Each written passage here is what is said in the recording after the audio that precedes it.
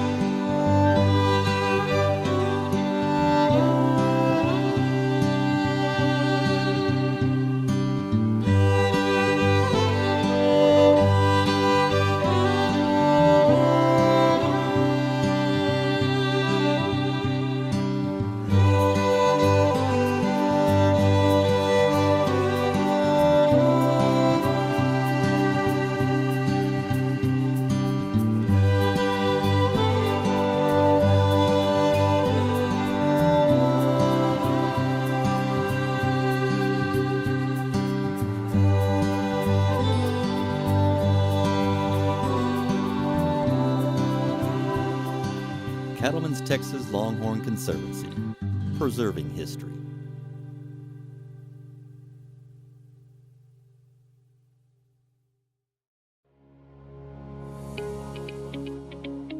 Every fall since 1980, the Dutchess County Sheep and Wool Growers Association have presented the New York State Sheep and Wool Festival.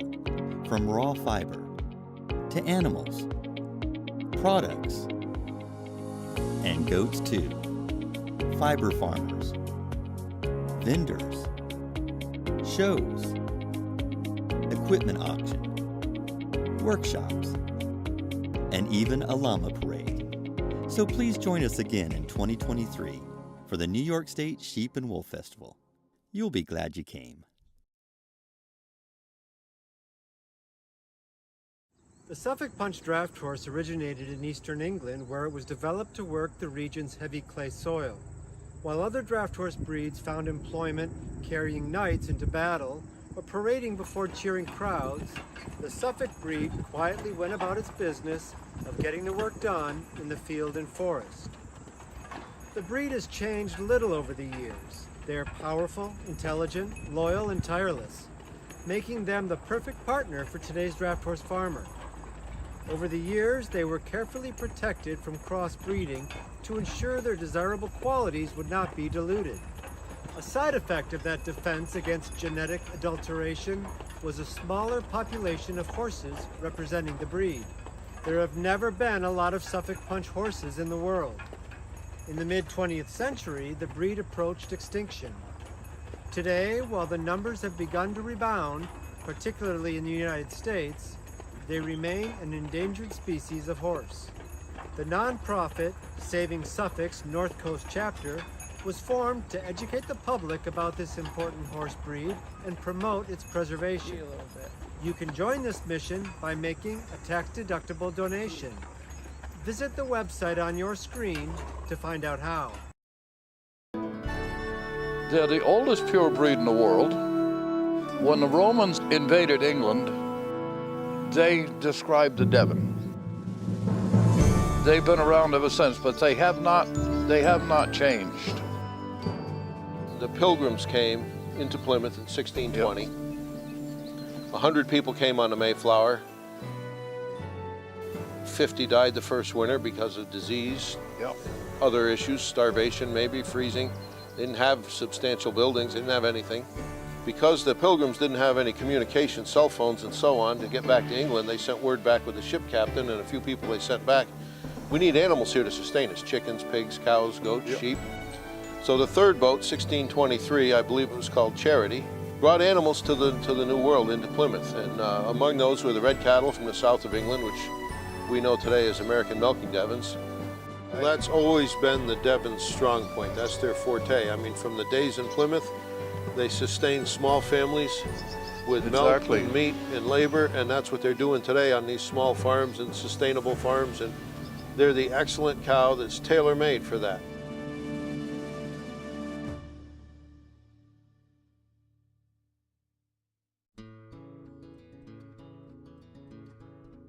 Hi, I'm Joy Daly of Shepherd's Lane of Oregon, and I'm president of the Valley Black-Nosed Sheep Society.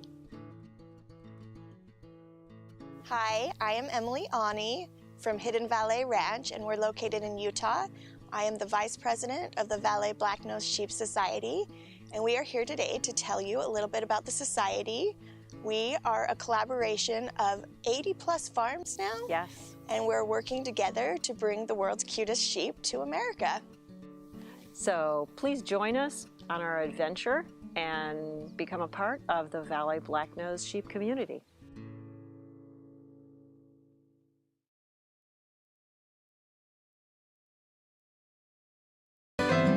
American Goat Federation, representing all goat production.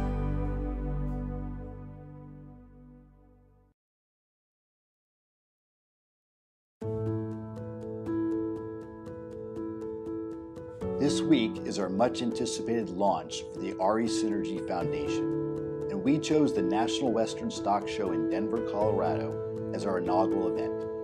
Denver has been a central meeting point for many peoples, cultures, and animals in its history, and has turned into a place that its founders never imagined. We hope that the gathering at the site of Denver's stockyards, at the railhead that helped to build a country, is a reminder of the awesome power of people coming together.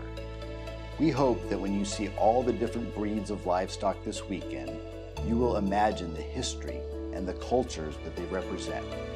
We've partnered with the media production company, Backyard Green Films, and we've helped to sponsor their live stream. So anyone around the world can be a part of this event by following along on the broadcast. And for this event, we've also partnered with a small group of organizations who are doing their part to represent the richness of life on this earth for all of us. We hope you follow us and them on social media and tell others about their work. That helps more than you might know. That's synergy, after all. A high tide lifts all boats, so all are elevated. We're the RE Synergy Foundation. We hope you join us in making 1 + 1 so much more than just a simple sum.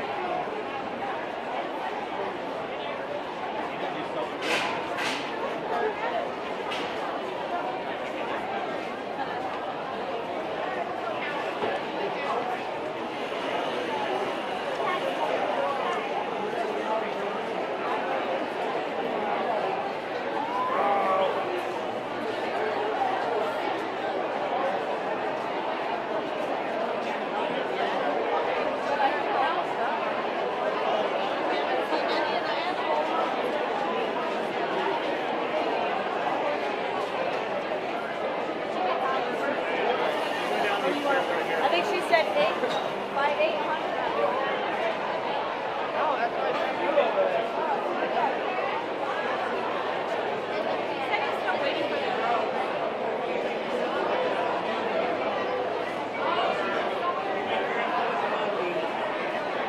Oh, it's in his pocket. Oh, it's in Dad's pocket. I think it's gonna be.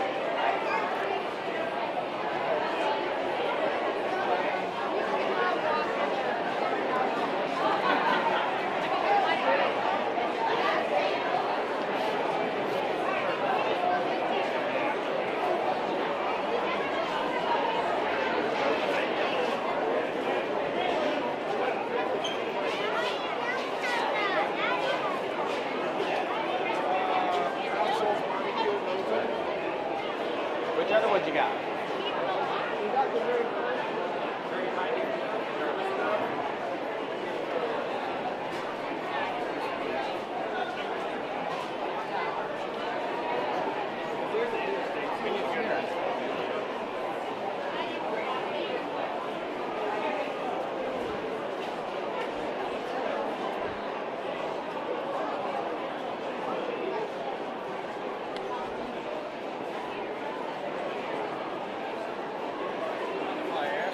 Have you out, or are you promoting somebody here? I'm just helping somebody here, so thank you.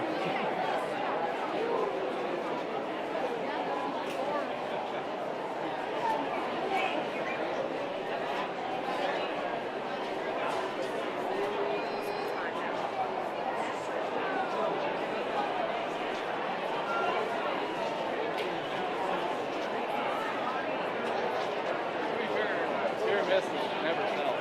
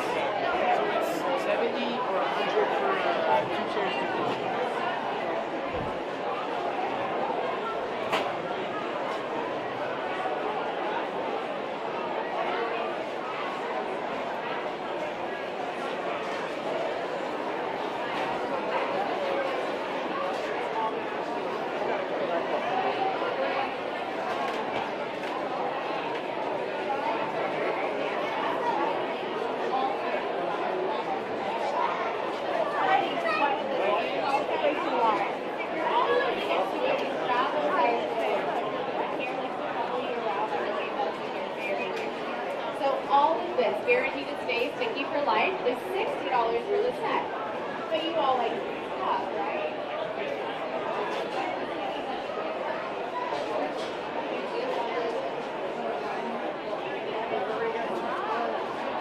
That's a man, not you.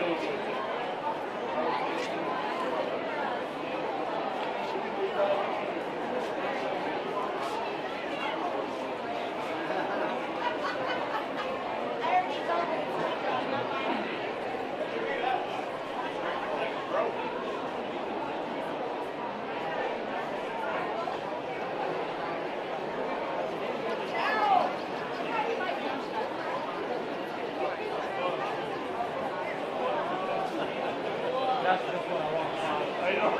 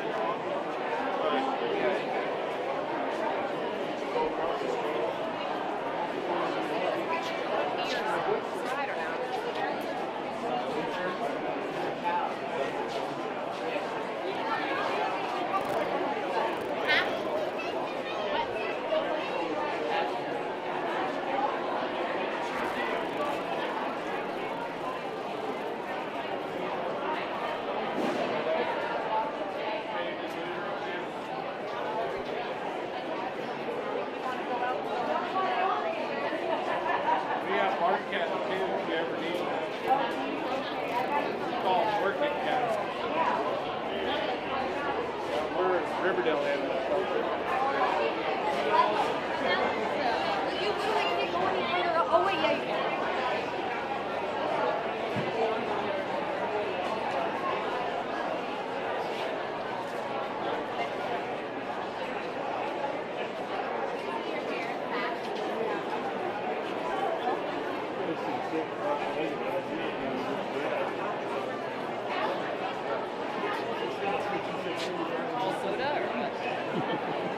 Wave, you're on camera.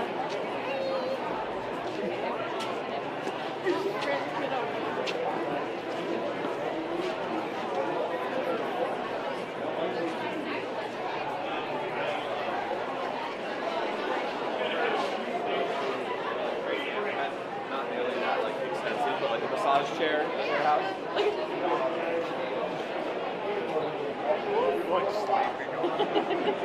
a lot of those chairs here.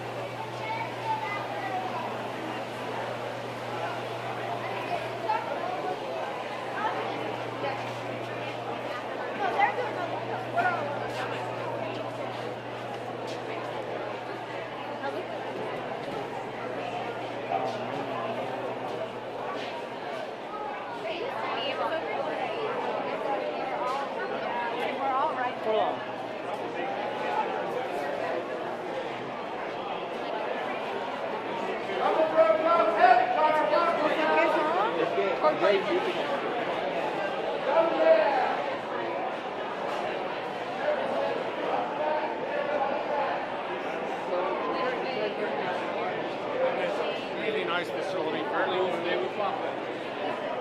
Or you could go over here with Mom and Dad.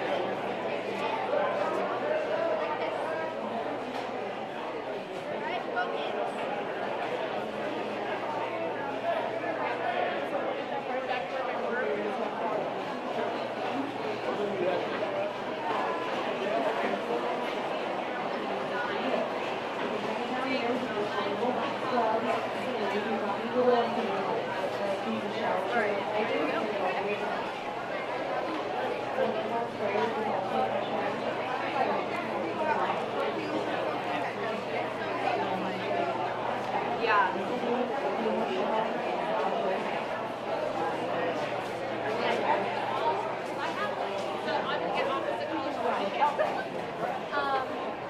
then I go for the light.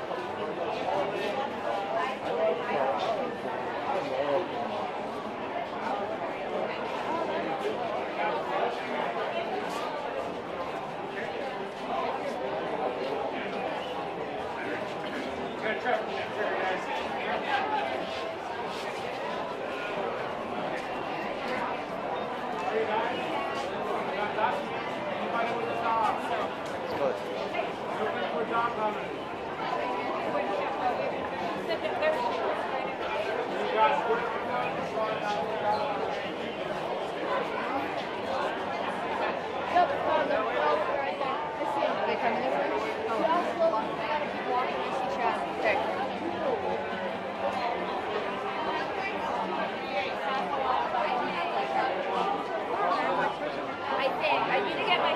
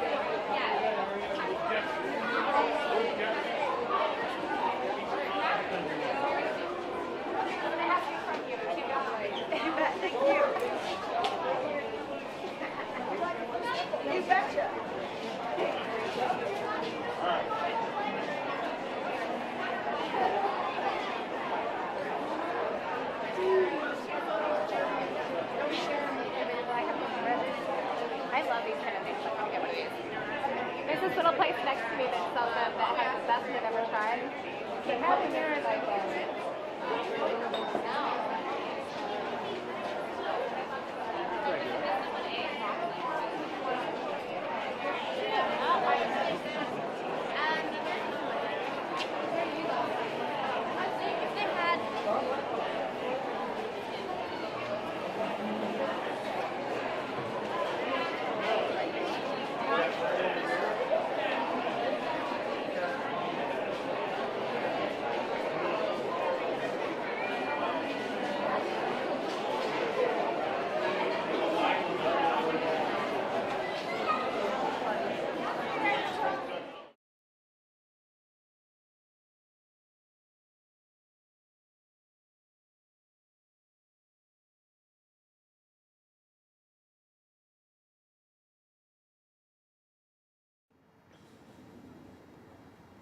Hi, would you introduce yourself, please? Yes, I'm Jim Matheson. I'm the Executive Director of the National Bison Association.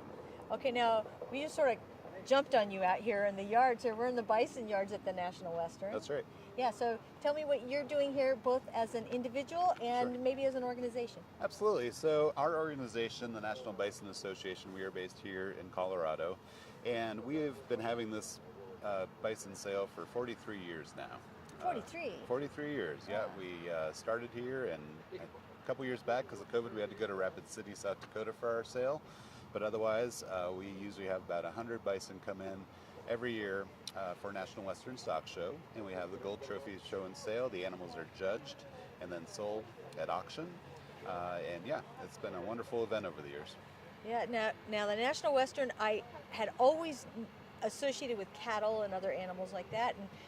And yet, all of a sudden this year, I'm seeing bison, and last year, and I said, oh, well, it's just the last couple of years. But you said to me, no, this has been going on here for a while. How long? Right. Yep, 43 years we've been here. So at the show, not just, I mean, that's amazing that there's not quite so much coverage on that, and it's not quite so obvious. You're out here, obviously, in the hinterlands, I would say. Yep. So these are the new stockyards, of course, the National Western Stock Show. They're redeveloping the whole complex, as you know.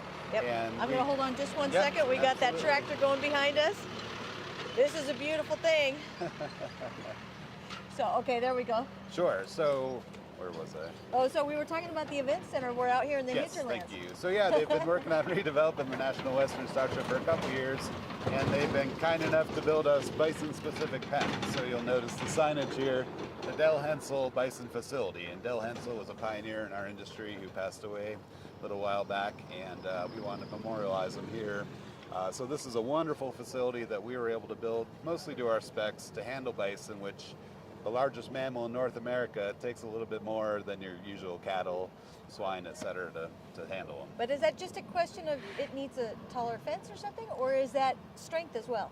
Well, not only, yes, strength certainly in height of the pens, etc., but also keeping the gates quiet, for example. So we use silicone on the gates, and that's because these animals were never domesticated. So these are essentially wild ruminants that we're stewarding. And as such, they're very prone to stress. So loud bangs, hooting and hollering, that is not a good fit for handling bison. So we want it as quiet and calm as possible, which really equates to low stress handling, which is good for the animal and is what consumers want at the end of the day. Yeah, that also means to me that this is a big day for you guys because you're loading and unloading, and you're getting ready to go out. Everybody said, the bison, when they get out, they go. They go. They really That's right. head out. Yep. So this 94 head that we sold yesterday at auction, they are going across the country into breeding programs. So we're diversifying genetics, bringing on new sires, etc., which people purchased yesterday to introduce into their herds, and then they'll hopefully bring back their offspring to sell here in future years.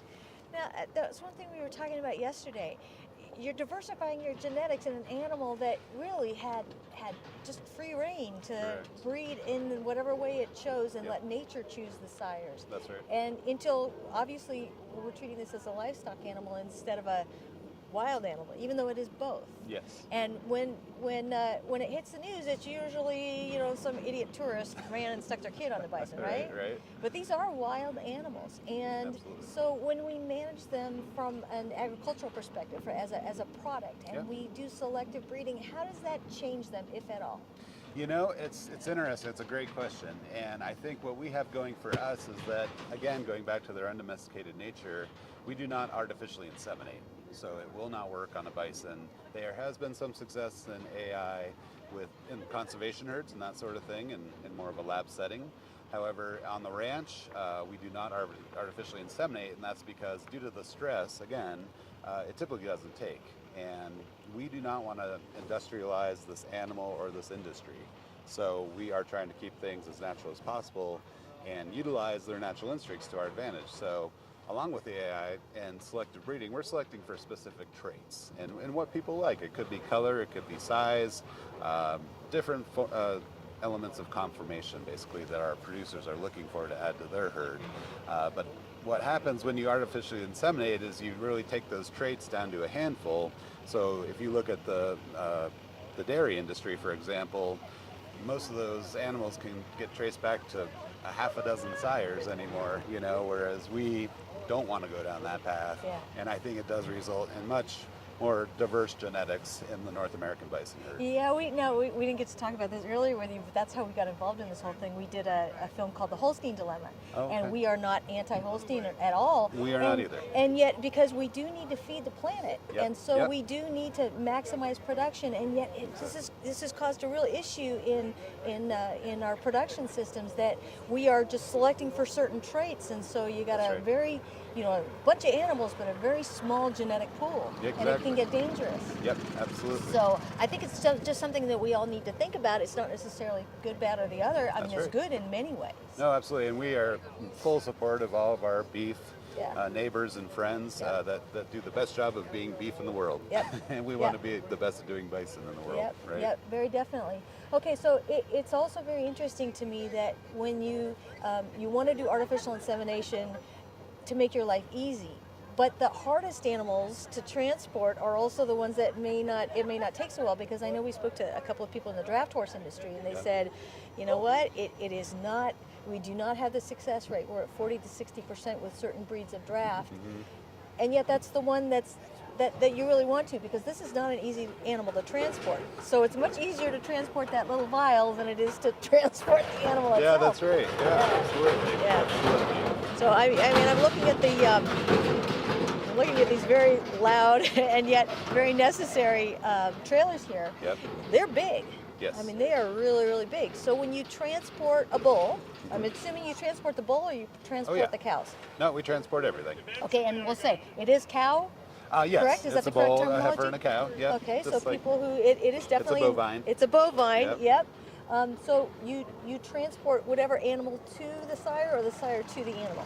Well, there's different operations, different models out there. You know, some people do run single sire herds. A bull will serve up to a dozen or so females. So, you know, male to female ratios are important because, you know, if you have too many bulls in there, they will fight for dominance, for breeding rights, of course, you know, and that can result in losses and injuries, etc. So that has to be managed carefully. Other operations take a more natural approach, I suppose, where they do let the bulls sort it out among themselves.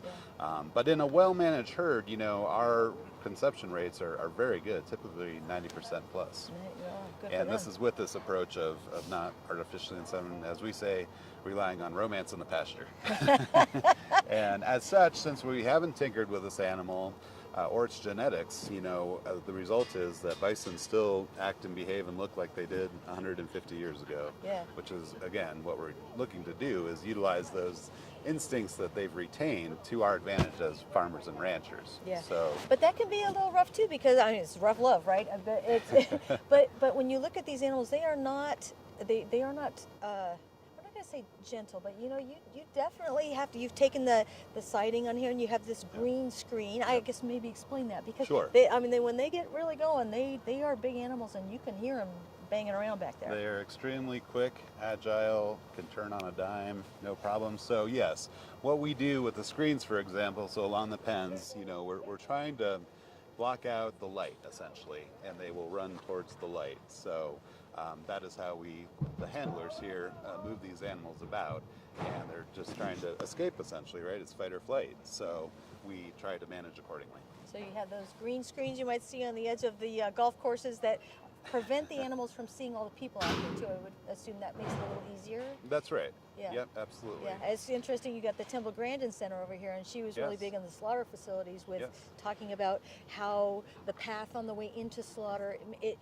they need to not be able to see where they're going so much, so they are more easily handled, and they're not so panicky. Exactly. And we've worked with Dr. Grandin for years and years. She spoke at many of our conferences. We're just down the road, of course, from Colorado State University. Yes. And she's been a great friend of the industry. She's also advised a lot of our slaughter facilities on how to do a better job of humanely treating those animals. Yeah, that's fantastic.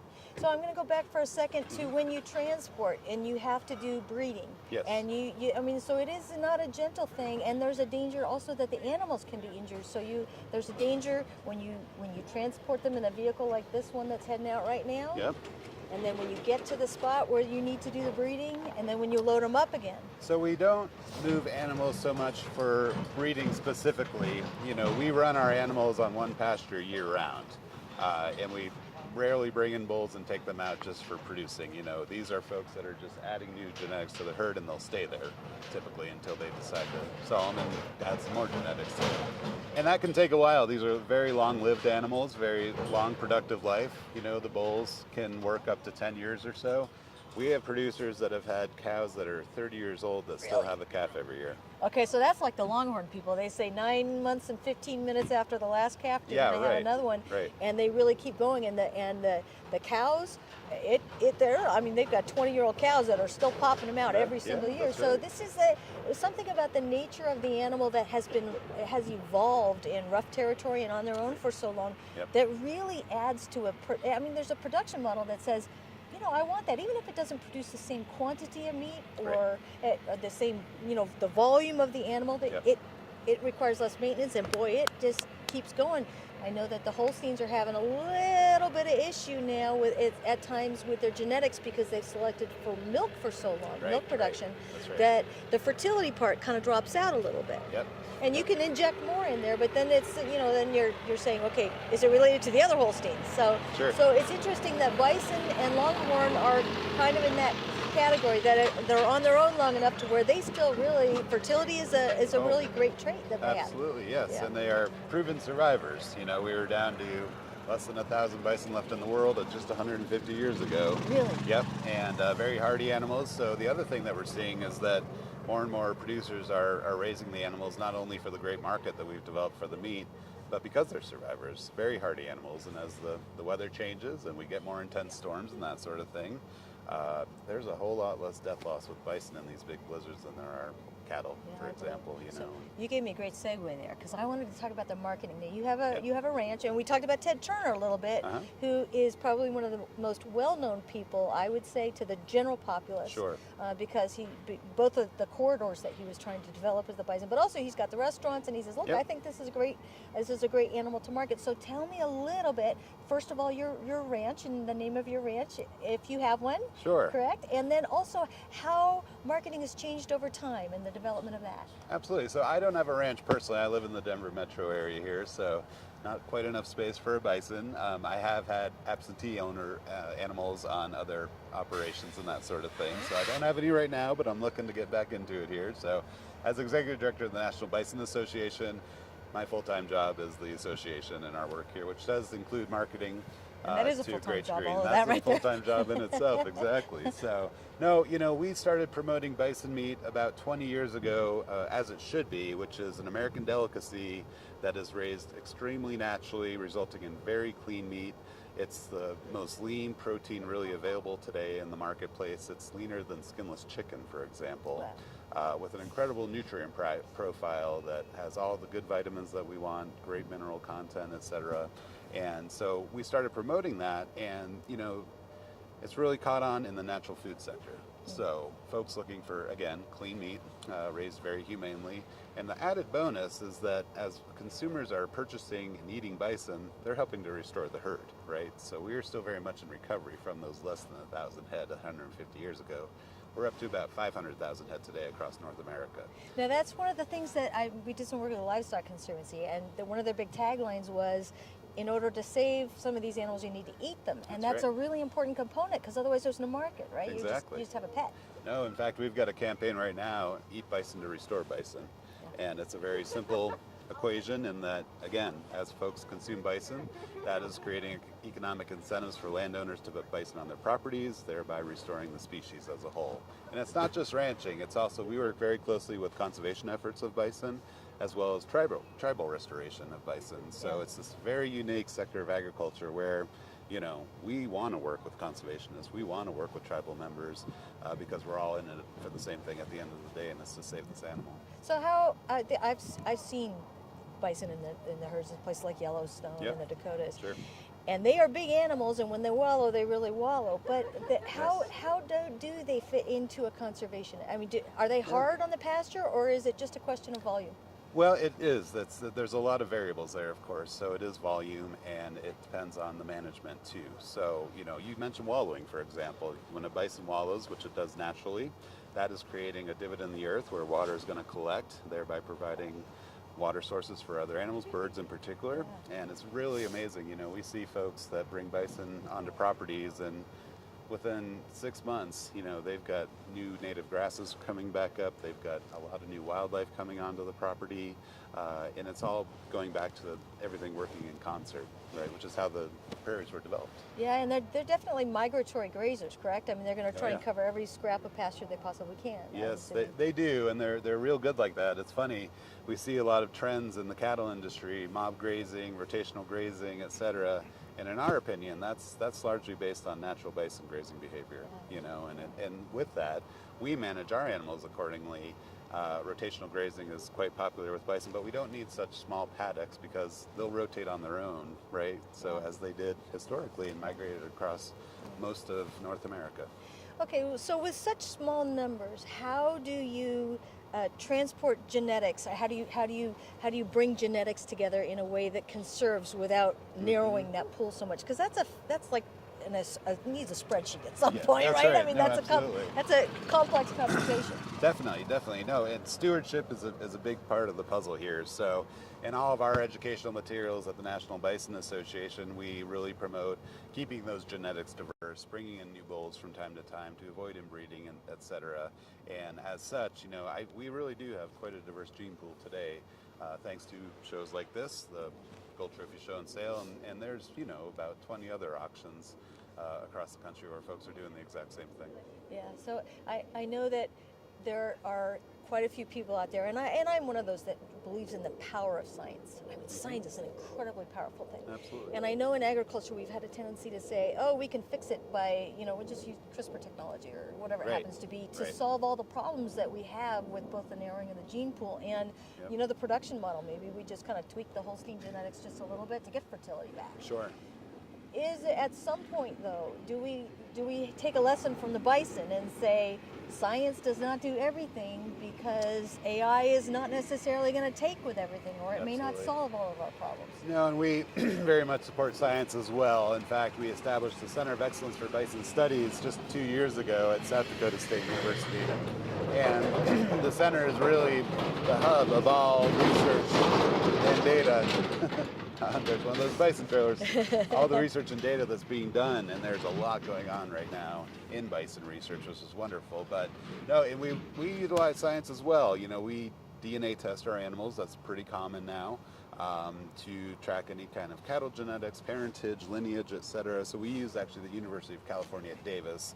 That's my neck of the woods. There Thank you you very go. much. Yes, that's right. The California people do something. You do a whole lot. Thank you. Absolutely. So no, we do DNA testing on our animals that's able to, you know, track that DNA and the genetics of the animal and manage it accordingly to keep it diverse. Okay, fantastic. Yeah, it's an amazingly powerful thing, and yet it's a little scary sometimes. Yeah, no, like I said, they're wild animals, and you know that's why our handlers, we choose the handlers that we have here because you need to know what you're doing. It's not just walking behind a Holstein down the alley here. We've got to, you know, work with them and utilize their instincts to move them safely forward. Yeah, and in terms of marketing, it's kind of an interesting thing because everybody else is very hands-on. Oh, go, especially an event like this, it's easy to market the soft, cuddly thing. Yeah, we went to the Valley Blacknose booth, the Valley Blacknose Sheep Society, and they were mobbed, and everybody wants to hold the sheep, and that's a great thing for them to be able to market. Yeah. You can't really do that with this animal. No, you can't. But you do actually have the pride of the heritage and the history of this animal in North America, and so that I guess that maybe makes up for it a little bit. I think so. You know, we say that we are uniquely American, and that all the animals that you see in production are in North America. We have 0 imports of bison meat into the United States. We do work closely with Canada, being we're so small, and again, for the betterment of the species.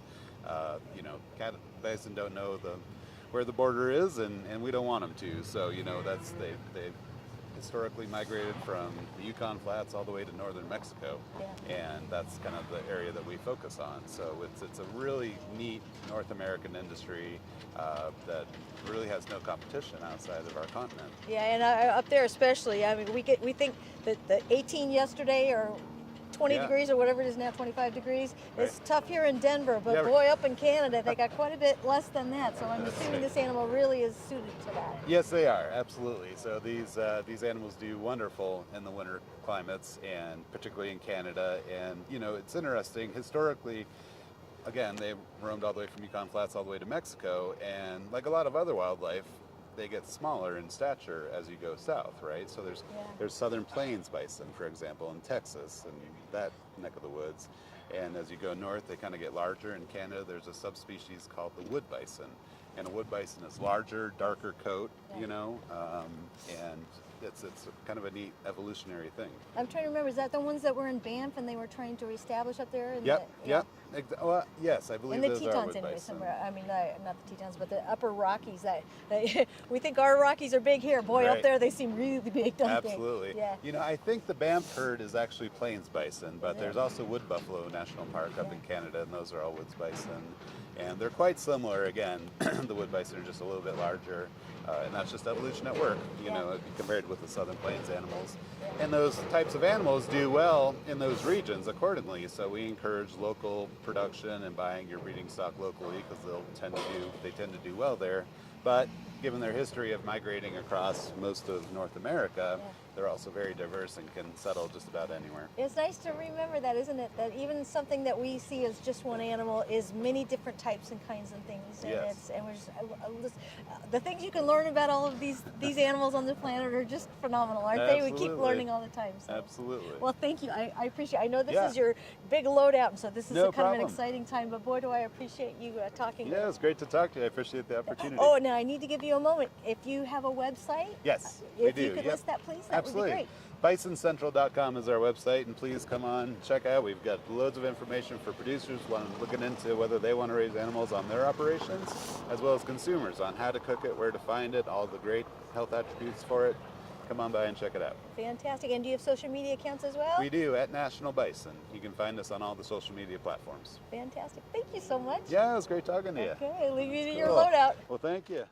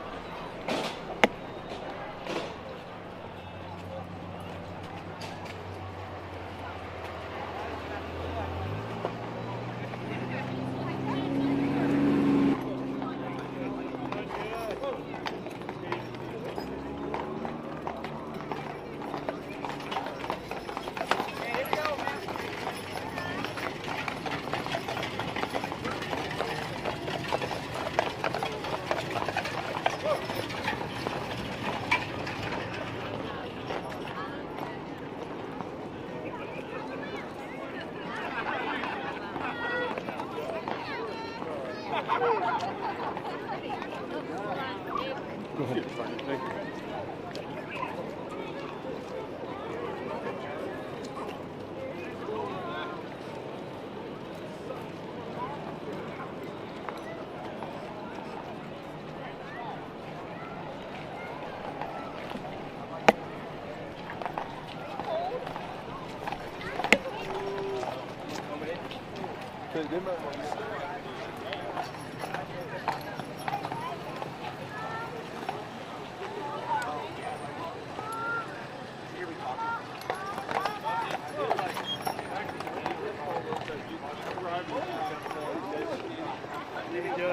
Good, how are you?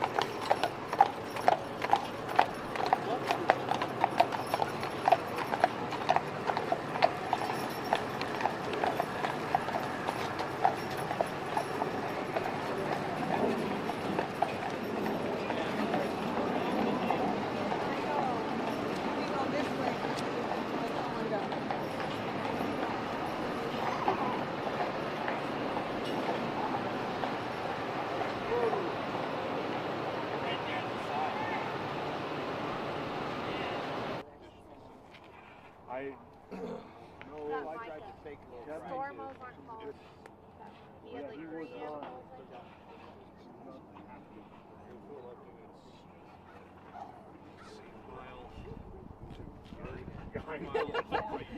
You didn't go Westbury too?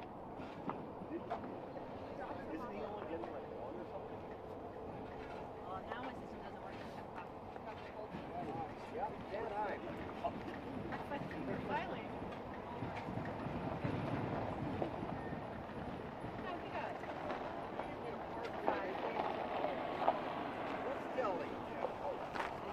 Get him, Billy. Threaten him politely. Yep. Forgot I had the second part.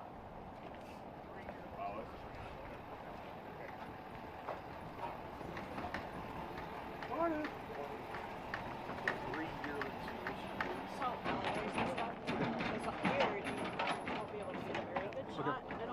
Okay, I'll do that. I'll walk up there.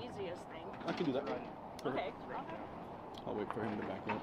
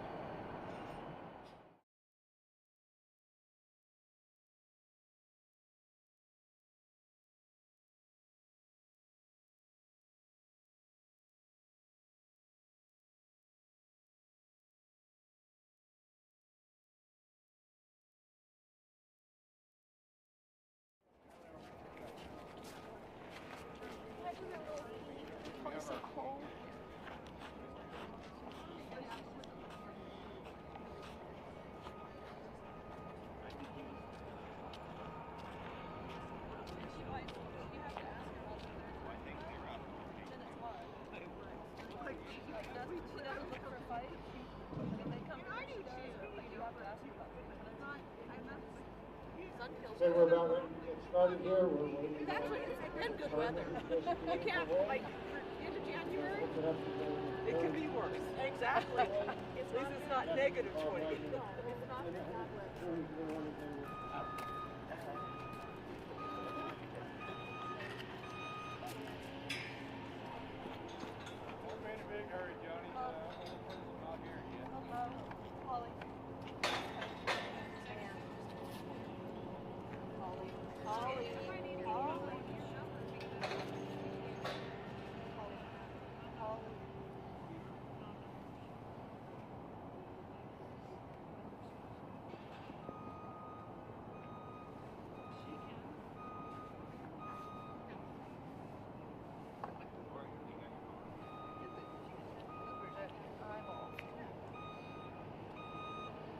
Sleep in her eyes.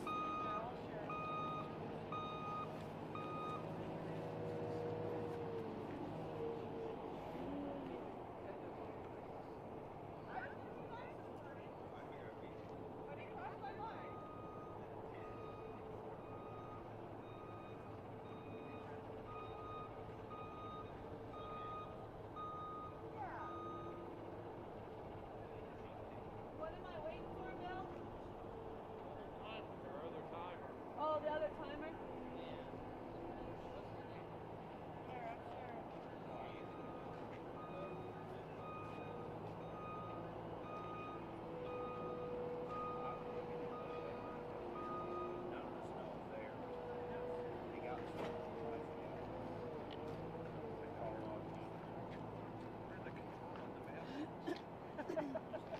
I see the snowbags while it's on if you leave it on.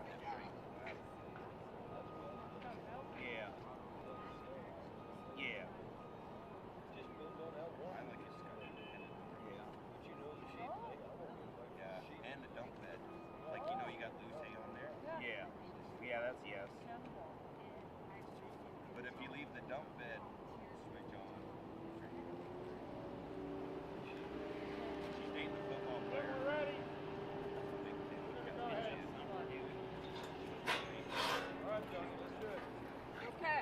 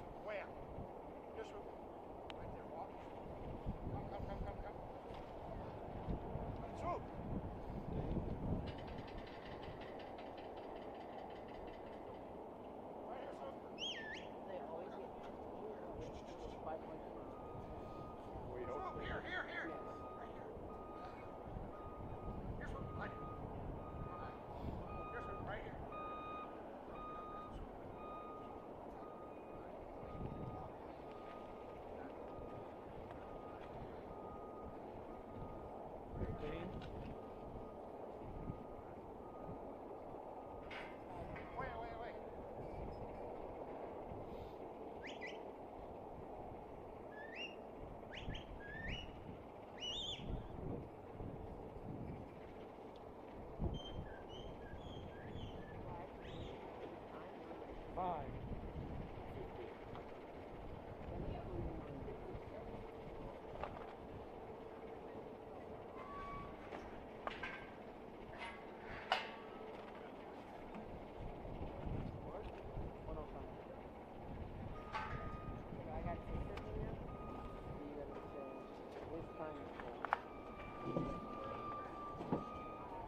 That time was 7:21 for a total of 105. Next up is Joni Tynan with Afton. On deck is Mike Thompson with Pat, and in the hole is Jan Wagner with Ace. Sorry, that was not, I have a loud voice.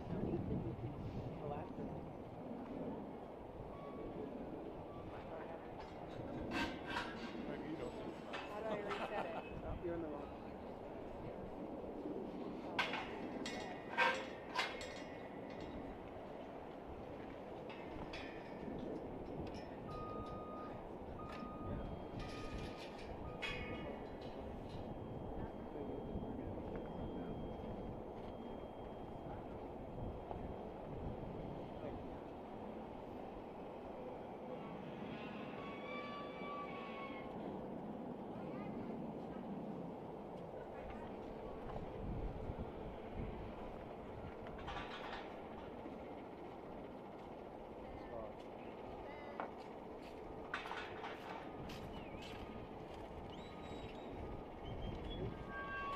Huh? I'm Kelsey. Yep. Of course.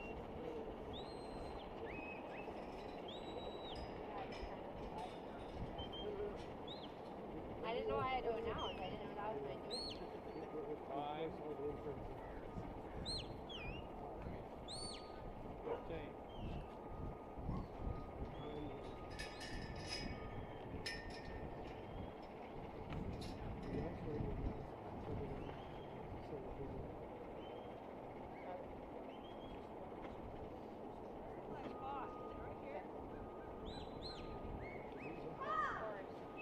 Okay, thank you.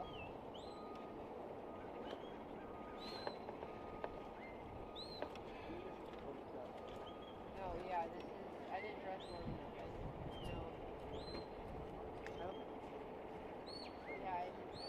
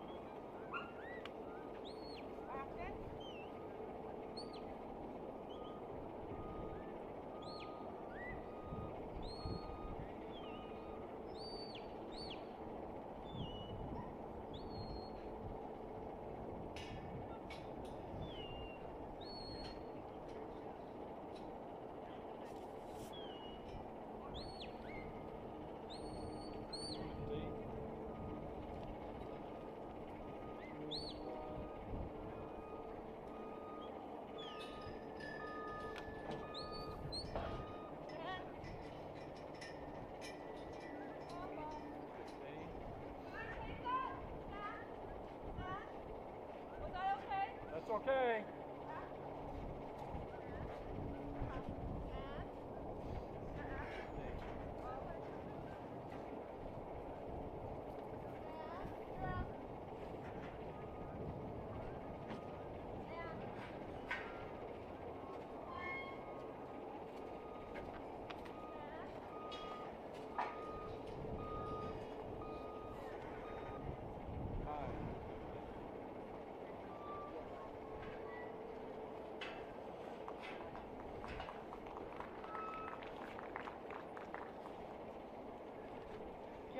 population score with Afton was 105 at a time of 323. Next up is Mike Thompson with Pat. On deck is Jan Wagner with Ace.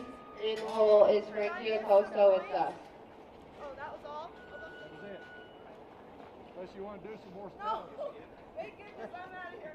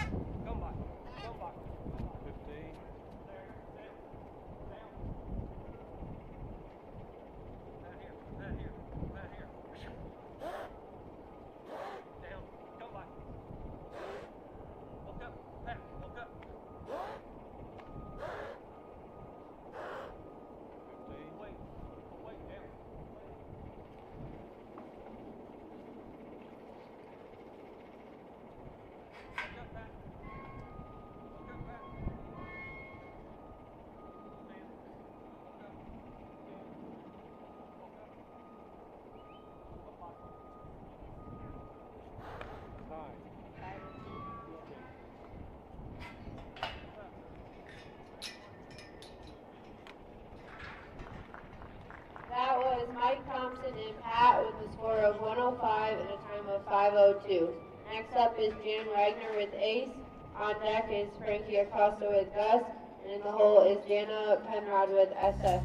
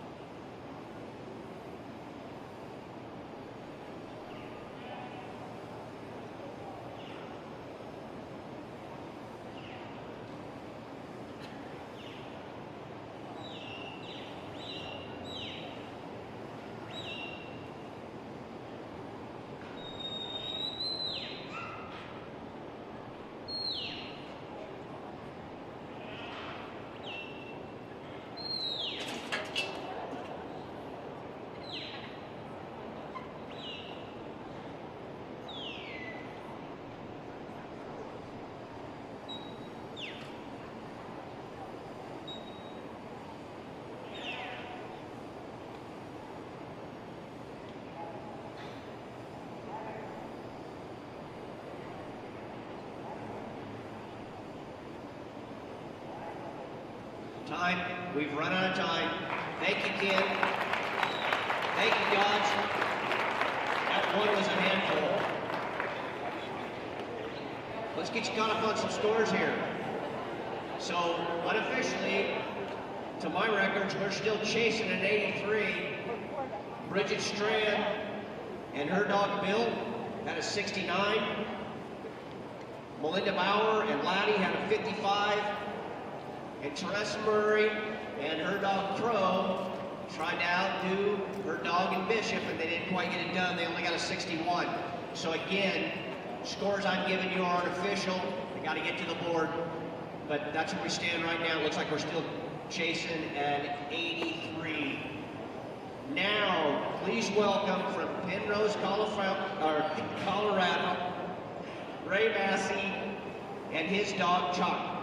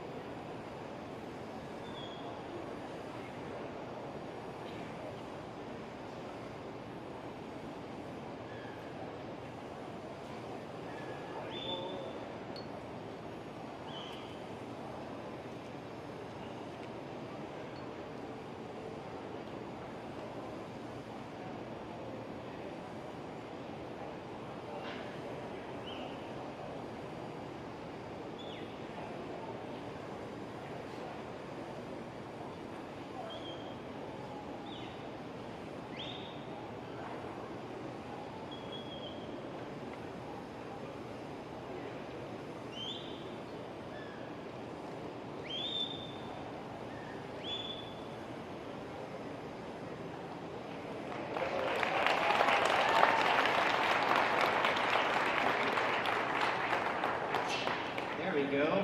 Looks like Ray's done that once or twice. Either that or maybe he stayed in a holiday day at Express last night and saw perform back. Handlers, we got a little housekeeping here to get caught up on. Due to the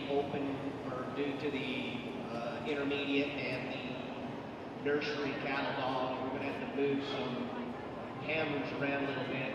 It looks like dog number 36, Verona Butler, will move up behind John Holman. And then Joni just got here and actually moved her dog Holly to the end. So just kind of keep that in mind when we announcing those things to kind of move along. We're moving along pretty good. Thank you, Ray. Again, let's welcome from Hoxie, Kansas, Shane Christian, and he is running Scott this time around. Let's please welcome these two to the post.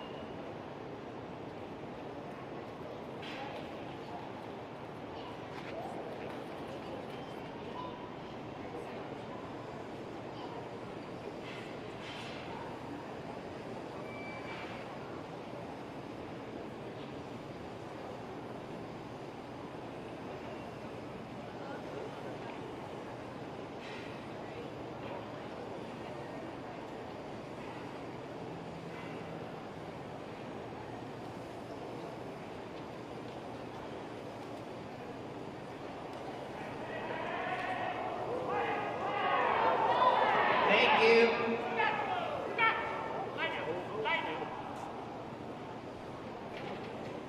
So let's please give a thank you to Shane Christian, Roxy, Kansas, and his dog Scott.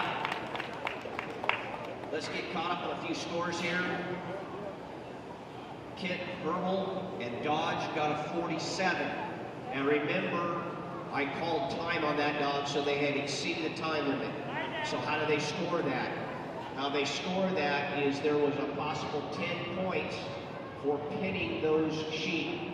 So immediately those 10 points get subtracted, and then any other points from the outrun, the lift, fetch, and the drive are deducted there. So that's how we came up with a 47.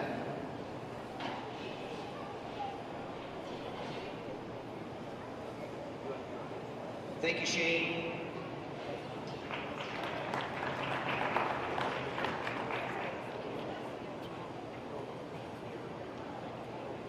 Next to the stage, again, Verona Butler from Center, Texas, and this time around she brings Roxy into the post with her.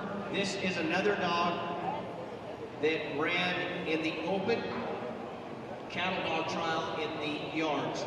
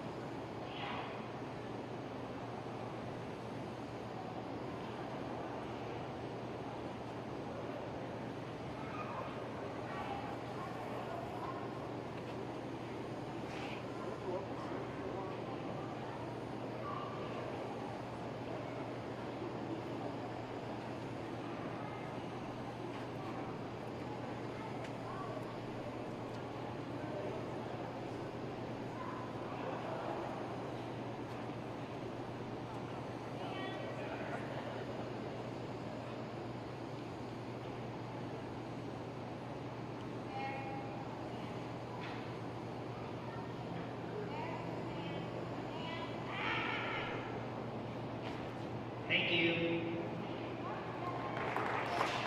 Thank you, Ron Butler and Roxy. This dog placed 5th in the open cattle trial this week out of the yards.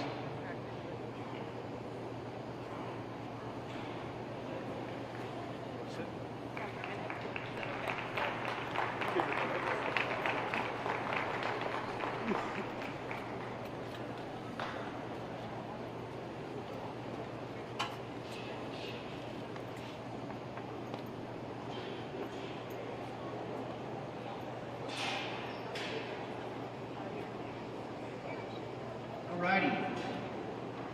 Again from Carbondale, Colorado, Bridget Strand, and this time she brings to the post Jake. Now we're on to Ace.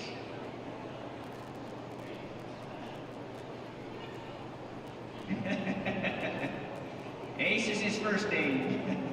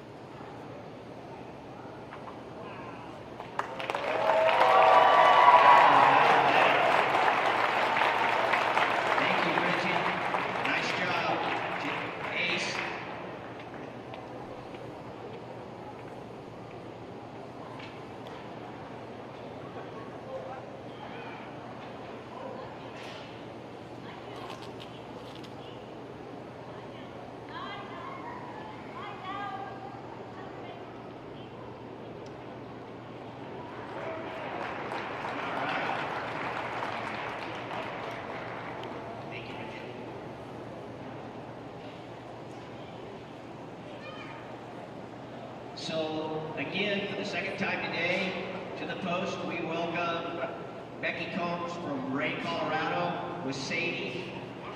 And this dog also competed down in the yards this year in the open and placed 4th in the finals. So please welcome again to the post, Becky Combs and Sadie.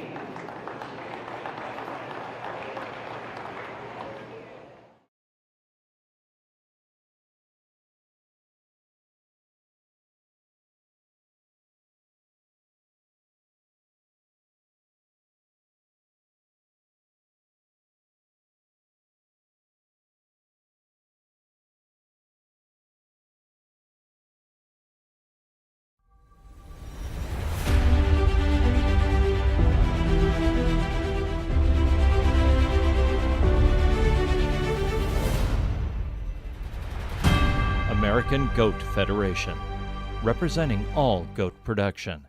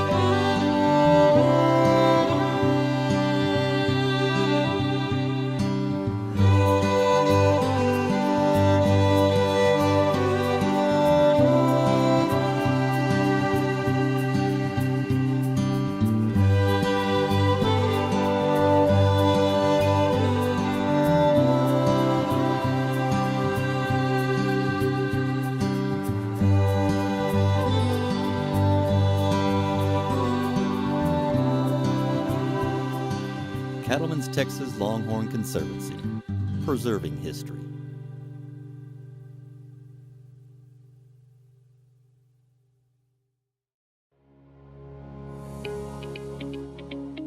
Every fall since 1980, the Dutchess County Sheep and Wool Growers Association have presented the New York State Sheep and Wool Festival.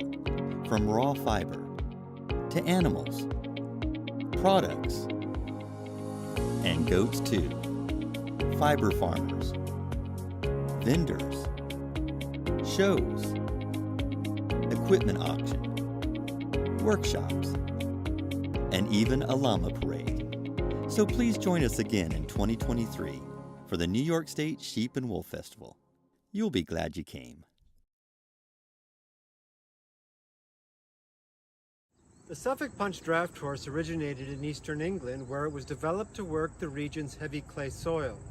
While other draft horse breeds found employment carrying knights into battle or parading before cheering crowds, the Suffolk breed quietly went about its business of getting the work done in the field and forest. The breed has changed little over the years. They are powerful, intelligent, loyal, and tireless, making them the perfect partner for today's draft horse farmer. Over the years, they were carefully protected from crossbreeding to ensure their desirable qualities would not be diluted. A side effect of that defense against genetic adulteration was a smaller population of horses representing the breed. There have never been a lot of Suffolk Punch horses in the world.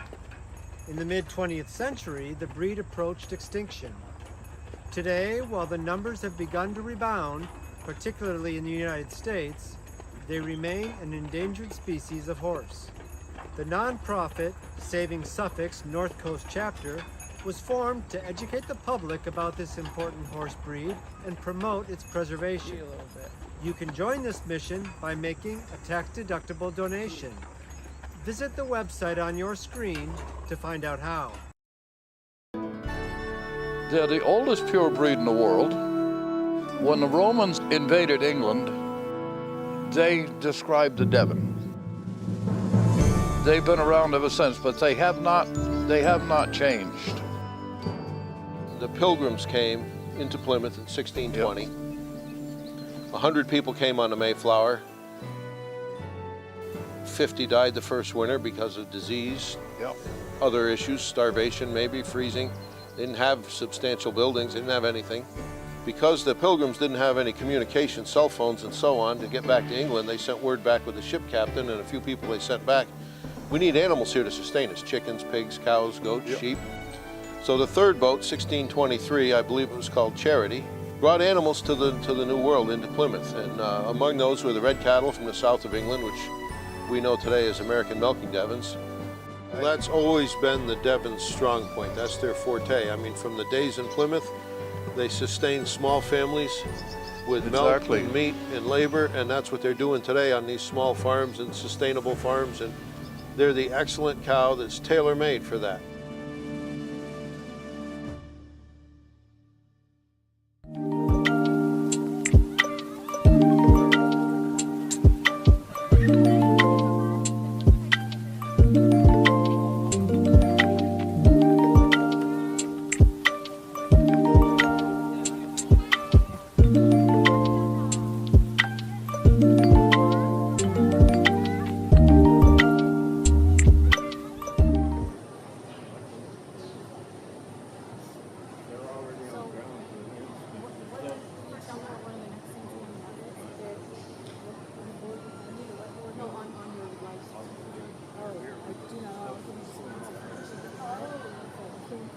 They're in the building somewhere.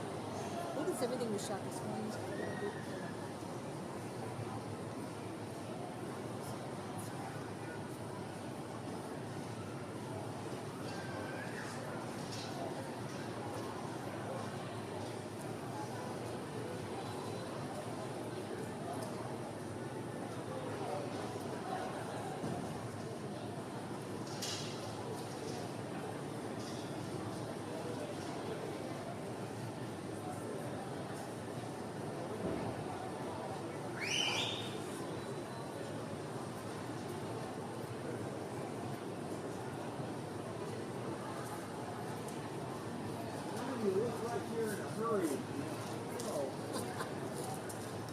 The mob's chasing me, Dick.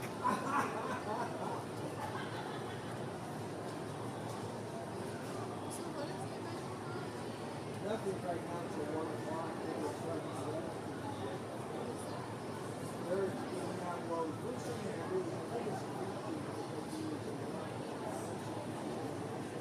they'll have the old man out there with the fill up.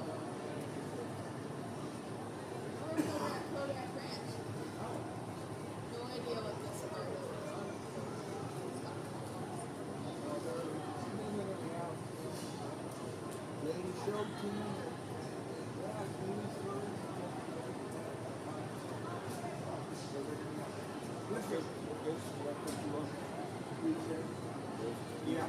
They said they were talking about what they were doing. Okay. Whatever Jerry wants. Jerry's the one that's kind of in charge. I got 8 people down here. Listen, you were on a mission for God. I gotta go get my book. You gotta go get your book. It's snowing outside. Oh, really? Yeah, it's snowing. It wasn't. It was supposed to snow.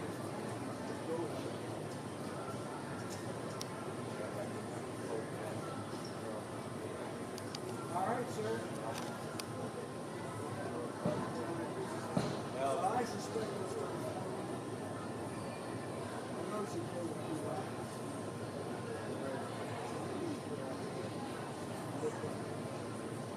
All right. Thank you. I don't want to miss it, find everybody. You know, I wouldn't see everybody. You and your wife and you and Susan.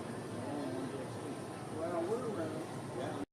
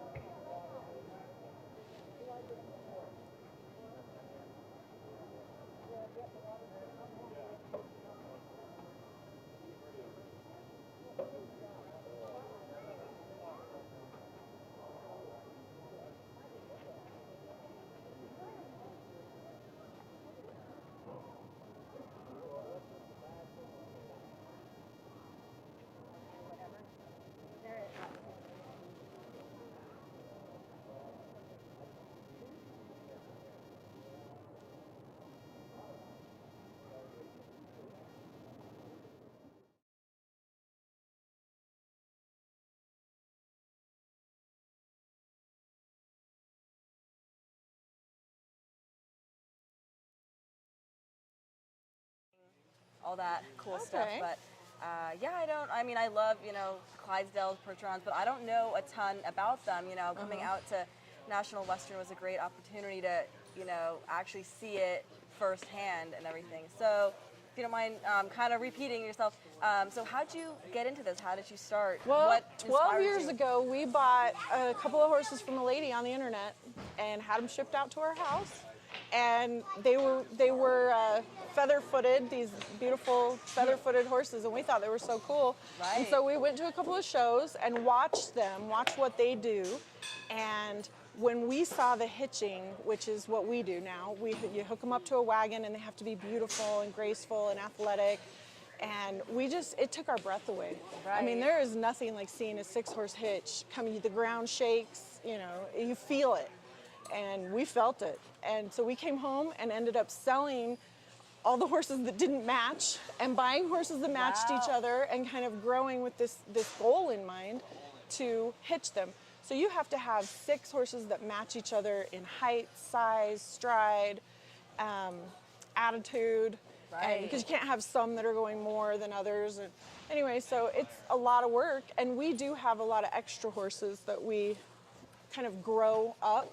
Like right now we have 6 weanlings at home that are kind of waiting in the wings to come up, and in 3 more years they'll be here at National Western. Very cool. So when you're out here, how many horses do you guys normally bring with you guys? When we travel anywhere from like 8 or 9 to 11 or 12. So it just depends the type of show we're going to and what the different classes are. Right. This show we're only at 9, which is a little low for us, but we can do all the classes that we need to, and horses get breaks and are able to rest, and we don't give one horse way too much work. Right. So. Very cool. So when they're out there, I know a little bit with the English Hunter Jumper, you know, the judge you're looking at. You keep the judge happy. So this type of work is very subjective. It's that guy's opinion that day. Most of the times what I explain to people is it's like the difference between the guys at the Olympics that pick up the weights and then just throw it down. Right. That's horse pulls. That's who's strongest and who can pull the most weight. They don't even get a bath that day. Our horses have to be beautiful and clean and shiny and athletic and present well. So I always liken them to the gymnasts that you see at the Olympics, because they have to be athletic and graceful and pretty. So the judges are typically looking for how athletic the horse is, but they evaluate every single horse's hocks and joints and making sure you don't have lame horses, making sure they have nice conformation. Right. And then also that they're athletic and that they're driving together in teams and working together, because you have 6 horses in a 6-horse hitch. You want each of those 3 teams working together. Right. And cooperating, because they're on an evener, and if one pulls forward too hard, then the wagon's going to lurch forward and they're going to kind of seesaw. So you want it graceful and smooth. So those are some of the things that they look for. Very, very cool. So you guys normally do 2-horse, 4-horse, 6-horse? Every show has a combination of everything. So I did ladies team today. We have carts where we do a single horse. And every show you show all of that in different formations. And then, but the big one that everybody wants to see is the 6-horse hitch. Very cool. So that's tonight. And then we also do an 8-horse hitch, which the National Western Stock Show is one of the only shows that still does an 8-horse hitch. So that's pretty exciting. And you think, oh, it's just 2 more horses. There's a lot more work. It is, yes. So the 8-horse hitch, I'm assuming, is the hardest. It is. It would be the hardest because the driver, in his hands, he'll have 8 different lines. There's one line for every single horse you're driving. So he's got 8 lines in his hands that he's trying to pull in this team, let these ones out to make the turns. So it's very complex what he does. Yep, so normally, so I'm in a class right now, an equine class, and I did a little bit of ground driving with, you know, one of their horses and everything. Where you walk behind them. Walk behind them, yep, try to get them to trot, turn, all that stuff. So obviously, you know, start with 1 horse. I'm assuming most people start with 1 horse and they move up to the 2-horse, or is that kind of the process? That's the simplest way, because when you have 1 horse, you just have to worry about where its head's going to go, and you pull your lines one way or the other. Absolutely. So when you have 2 horses, your line comes straight out, and then it splits at the end, and it goes. The line goes from on the right-hand side of the right-hand horse, and then the split goes over to the left-hand horse, but on its right-hand side. Right. So when I pull that right-hand line, both their heads move over. Gotcha. So they're tied to each other in teams all the way back in a 6.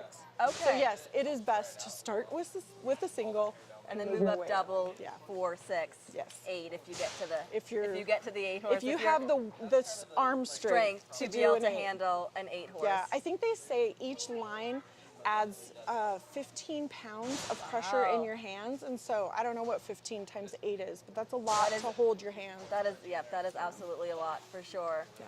Well, thank you so much for your time. Yeah, it's nice to meet you. It's nice to meet you as well. Enjoy the stock show. Oh, we will. I already have. Yeah, it's been great. That's really cool.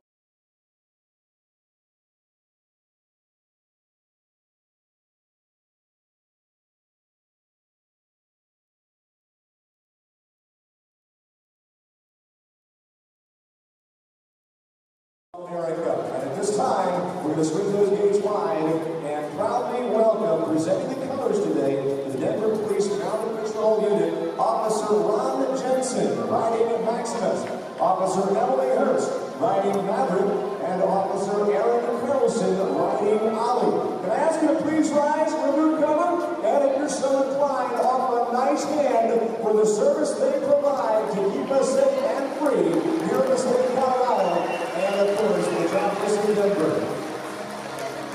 Denver Police Mounted Patrol is a functional unit within the Denver Mounted Police Department, providing unique patrol capabilities while presenting a highly visible professional image to the public.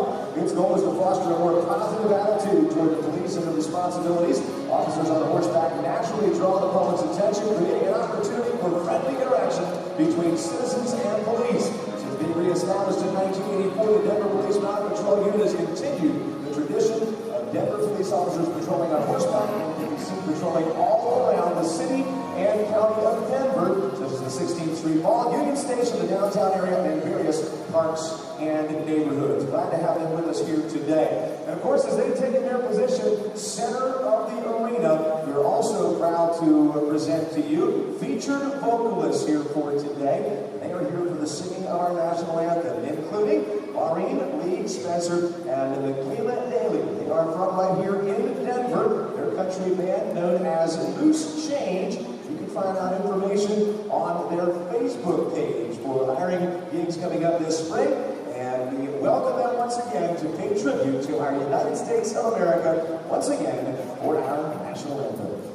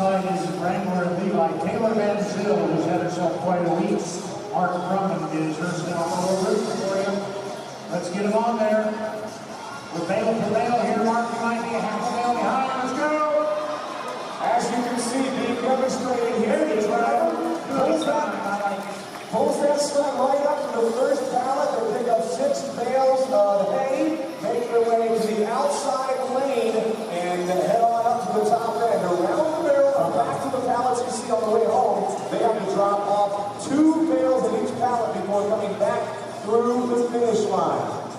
Looks like the north side currently is leading Daisy Reddy and Tristan Newsom. And Taylor had a little trouble with that first pole that's laying down. That's not good. He will leave that 10 seconds. Wastes a ton. They're still hustling though.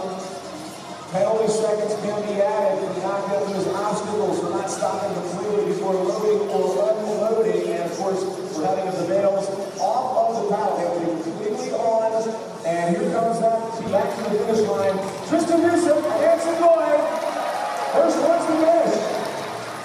Tristan's already earned himself a win here this week in timed events. Taylor Van Zyl and Mark Drummond on the south side, or the right side of the house, now complete as well. Now, while they are going head-to-head, that is purely for competition. We are actually timing each and every run here. The time, along with any total penalties, are what will determine who the top 6 entries are that will make it into Sunday's final. We've got Section A scores already in the book. We do begin with a clean slate. Matters not what your times have been here before. Sunday, we'll just start over. We start clean. Looks like on the south side, or the north side, I should say, the left side of the house, if you will. Daisy and Ricky's time will be a penalty-free after their time, 1:17:47. 1:17:47. That is blazing fast in comparison to what we saw here yesterday. And Tristan, not quite so fortunate. She had a 1:28:16 on the course, plus 40. 2:08:16 will be her time. All right, and we're obviously underway here with the next heat. This is on the north side, Brian High driving, Logan High, the swapper, Emma and JP. The great Kurt Shirazi you see there on the left. And we have Dolly and Donna on the south side. Chris Adams is driving. Lawson High is swapping. He's got that 2-bale deal going. You got to get on them. There you go. Hang on.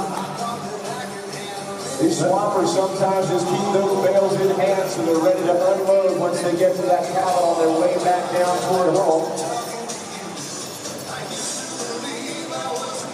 Chris has got a little bit to make up here, but not bad. He can sure come back if everything goes right for him. Speed certainly helps, Paul, but also accuracy. If you knock something down like those poles, it is a 10-second penalty. Yeah, that was hurtful. Bales coming off there in the first pallet. Remember, it's 2 bales in each pallet. They've got to be completely on that pallet, or they will earn a penalty for that as well. 30 seconds in each occurrence. And that sled must be totally stopped before they step off of that sled. Indeed, we've got the final 2 bales coming off now with Brian High and Logan High. As they drop those last 2 bales, bring them on home to the finish. Looks like the north side may be dominating again today. Yesterday they did. You know, we saw that happen in some of the timed events here yesterday. It was actually the south side that had the best times in this mule and the draft team feed race. All right, so that was the second heat. 4 heats will make up the competition here in the draft and mule feed team race today. Again, top 6 times qualify them for the final. Right now, the top 6 times include anyone with a 1:34:47 or faster. 1:34:47 or faster is the cutoff. So just keep that in mind while these times continue rolling in. Doesn't matter what heat you showed in, you got to be overall 6th or better to qualify for Sunday's clean slate final. Looks like we've got one that'll get in as of right now anyway. Emma and JP and Brian Hyde earn a 125.97. 125.97 puts them among the top 6. Entry 151, Dolly and Donna. Chris Atterbury driving, Lawson High swapping 137.38. They were clean. All right, so now lining them up for the next heat. This is the third of 4 heats today.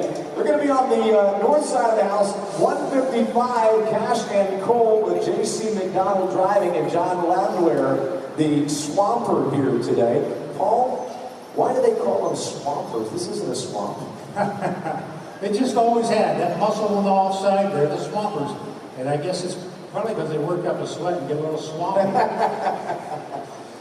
You know, it's funny how some of the rules that have been established so long ago are just accepted rules because that's the way it is. It's just the way it is. It's exactly right. Here we go, getting them all lined up. Again, on the north side, Cash and Cole, J.C. McDonald with the John Landwehr swamping duties, and they are off. That whistle starts them. They go through the markers and off to the left. It's like a penalty there if the judge tallies that. You just got to keep an eye on those. We're on the south side. We have Tara, Corey Jarrett swamping. Now this is bail for bail here. This is absolutely bail for bail. Oh, so as they pull away, looks like they may have disturbed that pallet, which could come into play here for the time. Maybe they can make it up.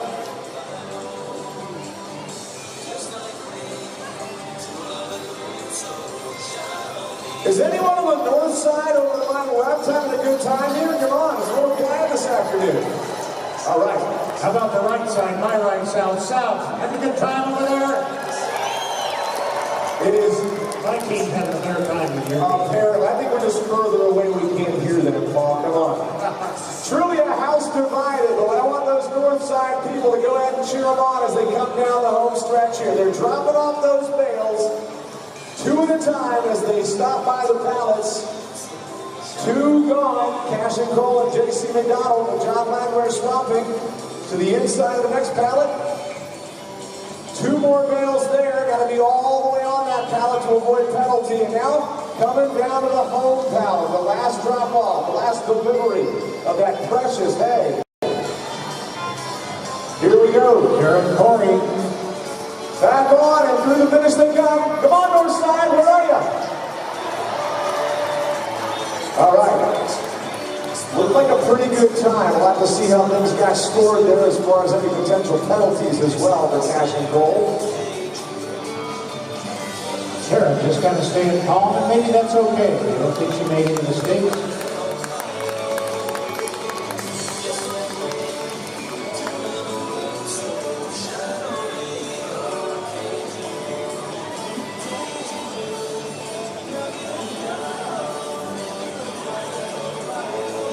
Time's coming in. Don Manuello handling the clock on the north or the left side of the house. Leah Mackey handling the watch here on the south side. Just going over those judges' cards with our officials once again, including Butch Watson and Glenn Lewis. Assessing any penalties. Looks like we did have a couple of obstacles that were moved on both sides there. Again, if you move an obstacle, 10 seconds is the penalty each time that happens, whether it's a pole, a barrel, a pallet. They assess 10 seconds each time that happens.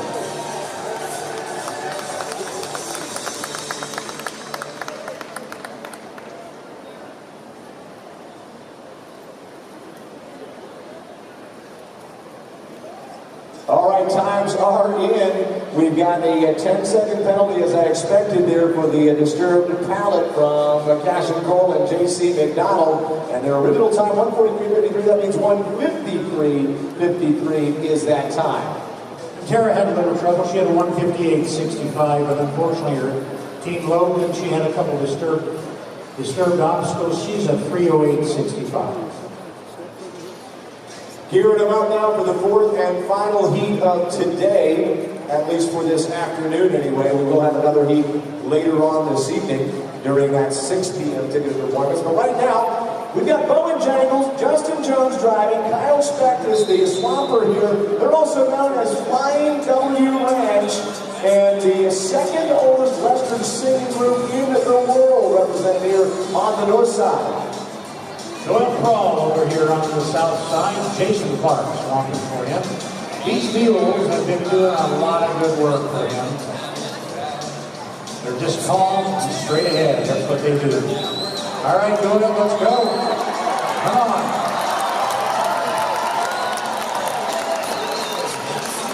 I think he's got him a little fired up this afternoon. Huh? That left hand deal is going to go somewhere. Well, I agree with you. I'm not sure what's happening on the north side, but they've been losing a little steam. Maybe you can help them out. Come on. That's you to my left. Yeah, I think Buster and Bonnie got a little extra ration of those back there in the barn before they brought him in there. There you go, 2 at a time. Come on, friend, work it. Virtual orange grass making their way down the home side on the north there, and of course looks like we've got maybe some Belgian mules on the Get it, there you go, come on now. And they're in the lead. What's going on with you on the north? Maybe you need some help, come on. Bring him home, Joel. Come on, bring him on home. Wow, there you go. That's some great driver there. I don't know, I think Doyle might have been pretty quick on that. What do you think? I'd say so. Definitely accurate, definitely some expert driving, and we actually saw some of that earlier on today, one of our obstacle courses as well. The final few times are coming in.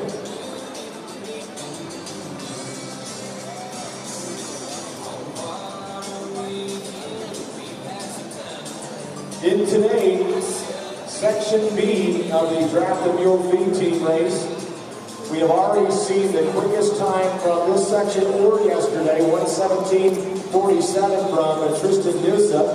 That means, of course, right now they are nearly a lock for those clean slate finals tomorrow. We've got the final couple of scores coming in. It looks like some bad news for Justin Jones and Kyle Speck's Bow and Jangles. Line W Rams there with a disqualification for going off course. So that'll be no score for them today. And Doyle had himself a very nice time. Absolutely a clean run, 1:29.40. 1:29.40.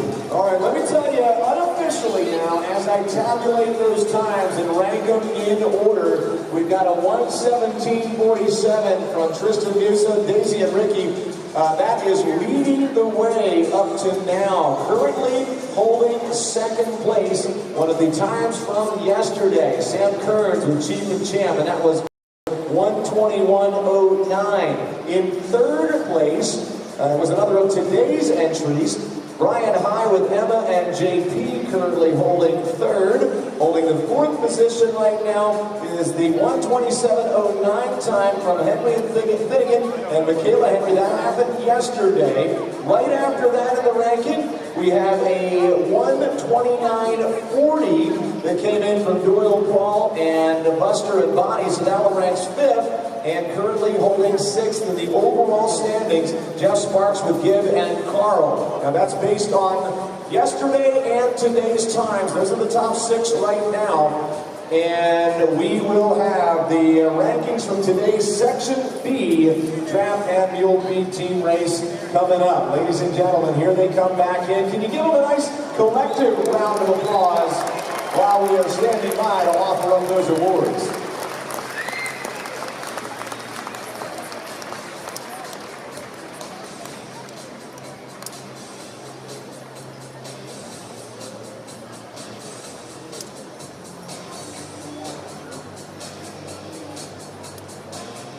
We will work this arena when we do this event. We always leave a little bit of hay in the middle there. And not that it's going to hurt anybody, but you don't want a horse stopping to have a bite while they're going by. And even more concerning is they see a little bump there. They have horses and mules have horrible depth perception. And they might see that as a hole. So we'll get in here, drag this arena, get it cleaned up, and then we'll come back with the rest of our classes. Our next class for today will be Ladies Show Team. Ladies Show Team. This is worth watching. A really nice class. I think we have something like 8 or 10 contestants. These ladies love to get dressed up in their finest, bring these fancy horses and carts in here, and they'll show us the way. That classic style will be on display there in our upcoming ladies show team. And right now, I do want to offer a quick thanks to those who have been handling the hay out there, replacing in those pallets. Thanks to Russell, Asher, Kelly, David, Will, and Chris. We do appreciate the heavy lifting you offer to us, getting everything back in place after each of those heats. I also want to welcome to the arena here, first, the Boulder County Fair Queen, Ava Wright, representing the event that happens August 10th through 14th this year.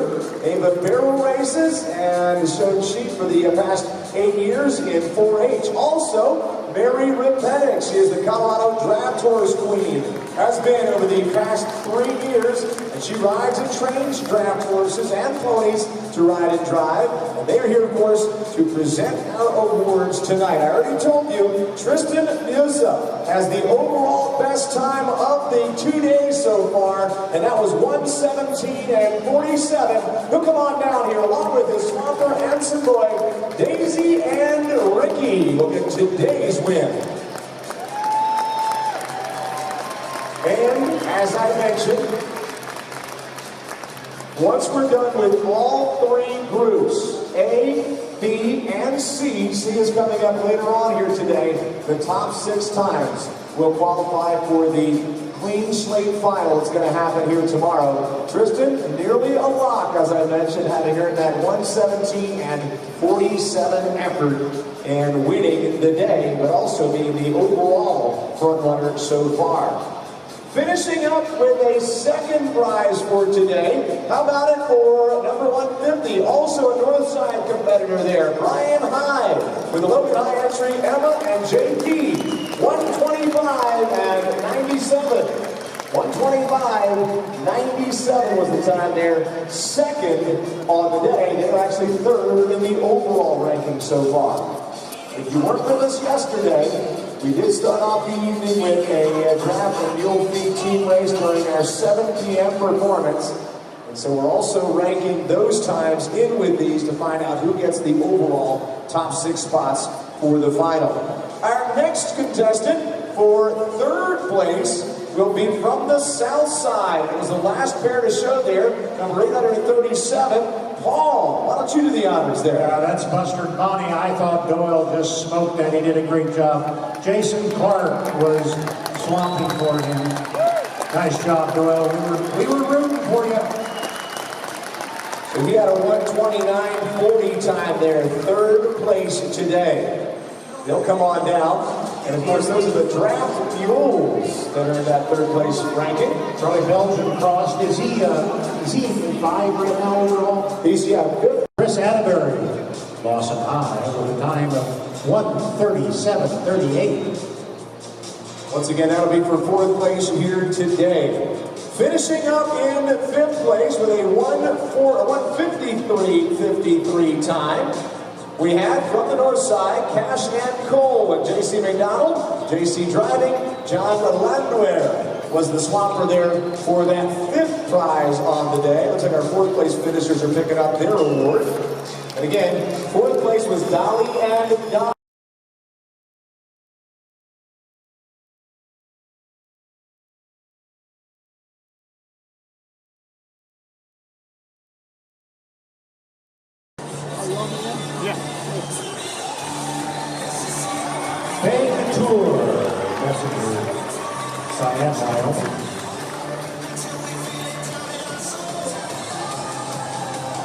Diamond K. Hertzler, Kennedy Hertzberger.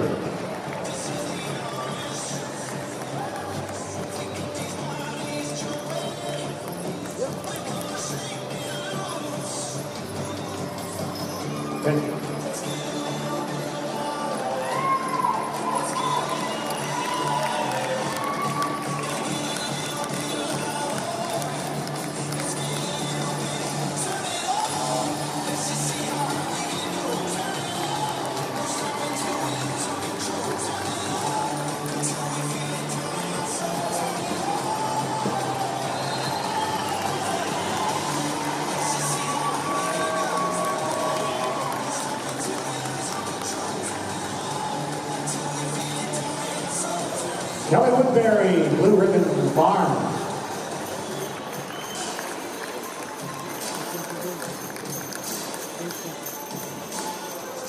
Wanda Yoder, Yoder Family Hay Company.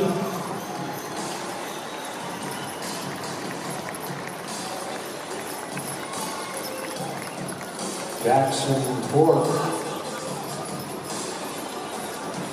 Nicole Hansberger.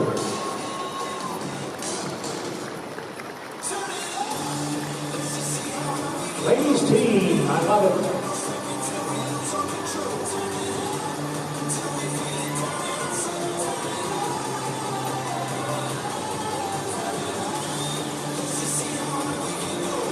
As the Clydesdales come in front of me, this is Annette Fielding. Christy Olsen right in front of me right now. Tyler Status. Young Living. Brittany Sparrow.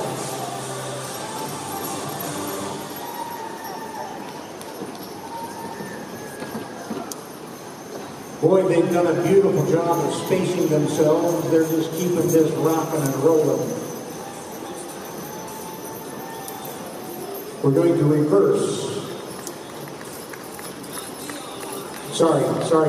Keep rolling. I heard something on the radio and they've been fractious, to say the least. My apologies.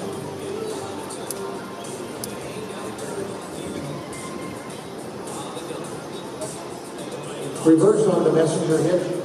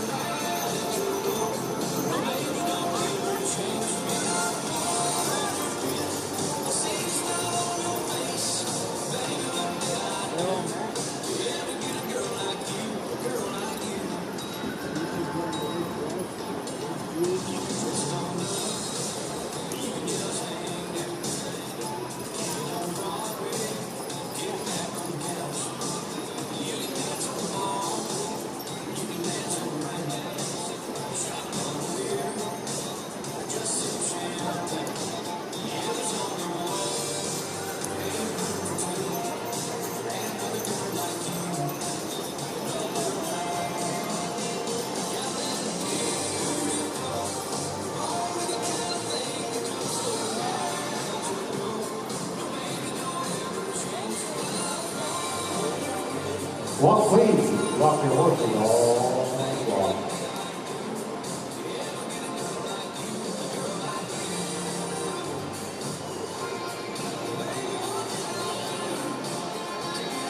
Trot again please, trot along, all trot.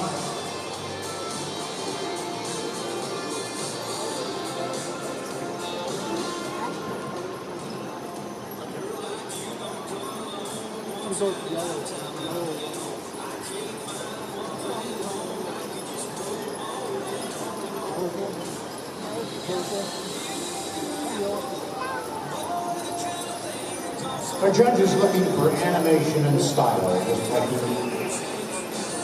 we're going to begin the lineup with you, Faye. Messengers, come in the lineup, please.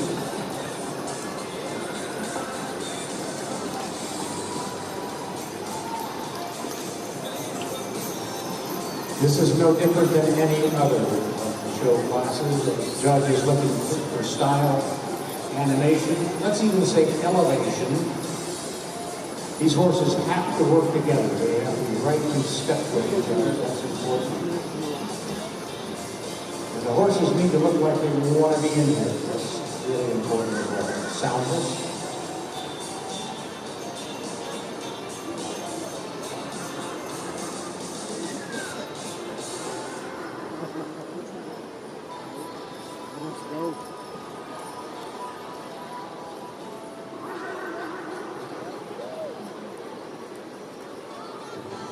Okay, we can make some noise in this arena. I know we can. Let's help them. Come on, yeah.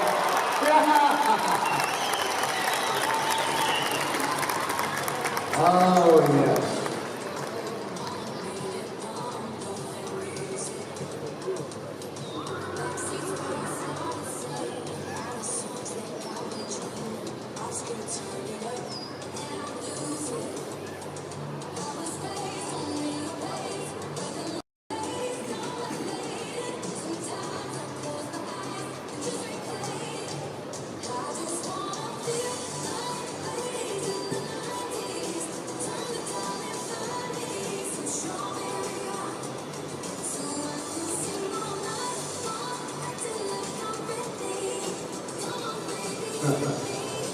Oh my goodness.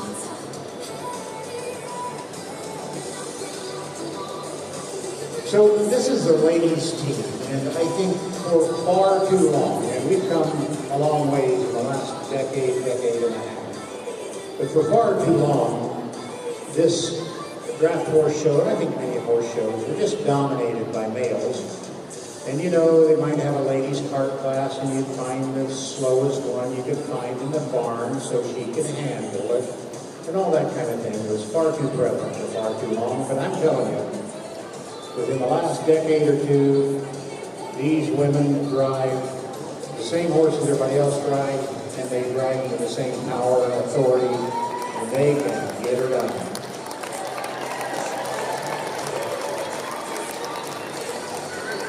And in open classes, we have seen even here more than a few lady drivers driving the sixes.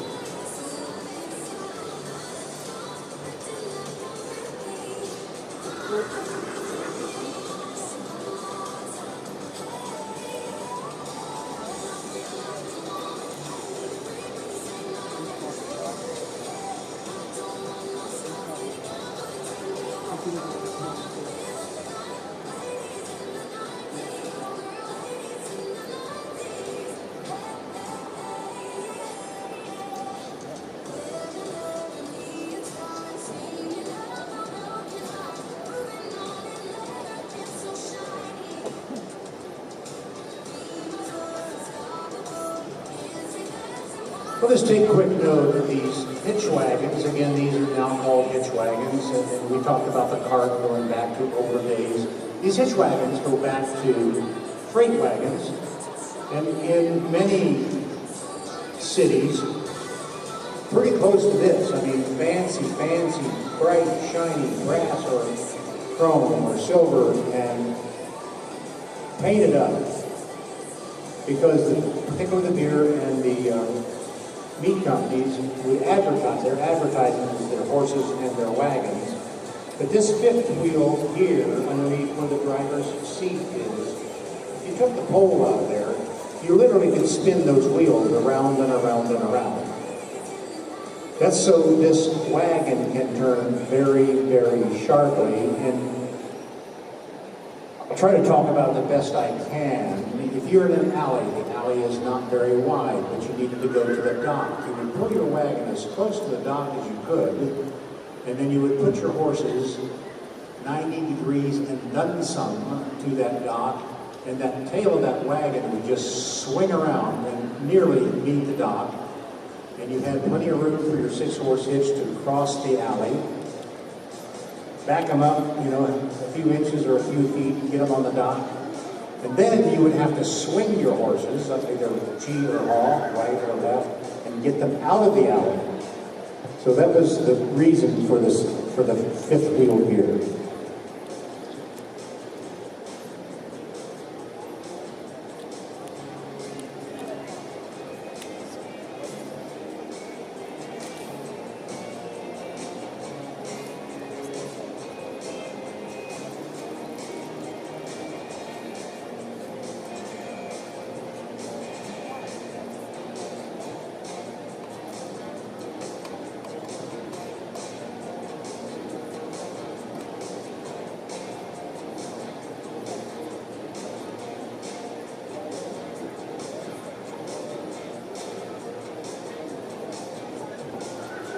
And this is how Mr. Lewis saw it today in 8th place. Tired Boots Stables, Christy Olson, Fort Lupton, Colorado.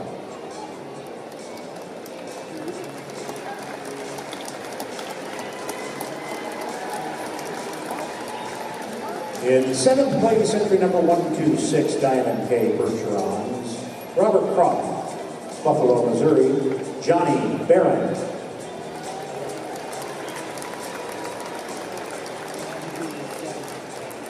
And Paul, while we're making our way through the rankings here, we've already heard about the 8 and the 7. The World's top 6 do have ribbons available, and they are brought to us now once again by Ava Wright, Boulder County Fair Queen, and Mary Pathetic, Colorado Draft Course Queen over the past 3 years. And they're here to present as we get into those top 6. In sixth place, 121, Yoder A Company, Wanda Yoder.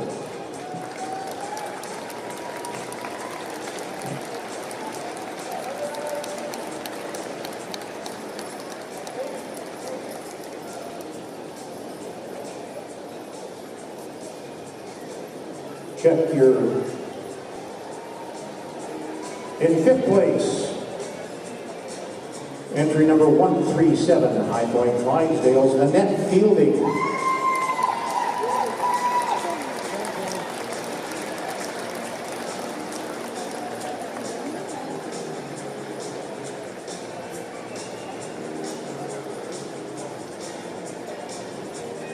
In fourth place, entry number 109, Young Living Essential Oils. And I know I was calling about Brittany, but we have Georgia Terry. Sometimes it's hard to see under the hat exactly who's there. Georgia Terry doing the driving. Young Living, Mona, Utah.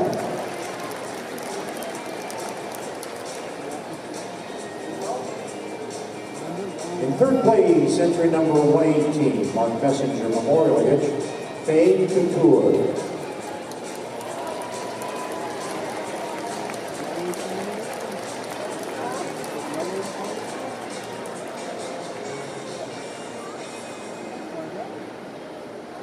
In second place, entry number 115, Jackson Fork Ranch Bergerons, Nicole Hansberger, Little Jackson, Wyoming.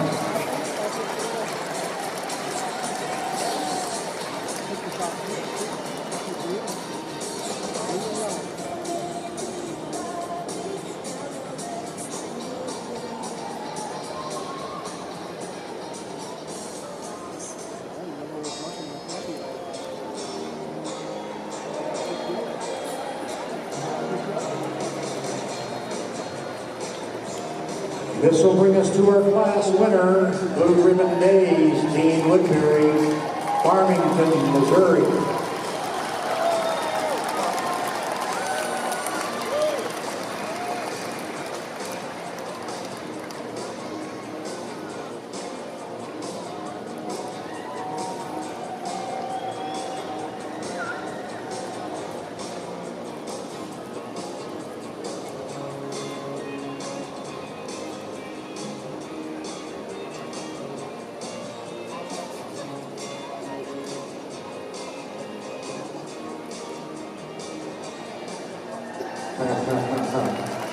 There we go, ladies and gentlemen, so nicely driven.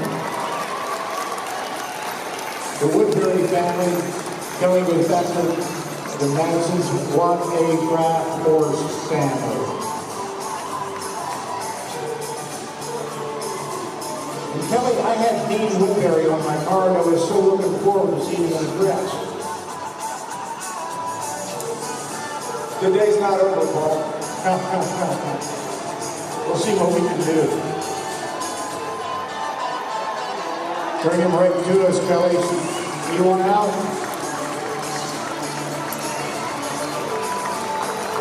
All right, give us a lap. You can make it shorter if you want to. Kelly Woodbury, 1 second hand.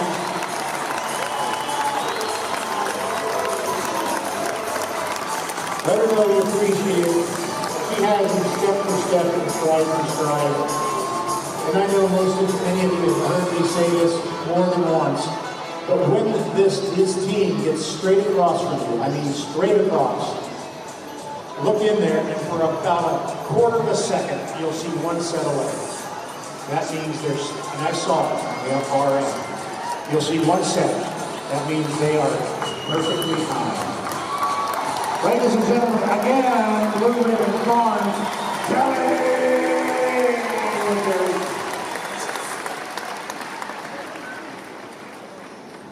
So on this, you driving it up. Yoder Hay Company, Leon Yoder.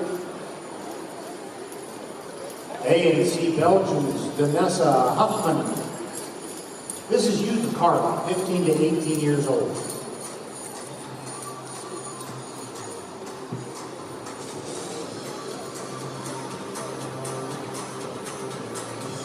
Entry 102 Express Ranches Jalen Hertzberger. 126 Diamond K Bergeron Holly Hertzberger. Entry 137 High Golden Clyde. That's Jess Fielding. 118.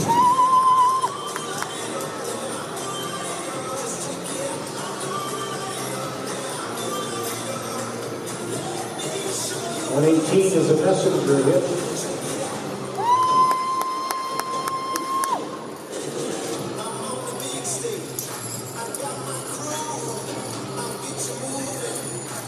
We're going to be reverse on you, Leon. Leon, we're going to begin the reverse with you.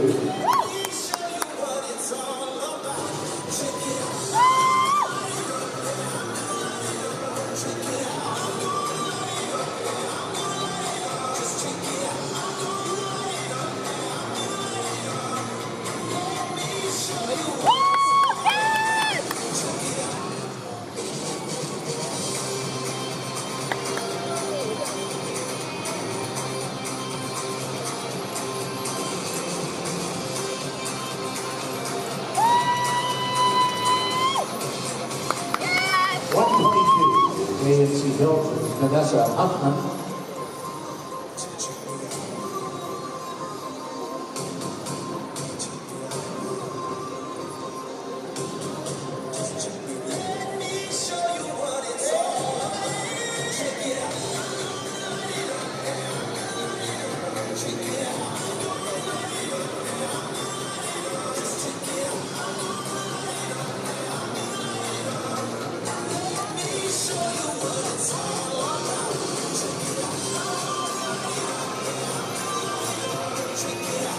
This class, the drivers are being judged for ability to handle the horses.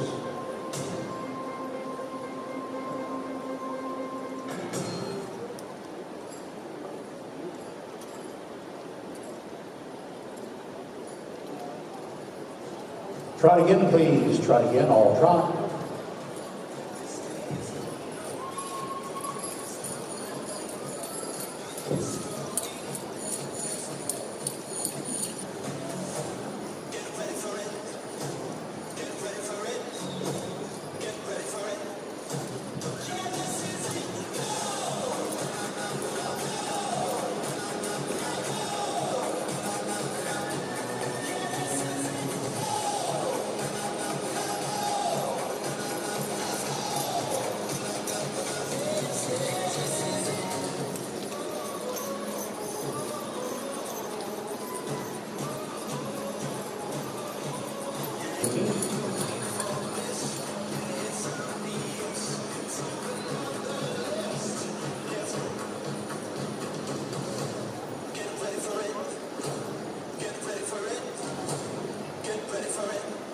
We're going to start the lineup with you, Leon. Leon Yoder, we're going to start the lineup with you. Please come in with your big horse in the lineup.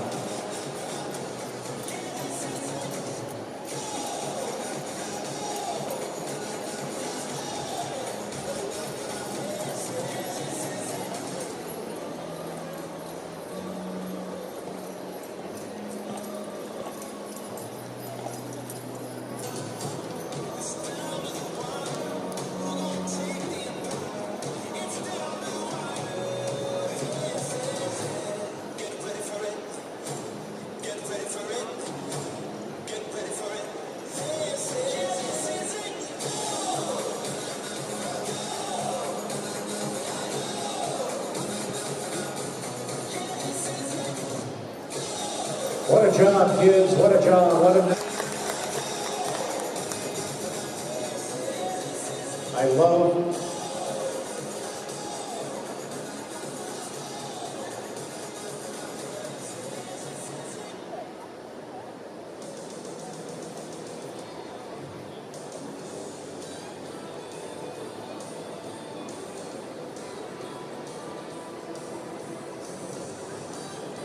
I love watching the youth drive, and you know, sometimes we have peewees that are kind of either 12 to 14 or 10 to 14, and they kind of nurse these horses around here.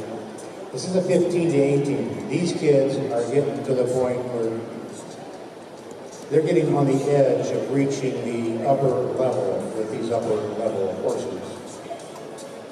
And one of the things I'd like to always tell the kids is, when you get out of this arena, find the person who put you in here. Grandma, grandpa, mom, dad, aunt, uncle, friend. Give them a hug. Because I don't know if you know how blessed you are to be sitting behind this much horse. You go back to school on Monday morning and ask everybody you know, did you sit behind a horse yesterday and brag in the National Western Stock Show? Yeah, what's that? It's a blessing, don't forget it.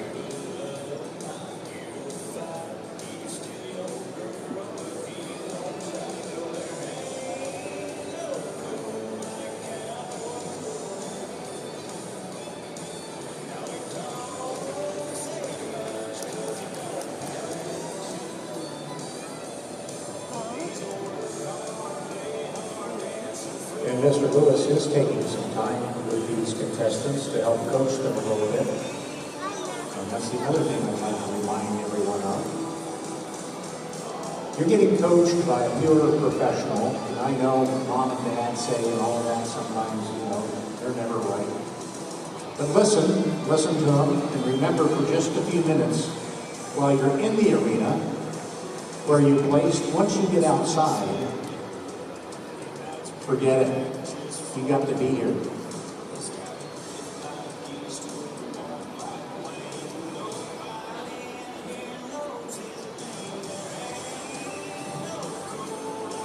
And you know, folks, you know what I have never seen? I've never seen a teenager with a set of lines in their hands and a cell phone at the same time. Never seen that. No texting, no twittering, no wittering, whatever you call all that stuff. Twitter? Yeah, there you go. Showed my age.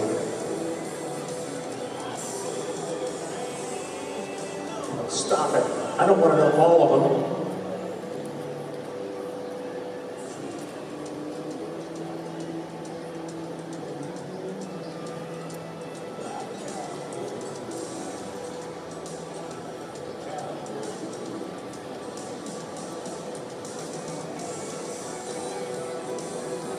I'm not going to mention who it was, but that person is here today, full-blown adult, and I made that comment about the cell phones. What did this guy do the next time he came in the arena?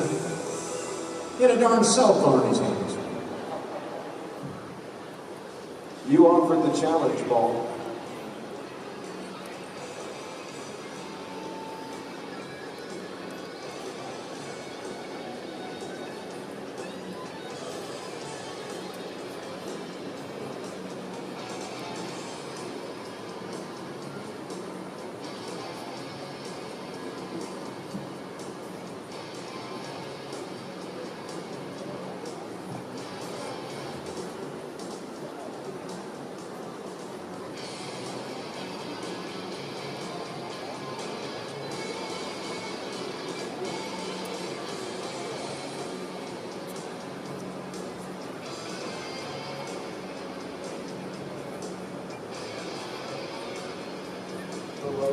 And presenting our awards today, Ava Wright, 2023 Boulder County Fair Queen, and the fair is August 10 through 14. She barrel races and shows sheep, has for 8 years in 4-H. Good for her. Mary Repenning, Colorado Draft Horse Queen from 2020 to 23 is your other queen. Rides and trains draft horses and ponies to ride and drive. Thank you. This is how Mr. Lewis saw it today. Okay, in 6th place, entry number 137, High Point Clydesdale's Jess Fielding.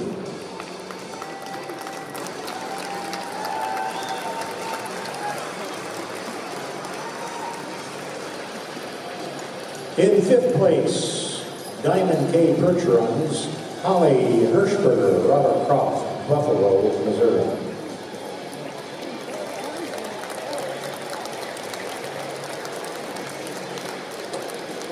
In 4th place, entry number 118. Horse's name is Rocky. Taylor Coleman, Mark Messenger Memorial, Hitch, Cheyenne, Wyoming.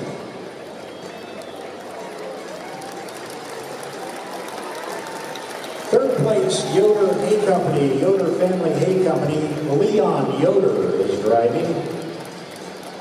Enos Yoder, West Cliff, Colorado. This kid was 6 the last time I saw him. My goodness, they grow up fast. And in 2nd place, entry number 122, ANC Belgians, Vanessa Huffman, Angela Wyatt. There's that horse.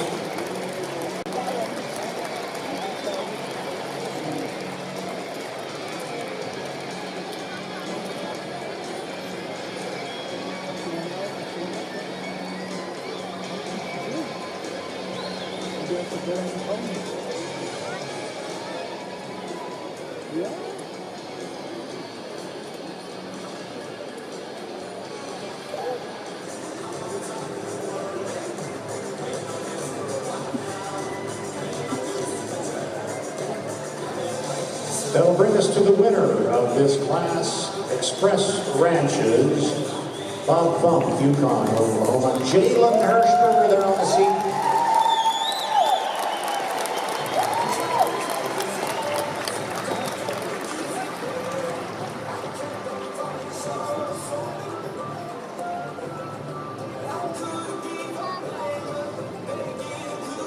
You know, I was talking before that some of these drivers in this 15 to 18 range are really literally knocking on the door if they want to, being out here and driving in the adult classes and in the big real competition. Not that this isn't real, but I'm saying driving for the big time.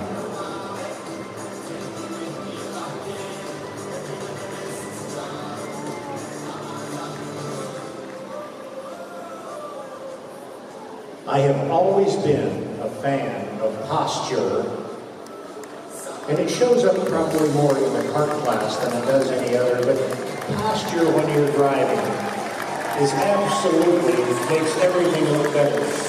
That man's back is straight as an arrow.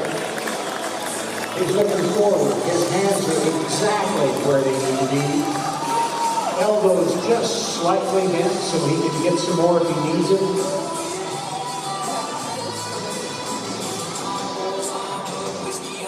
He's going to be big time. If he wants to be, he is going to be big time. He's got a lot of horse he's driving. Bring him all the way to the gate, Jalen, and we're going to help you. We're going to help you get here. Express Ranches, Jalen Hirschberger.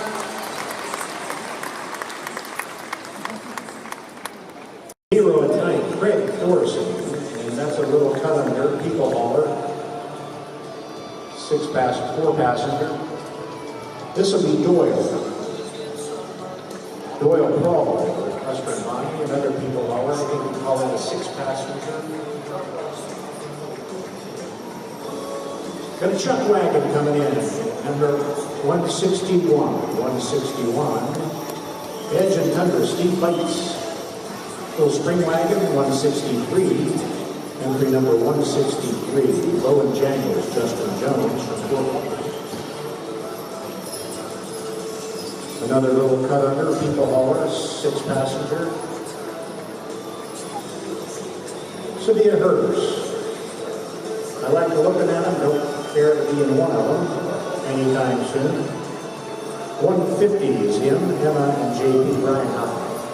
Mountain Shadow Carriages, entry number 145. Mac and Mike. Taylor Van Zyl.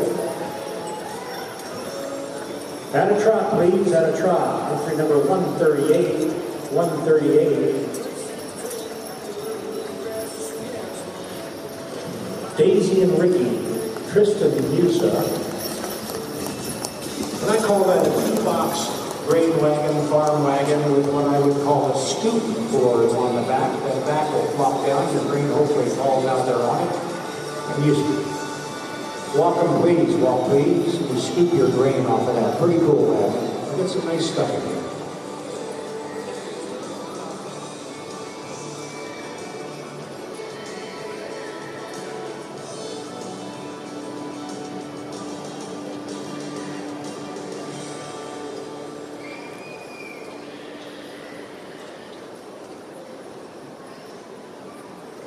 Hello?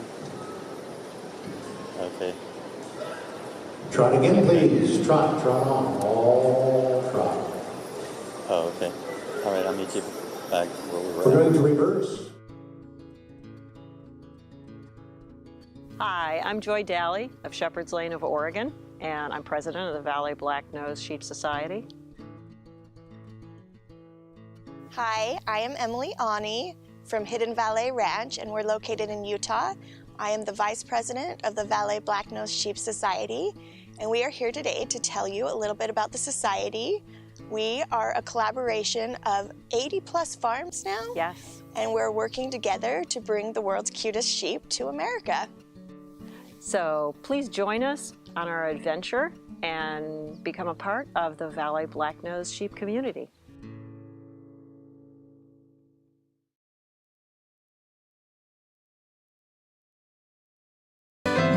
American Goat Federation, representing all goat production.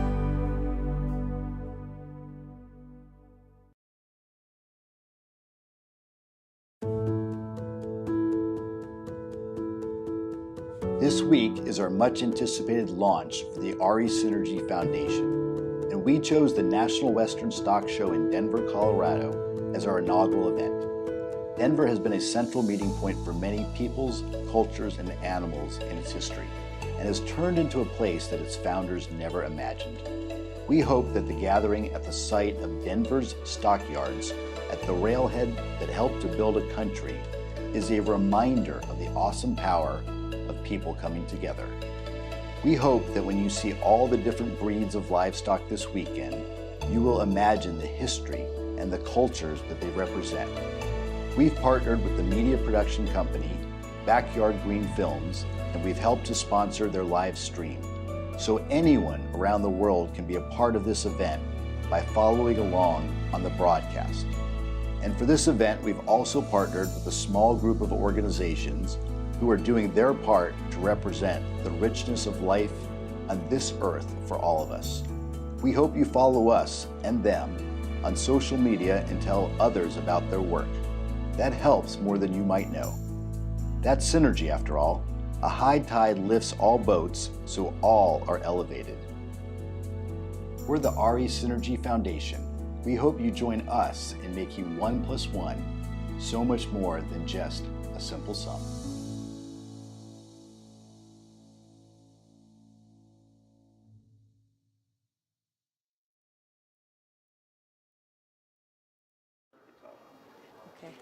So all right. You're going to do a sound check there?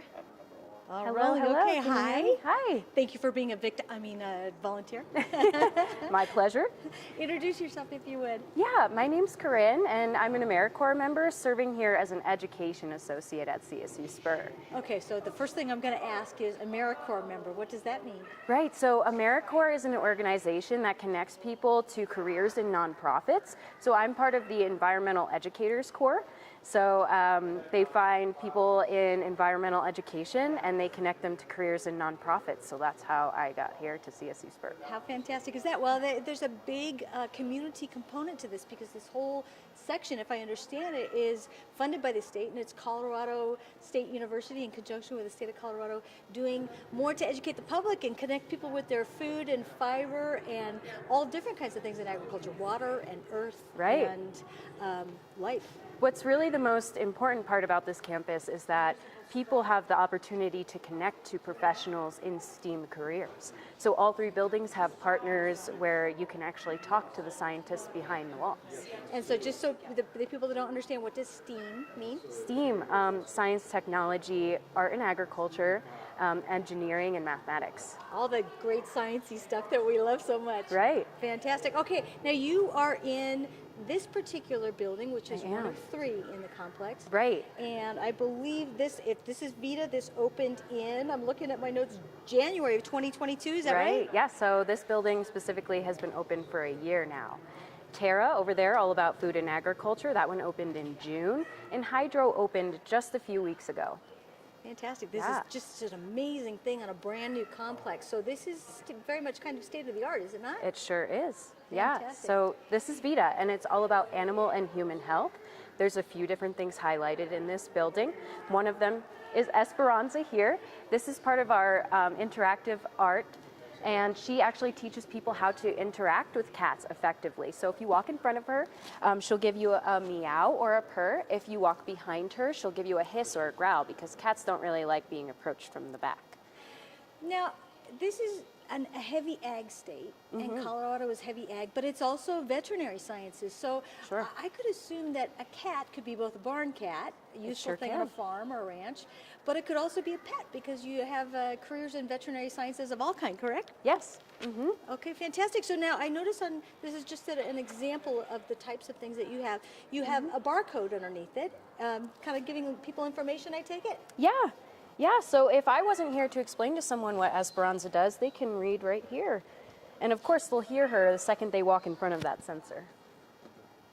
Was that the one I just heard just now, that little meow? That's Yeah, wonderful. she meows. Okay, so you mentioned before we have these little windows where you can see different things that might interest people. So again, in the Right. veterinary sciences, this is the thing that was really interesting to us. You can watch surgery taking place, is that right? Right. This is actually the only on-show veterinary clinic where you can interact with the veterinarians in the United States. Wonderful. Can we walk over there Of just for a minute? course. Let's walk over.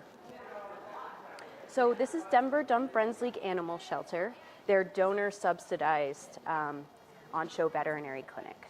So donor-subsidized means that people can get low-cost, affordable veterinary care, and the trade-off is that their animal is on show for educational purposes. It sounds like a great trade-off to me, because I do have chickens and I did have dogs, and boy, they're that was half a mortgage payment right there every month for a while. Right. Yeah, so that's actually a wonderful thing, and it also helps to educate the public in a way that can't think of anywhere that you might be able to get that kind of an here. educational experience. Yeah. Yeah. Yeah, fantastic. Okay, so is this just small animal veterinary services that you watch here? Just cats and dogs here, yeah. Cats and dogs in this space, and then it's only cats upstairs in the spay and neuter clinic. Okay, and so this is this entire section here with the glass wall. This is surgeries, and next door as well. Yeah, so this is the main surgical unit. Right next door is the dental unit. So there we're having animals with like late dental disease that need their teeth extracted most of the time. Yeah. And then upstairs is just spaying and neutering. And they're actually partnered with Denver Metro Cat. So Denver Metro Cat will go out and collect feral cats off the street, bring them here to be spayed and neutered, and release them back where they were found. Now, some people might think that's kind of a foofy thing, right? Teeth, nails, all that kind of thing in people can be a cosmetic thing, but to animals, especially something like a sheep, the lifespan of the sheep is going to be dependent upon the condition of the teeth and the hooves, from what I understand. And cats, I would assume, are somewhat the same way. If the teeth go, that's a really hard way to make a living after that. Right, and because this is urgent care, we're only seeing emergency services being done here. So it's nothing preventative, and they're not doing anything cosmetic here. It's going to be things that the animal absolutely needs for survival. Yeah, and teeth are right up there, aren't they? Right. Okay, so now if you would lead the way onto the next section here. So after kids can come here and learn about what it's like to be a veterinarian, they can come in here and be their own vet. They can put on a lab coat, grab a clipboard, and they can diagnose their own stuffed animal. Now, I have heard about this. This is pretty cool. You to pretend to be a vet at no matter what age. Right. Okay. So here we have an x-ray. Yeah, so the kids can study the x-ray, try to diagnose what could be going on with the animal. They can even give their animal a name and write down what could be wrong with it, and their treatment diagnosis as well. Okay, and this helps them to be a little more specific in the future. A bit, just, oh, my tummy aches is a very different thing. But specifically, this point on the body is having this type of issue is a really good thing for them to learn for themselves as well in the future. Right, yeah. Excellent. Okay, so once they are done pretending to be a vet, then where do we go? Hi. Can I jump in, Corinne? Can Sure. I send you to maybe go get ready for your demos? Yes. I can chat with you.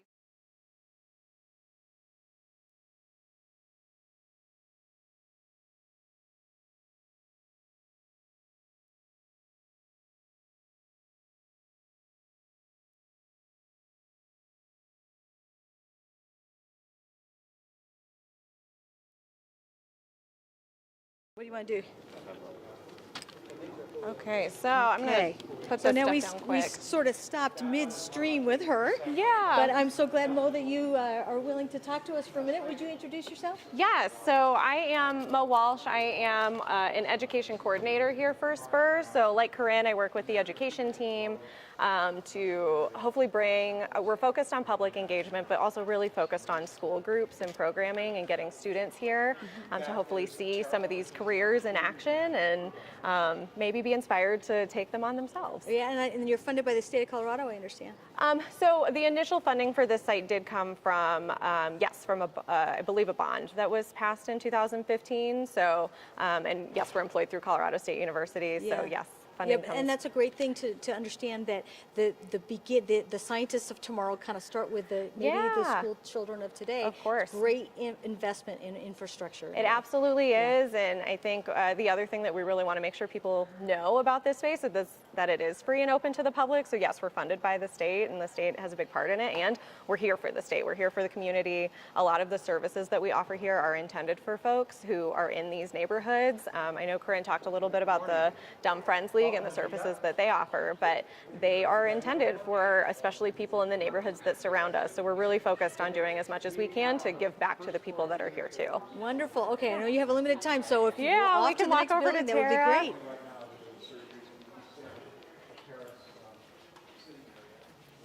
Thank you. Back out into 25 degree, 30 degrees. I know. It's nice and I don't warm know. now. It's sunny. It's balmy. Oh, you should have seen it last night. It was chilly. Yes, I was here. Now that's a part of the interesting thing here is that you are going to take us to a demonstration building that is somewhat under hibernation right now because this is Colorado and there's snow on the ground and it really doesn't come to life for the outside section. Am I right? Yeah, you know, portions of it don't, but we really here, a lot of what we're doing in Terra is talking about the sustainable food system, thinking about where our food comes from, how does it come to be, because especially for kids that don't live near farms, you know, like food appears in your grocery store, it just shows up on your table. Yes. Milk comes from a box, right? Really, yeah. And so thinking about that and also thinking about, you know, there's more and more people on the planet every day, and we need to feed them. So one of the really cool things we're doing here is showing researchers exploring how we make a space that is how we make a space like Denver that maybe is not the best place to grow things. How do we grow things in weather like this? So this is one really great example of that here behind you. So this exhibit talks about controlled environment horticulture. Now the interesting thing, of course, about controlled environment horticulture is that it's a controlled environment, which means that for the most part, we can't show people the research that we're doing because it would impact the controlled environment. So if I'm looking at how light affects plants, I can't have people looking at it because that would change how the light is affecting the plants. Yes. So this is a space that we recognize is more of a demonstration space. So visitors are able to come in and twist these knobs and change the color of the lights. And so kind of learn, especially for students, that plants have favorite colors, and how do we know that plants have favorite colors? So it's a really hands-on opportunity to look at that, and there's actual research in this building that's happening with graduate students and professors from Colorado State University to try and figure out what is best for plants and how can we make plants successful in controlled environments and being indoors. Yeah, that's a really interesting thing to me is that people begin to learn for instance, not all beef is beef, but you might have different nutritional components and different profiles of different animals even, different kinds of breeds. They might have more nutrients in one than the other, more cholesterol in one. So light is not just light. It might yes. And I'm assuming that certain plants that have developed in certain portions of the world might have different light requirements. I know you have a plant that might have come from Iceland, it might not necessarily want the same kind of light as the Arizona plants. Yeah, absolutely. And thinking about light, think about temperature, thinking about humidity. Yeah. So the other really great place that I'll maybe take you to in this building that we can make sure to see is we'll maybe hop in the elevator and go up to the greenhouse, which is the other space that we're looking at, controlled environment horticulture. Now, can I just ask really quickly, one of the things that comes to mind for me when looking at this is that we are not only losing space here on planet Earth, but the closed systems that, the things that we learn about closed systems could also be applicable to places like Mars if we ever decide to go there, correct? Potentially. And we might want to bring the plants that are going to be most nutritious and give us the most bang for the buck, so to speak. And so then we are going to need to know what kind of bulbs are we going to stick in the space shuttle, right? Absolutely. I mean, that's theoretically that's... Yeah, I mean, this research that is being done here really it's serving many purposes, right? It's real research that's happening that's hopefully giving us information for the future, and hopefully, again, inspiring young people or grown people to pursue something like this. I think one of the other things, rural agriculture is so important, and we recognize that in what's happening here. And a lot of people don't realize that urban agriculture is a thing, and so we can grow. You can grow things and still live in the city, and so it is cool to see an example of that here, and I think it's cool to think, hey, there's real research, there's real scientists working here, and we do as much as we can to put students in contact with the scientists directly. So the education team can serve as a conduit, but it's always better to talk to the people that are doing it, and we're excited to allow folks that opportunity. Yes, and there is an amazing opportunity here. We went to a greenhouse in Jackson Hole. They have an internal greenhouse with a pulley system, so they're utilizing every inch of the space of that building in a place that has a very short growing season. So all of this here, it's not only this horizontal flat surface that we see, but we can expand upward, which gives us quite a bit more growth. Yeah, if we actually head to the greenhouse, you'll Let's see examples go. of that. I also, it's interesting to me that the nutrition that goes into the plants, the tank underneath, that little black box, has all kinds of nutrients in it, and maybe different plants have different requirements for that as well. You're not going to fertilize beets yet like you fertilize lettuce. Yeah, so, and we've got that system. So we've got several, that's a hydroponic system. We have several hydroponic systems that are set up upstairs as well. Now I'll just mention, we've walked by our Food Innovation Center. So this is a space where we'll also have scientists more on the consumption end of the food system. Am I understanding that you make different kinds of ice cream out of different things than you otherwise might think? Is that the space? That's a possibility. Okay. So yeah, there's lots of options for what we can do in this space, and the idea is that it could be a little bit of everything. So something like the Beyond Burger, which is a plant-based burger, that was created in a lab. Scientists had to do that. So we really are thinking of this building as, yes, where does your food come from, but really every aspect. So when we're going back up to the greenhouse here, we're going to go back to talking about production, but we really try to explore the consumption part too, and the distribution and the processing. Yes, and it's my understanding that it's not necessarily the nutrients or the look of the thing that's always the thing that makes it successful or not. Consumers do not like the texture of many of the meats. Sometimes, yeah, so there's actually opportunities for people to be paid taste testers here and give their opinions about food. So I've signed up for that. I would love to help. So that's a really cool opportunity too. Again, trying to be as hands-on as possible and give people access to those things. Now, obviously, we have hit quite a bit of light here. We've got the greenhouse. So this is our greenhouse. Now, we're still waiting on some different supplies for this space. We've been, in this building especially, very impacted by supply chain problems. And so we have lots of equipment that we're waiting on, but we've got several examples of different hydroponic systems here. So you can see across from us more examples of what we saw downstairs, which is that system where water runs through the plants, and then you've got all these reservoirs here that have that nutrient-rich water. These are vertical gardening systems, so I believe these towers each hold 44 plants. So I like to talk about with students when we come up here, think about the space on the ground that takes up. Yes. How many plants could you reasonably grow there? And then we have to have a conversation about that, because some students think it's 50, and I said, are they all going to get the nutrients they need? And then we come to the answer is no. But with this system and it growing up and down, there is much more opportunity for us to have more plants in the same amount of space. So, but you also, I'm assuming, do have to consider structure. This is the great learning space for that too, because this looks like basil to me. Is that correct? Mm-hmm. Okay, so basil has a stalk that can be resilient, but that is easily breakable. So maybe that works the same way on a vertical garden, and maybe it doesn't. Yeah, and all things we need to test and learn. So, you know, science, of course, is all about testing things, experimenting, making predictions, and seeing if that is the actuality or not. Now, one of the cool things about this one is you can see this one is all grown in, but this one you can see is fresher. So you can kind of get a look at, we don't want to get too close because we don't want to introduce anything into the plants, but you can see it's got that nutrient-rich substrate that it's in, and so as water runs down through the system, it's getting what it needs, and certainly trying to figure out what works and what doesn't is a big part of what we're doing here, and that's a big part of what any student should do. Now this is actually a nice example as well. This is a closed system too, but you do have people in here all the time. So it's just like the animal world when we have the spread of avian flu or hoof and mouth or anything else like that. Plants are also susceptible to outside things, and if you have a controlled environment, they're not necessarily going to get help from things like beneficial insects in the same way they might in the wild world. Yeah. So you have to really control this space quite a bit more, I would think. We control it as much as we can, and again, we haven't started active research in this space, so likely the integration of the public into this space will change once we've had the opportunity to do that. On the second floor, we do have lab space here that's not accessible to the public, where that's the more intentional research will be happening in that space. But you were talking about diseases that plants can get. One of the other cool things about this building is that on the third floor we have lab spaces where people can bring in, it's a plant diagnostics lab, among other things. Oh, boy, is that nice. Yeah, where people can bring in their plants and get tested and figure out what's going on with them. So talking about, you know, in the Vita building, we have examples of animals being treated by doctors.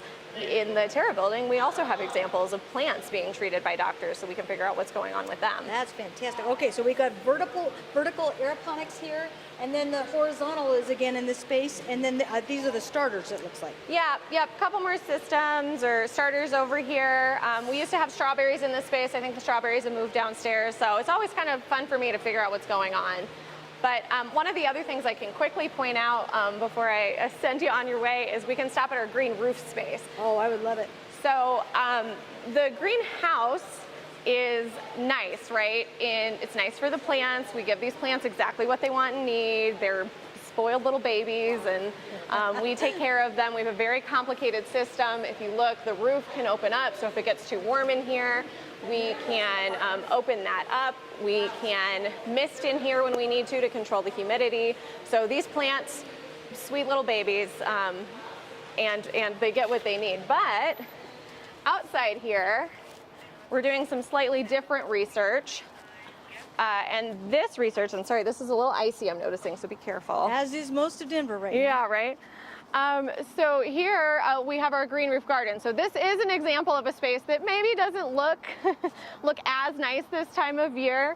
But what we're doing here is figuring out how we can utilize roof space, which again is a largely underutilized space, especially in an urban setting, and figuring out what we can grow there. So this again is research that's happening.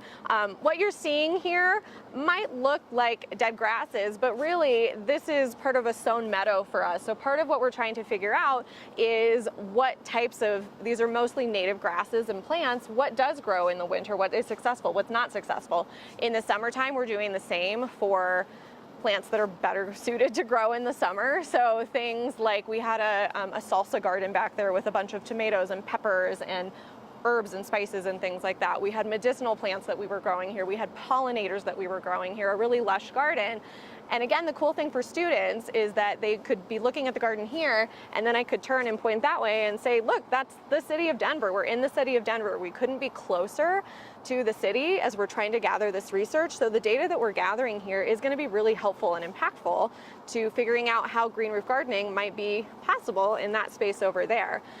Now, again, we're impacted by the fact that visitors have access to this space, and that certainly impacts the research that we're doing. However, The roof of the Hydro building, which has just opened, the roof is not accessible to the public. And in that space, we have additional green roof gardens, and we've also got solar panels up there. So what we're exploring in that space is agrovoltaics. So the growing of green roof gardens underneath of solar panels and figuring out what the benefit is of that, which it seems like there are many.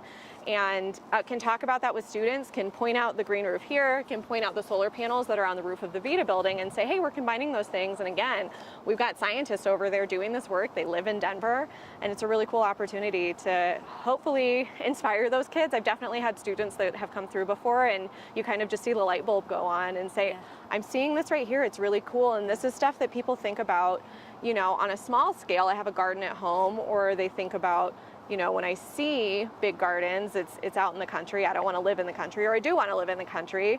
You know, it just kind of, I think, opens up possibilities that students don't necessarily see otherwise. Now, everybody thinks about gardens as just a place to grow things that you want to eat, but when I studied the Rouge River plant in Ford, the truck plant that they converted to a green roof way back when. It was the largest in the world at one point, I think. Very cool. And one of the things that they did was they put a meadow out there, and it wasn't food production oriented, but they were studying the insulating capacity and the water filtration capacity of that in terms of what it did for the infrastructure of the building. So if you want to filter your water, or you want to save on heating and cooling bills, a green roof can do that same thing, correct? Absolutely, yeah. So looking at those things, and for our students who are more interested in engineering, you know, this green roof itself is an experiment. Is the filtration working? I think it seems very easy to students to say, just put a bunch of plants up there, but soil's really heavy, so we don't use soil here. So we have an opportunity to talk about what we are using as the substrate. We have an opportunity to talk about all those things with students and get them thinking about it. And again, hopefully opening up their minds to all of the possibilities that exist and are needed in these fields of food, agriculture, water, and then health. But also engineering and architecture, insulating capacity so it stays warmer in the winter and it cools in the summer. Yeah, how all those things fit into these bigger topics. That's what I love. Yes. That's what I love. Aside from the rest of it, aside from our water systems, especially here in Denver, we're hoping you guys don't get cranky with the Californians and say, no more river water going to you, but you might want to start reclaiming some of the water you use in the building and filtered. There are examples of that in the Hydro building, mostly behind the scenes, and that building only opened 2 weeks ago, so we still have some things we're figuring out in that space, but certainly a lot of what we're talking about in that space is, especially for people in Colorado, recognizing the impact that the water that comes from here has downstream. Yes, please do. We'll try. So I do think that's about as much time as I have to spend with you. Yeah, I appreciate the time that you gave us, because I know you course. guys are really busy and the building just opened, so thank you so much. We would love to come back again. Of course. Yeah, get in touch with Tiana for that, and we'll hope to see you. Will do. Thank you so much. Yes, of course.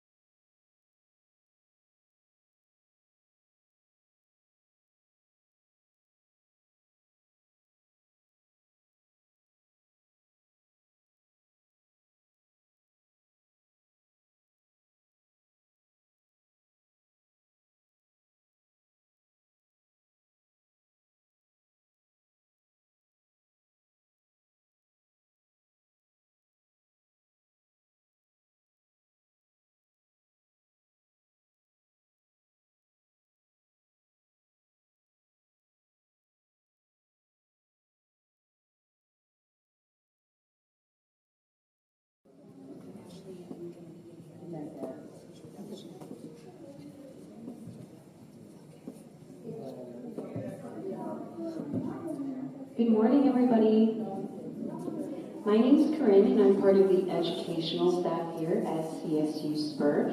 Thank you for joining us here today in the VITA building at Equine Sports Medicine. Today, I have with me Ashley from Temple Grandin Equine Center. And we have Goody, our horse who will be going through the in-ground underwater treadmill today. So I'm going to give it to Ashley, and she's going to introduce herself. Well, hello everybody. I hope you're having an awesome Sunday, especially here on the last day of the National Western stock show, but we're super glad that you chose to join us at the CSU Spur campus today. As she mentioned, my name is Ashley Baller, and I am the Media and Special Events Coordinator, which also includes doing fun activities like these equine sports medicine demonstrations. So, quick little bit of history on me. I am also a CSU graduate. I graduated with my equine science degree in 2018.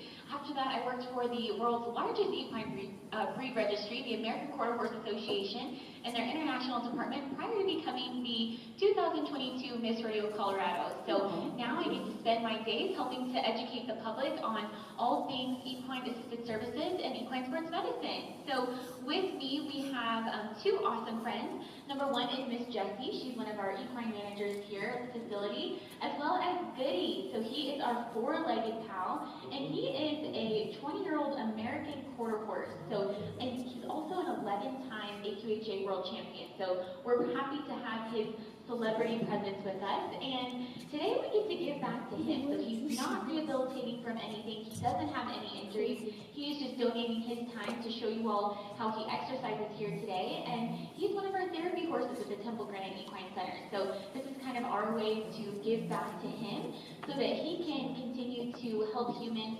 to attain their best mental and physical health. So we're going to do a couple things today. We're going to talk about these 4 different pieces of equipment, and then you're actually going to watch Goody exercise on the in-ground underwater aqua tread, which is, of course, my favorite part. So if you look over here to the right, this may look like a traditional stall, but it's actually a whole body vibration platform. So it has a very specialized floor that displaces about 3 millimeters vertically. So not that much, but the technology was created by NASA to help astronauts maintain bone density while in space. So we now use that same technology for not only horses, but a variety of other animals like cats, dogs, rabbits, cows, and more. I always think that the rabbit piece is interesting. They probably aren't a really small whole body vibration platform, but what we love about this is that research shows us that it increases the size and the strength of muscles, especially those within their top line. So deep in their back, it helps that, but it also helps them to recover from a variety of different muscle issues that they might be experiencing. So it helps athletes to not only recover from a muscle standpoint, but also to find a stronger center of gravity and balance. So if we were exercising or using a horse on that platform, we would be in there for about 20 to 30 minutes once a day. And over here, this is our equine saltwater spa, and if you peek in, either on the screen or if you can see down here, it's actually bubbling. So it literally is a spa, and the water is chilly, 32 degrees Fahrenheit, which is 5 degrees Celsius, and it's treated with Epsom salt. So the way it would work is that we would walk a horse into the saltwater spa, and then the water levels would begin to rise, and the Epsom salts and the bubbles create a massaging effect that helps to pull out any type of edema, heat, or swelling from injuries that they might have, like a bowed tendon, for example. So in human terms, they would have a bowed tendon from their knee to their ankle. So that's that cannon bone, what we call it in horse terms, and that's why we would be using, or we would be putting them in here to help to treat them or rehabilitate from any type of injuries from that. So about 20-30 minutes a day, once or twice a day with the equine saltwater spa as well. And over here, this is our above ground underwater aqua tread, and this aqua tread and this one, they have very similar purposes, but this one will always be at a 4-foot depth. So what we love about the above ground is that we're able to change the water depth depending on the range of motion that we are needing that day. So if we're trying to target something that's a little bit closer to their fetlock, it's great because we're able to bring those water levels down, and I'll tell you a little bit more about that shortly. So these two both fit at 75 to 85 degrees Fahrenheit, quite a bit warmer than our equine saltwater spa here. So I think I would rather take a dip in this one if I had to choose. So now we're going to grab Mr. Goody, and we're going to go ahead and take him to exercise on the treadmill today. So we have prepped him, his hooves have been pegged, we've brushed him, we've rinsed him off, and he is all ready to go. And the reason that we clean him so much before entering is that this pool is treated with chlorine, but it can only keep it so clean with horses. So we clean it about once a week, and then once he's done here today, we're going to rinse him off again so that he can maintain his sleek and shiny shiny coat before going back to work tomorrow. So if you look at the entrance and exits to the aqua tread, there's brown mats, and these are cocoa mats, and that helps them to maintain traction as they're going in and out. So we're going to get him in, and then I'll be right back with you.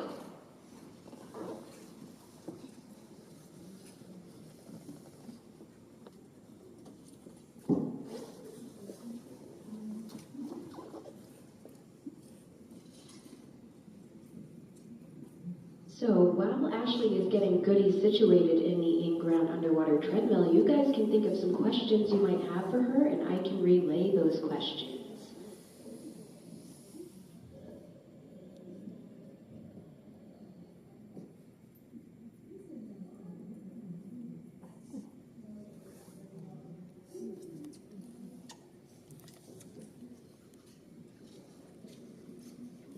All right, so Mr. Goody is now exercising at about 2.3 miles per hour, and he is about 50% buoyant at his shoulders right now and about 75% buoyant at his hips, which accounts for about a 60 to 65% reduction in weight bearing. So as we mentioned, if we are treating a horse or trying to rehabilitate them from any type of injury, we would likely put them in the in-ground aqua tread first so that they are the most buoyant and there's the least amount of load on their limbs. And then as their treatment progresses, then we move them into the above ground so that we can start to decrease those water levels and they'll be back to 100% weight bearing on that limb. So the way that we exercise them in here is that they'll go in for about 5 minutes at a time, and ideally we'd like them to work up to a 20-minute duration about 4 to 5 times a week. But as you can imagine, it's challenging to build up that conditioning right off the bat to be able to walk in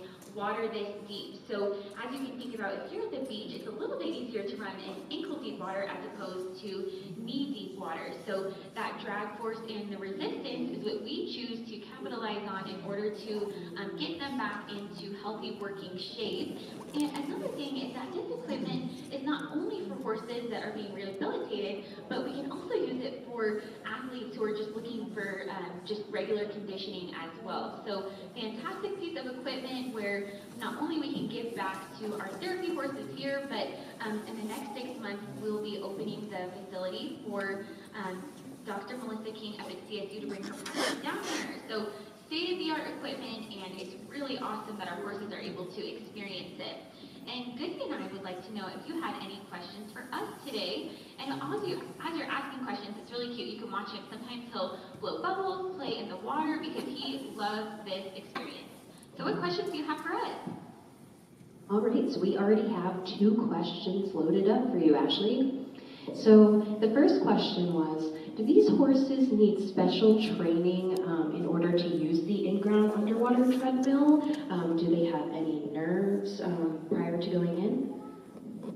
Well, so horses have a very different type of depth perception than we do. So the way that this looks would look like they're walking almost into a black hole, which you might think would make horses scared to enter, but believe it or not, horses are very comfortable with it. So whenever we're first trying to introduce them to the in-ground underwater treadmill, we will just make sure that we have a lot of time and a lot of patience. So it might take them 20 minutes to go in for the first time, it might take them 2 hours, but we want that to be an extremely positive experience for them so that they will continue to go back on the aqua tread and we can continue to utilize it in the way that suits them. Awesome, thank you. Okay, the next question was, can the in-ground underwater treadmill or the above-ground aqua tread, could that be used for larger horses such as draft horses? It certainly could be, and really the only limitation is size from a small standpoint. So we would never put a pony in here or a horse that would be short enough that he would be swimming, because then what would happen is that the emphasis on their body would be placed along their neck and their back and their hips, and we wouldn't be able to target those regions that we're trying to treat appropriately. So no height limitations as far as, well, tall, they can go as high as they can go. We just don't want them completely immersed or swimming. Great question. Thank you again. Do we have any more questions for Ashley?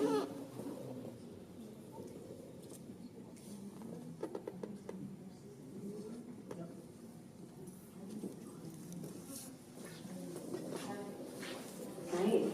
So, Ashley, I know you talked a little bit about how this space is going to be used within the next 6 months, but could you talk a little bit about how somebody would go about setting up an appointment in this space? Of course. So we are really excited to be able to have some of the clientele brought from Fort Collins and bring everybody down here so we can start working on animals in urban Denver, which is great as far as the location standpoint in Denver. But the way it would work for the general public to access this equipment or to submit their animals for any type of rehabilitation or conditioning is that just find Temple Grandin Equine Center .edu online, and it's also on the CSU Spur website, and Dr. Melissa King's email is on there for the equine sports medicine, and if you are able to, just send her a message and she'll be able to help evaluate what your needs are and how we can best help here.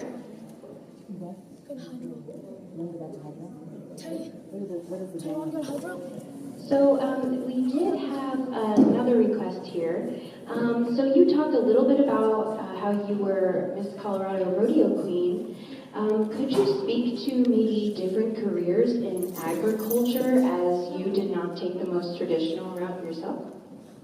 Of course, I'd love to. So what is great about the equine industry specifically is that there is a wide range of career options. So not only can you take your route the business route, let's say if you're interested in working for a equine breed registry or any type of agricultural organization, but you can be involved in a variety of different capacities with sponsorships, marketing, communication.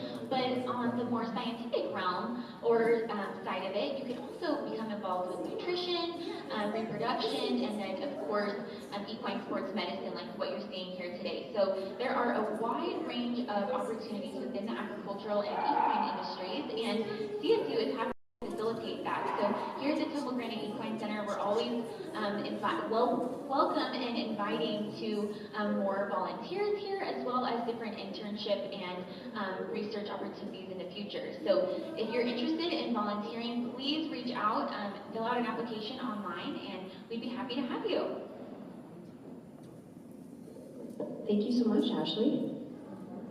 Of course. Well, we are going to go ahead and take Mr. Goody out of the aqua tread now, which is one of my favorite parts because I think they look so cool when they're entering and exiting. I'm going to bring him to a complete halt, and then I'm going to remove the neck rope that is in front of him, the blue and white string that you see right here. We're going to put him under the solarium, talk about that, and have time for any last minute questions.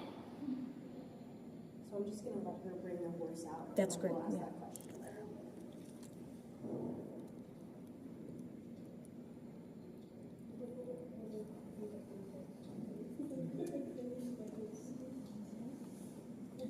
Goody's loving it.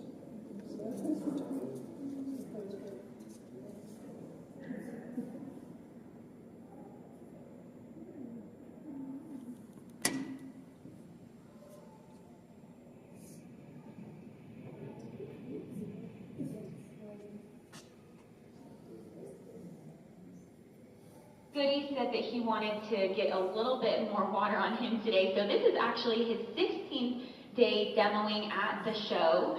And so sometimes they have a little bit of a hard time getting out of it, like we will on a Sunday when we've been working for a couple of weeks. But he is now going to be rinsed off, and we're going to dry him off underneath the solarium here. So I'm going to turn the lights on for him. And these are also great to help them with any type of muscle treatment or therapy that they're experiencing from a chiropractic or acupuncture standpoint. So today he's just going to use it to get toasty again.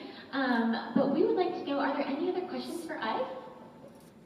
We did have another question. So we wanted to know specifically what muscles are targeted while they're walking in the underwater treadmill, because we know that it's used for rehabilitation purposes, but when they're just exercising, which muscles are activated?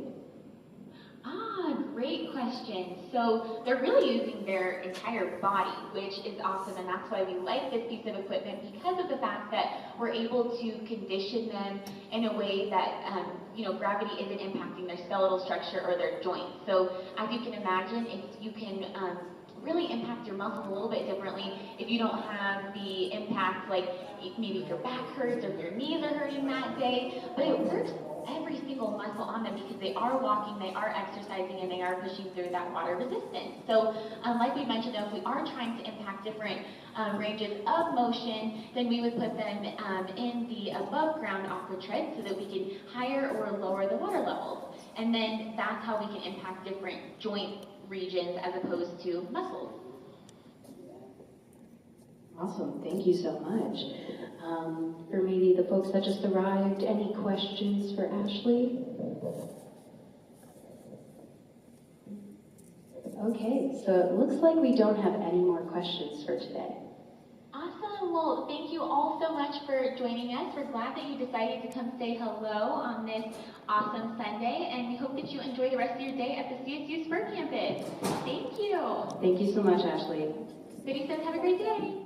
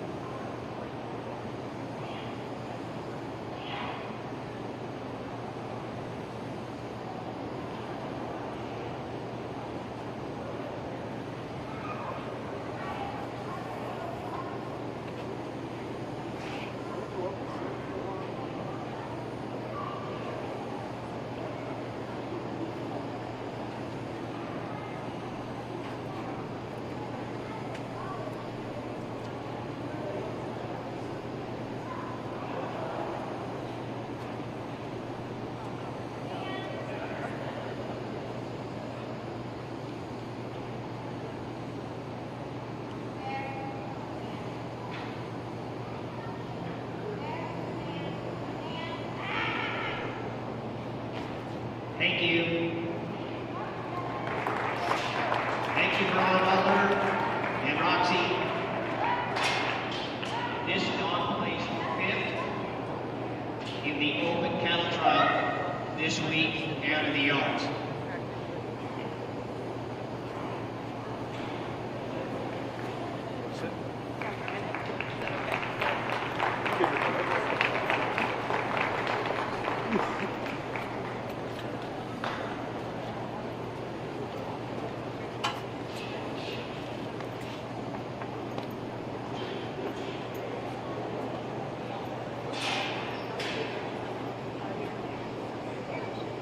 Alrighty. Again from Carbondale, Colorado, Bridget Strand, and this time she brings to the post Jake. Now we've gone to Ace.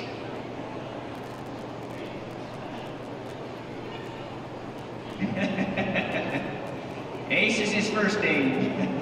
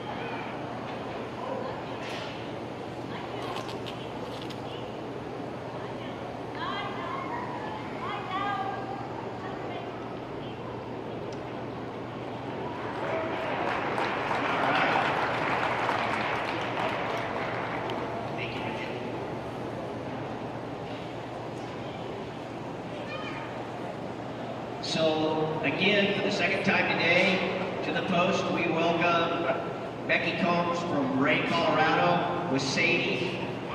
And this dog also competed down in the yards this year in the open and placed 4th in the finals. So please welcome again to the post, Becky Combs and Sadie.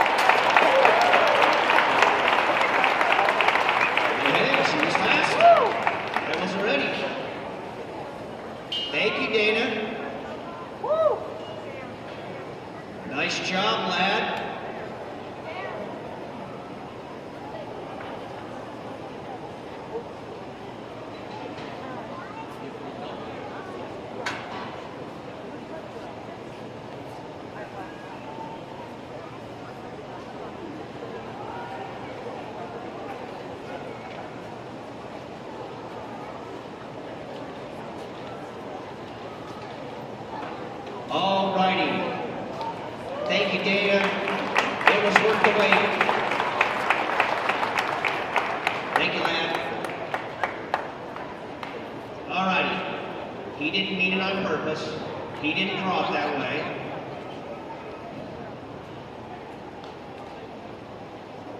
But Jordan Markowski and his dog Hendrix are the final dog in the Open Sheep Class 101. So let's give him a National Western Stock Show welcome. Thank you.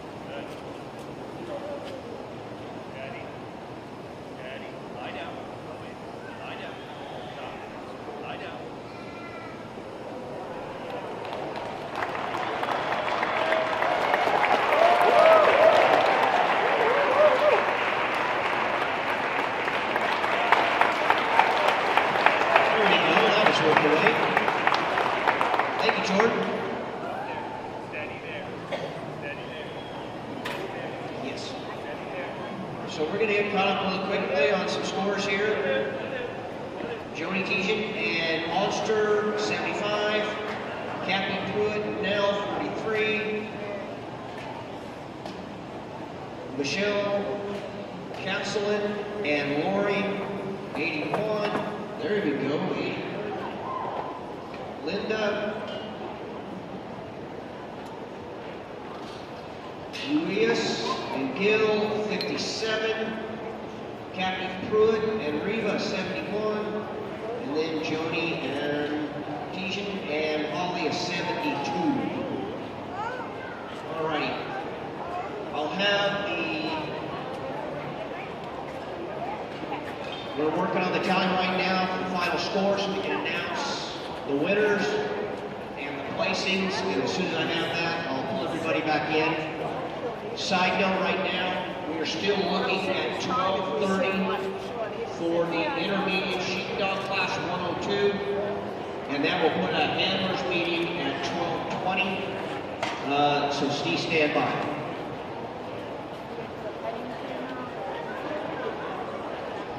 So that class tour 1, we're going to do a little change from the venue. When you see that, once we get the obstacles adjusted, then I'll kind of walk you through what's going to be different with the class 102 versus what you've been seeing this morning in the class 101. One of the things to think about in the class 102, these are typically younger dogs with less experience.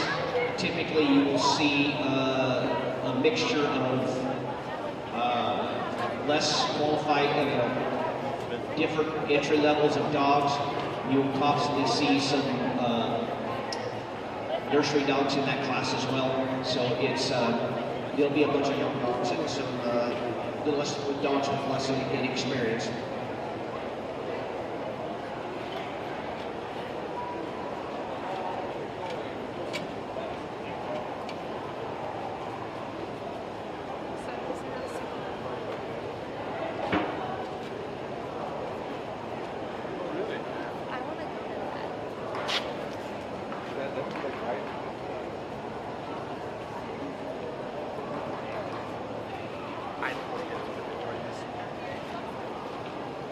Up until right about.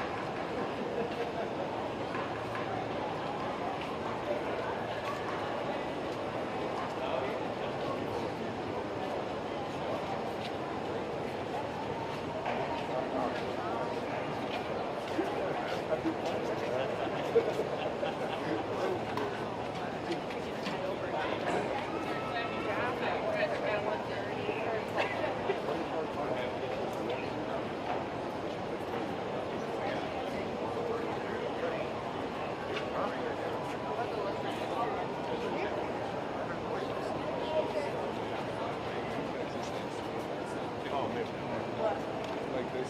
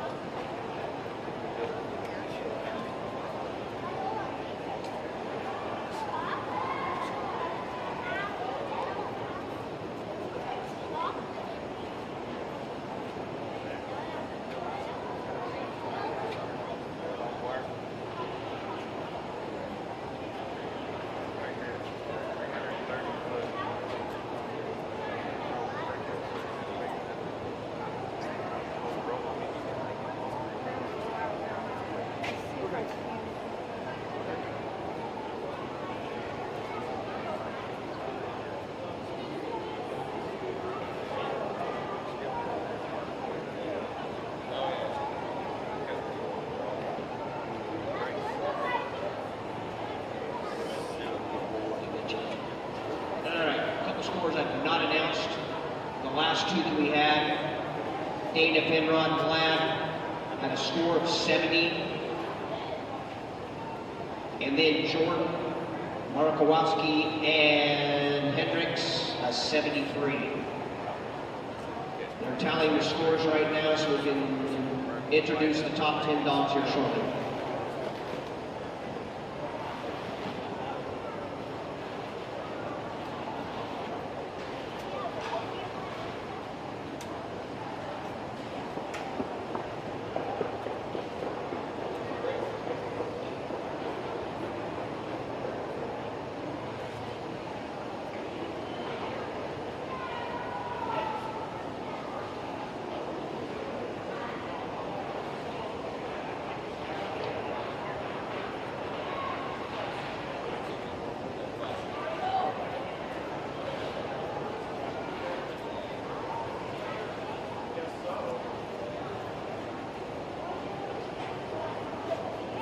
Good thing.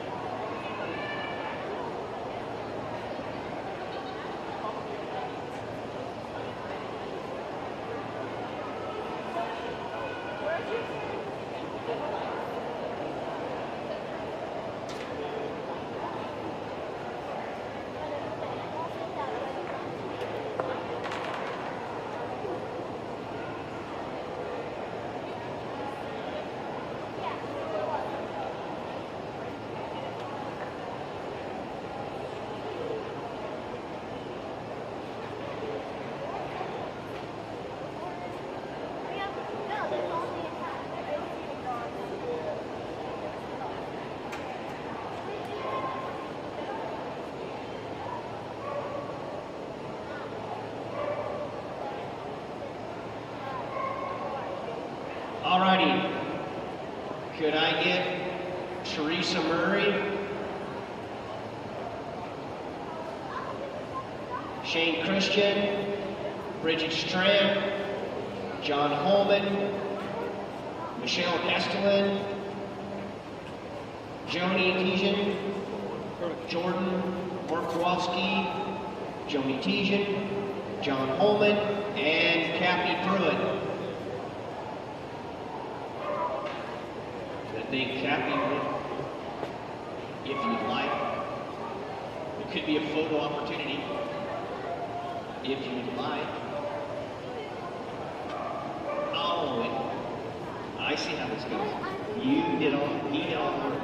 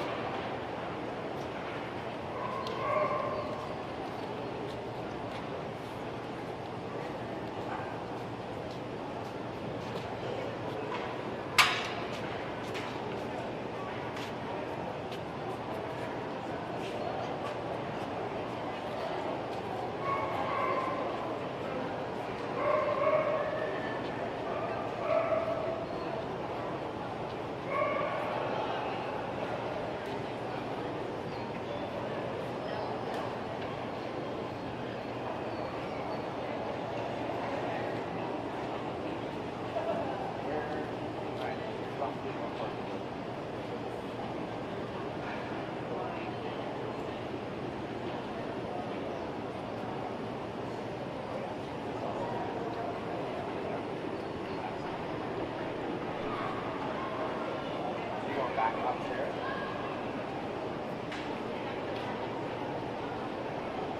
I'm watching the dog.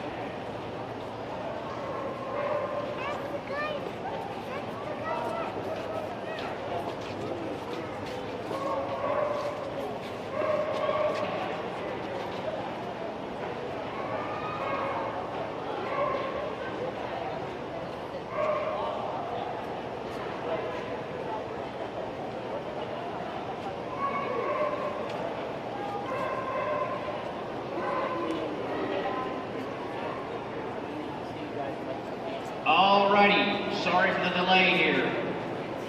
In 10th place, Cappy Pruitt and Reba. I don't think he's here. In 9th place, John Holman and Mood, and he's not here either. In 8th place, Joni Tijan and Holly.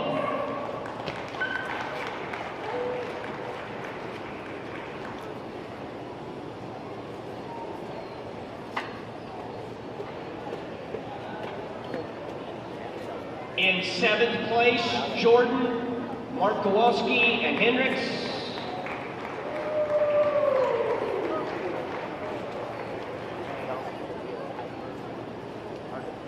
In 6th place, sorry Joni, I shouldn't have had you walk so far away. In 6th place, Joni Tijan and Monster.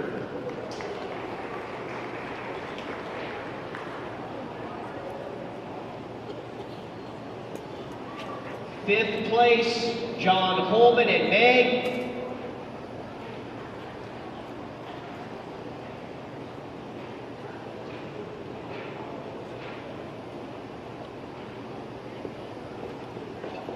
In 4th place, Bridget Strang and Ace.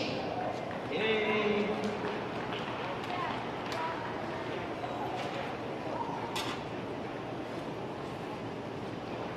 In 3rd place, Shane Christian and Meg.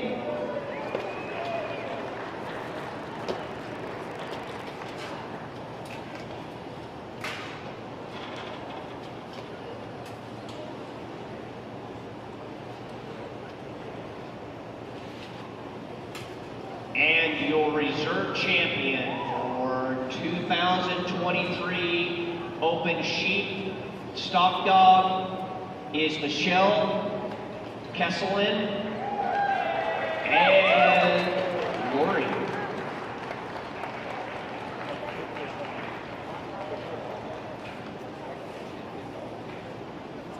Castelline.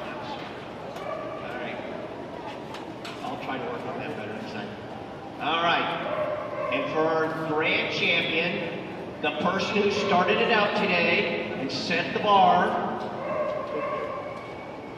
and she used her full name this time. I'm usually trying to just say her one I usually call her by. Teresa Murray from Payton, Colorado. and her dog Bishop.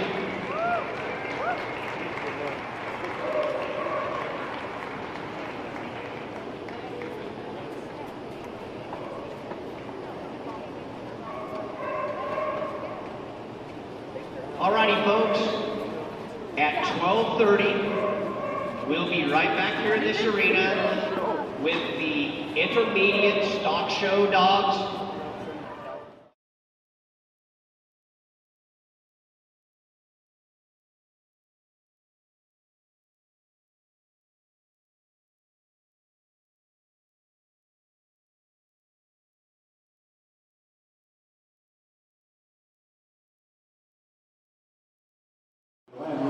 Springfield, Missouri, manages his own farm and another farm, 70-plus head of Clydesdale, Cheshires, and maybe a couple Percherons. He chews all of his own horses.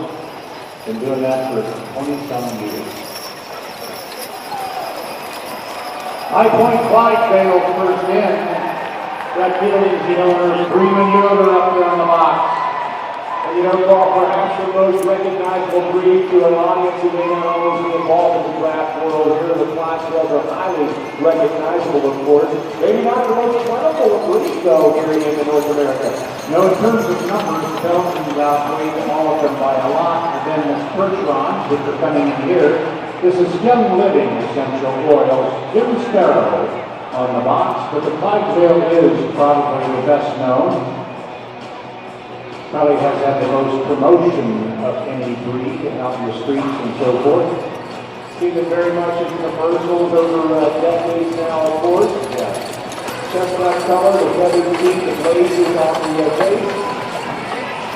Oh my, here they are, Jackson Ford, Ross Onsberger. So as I mentioned before, we have the lead team. We have the swing team, we have the point team, then the swing team. We're going to reverse on you, Freeman, reverse on you, Freeman, and of course we have the wheel team.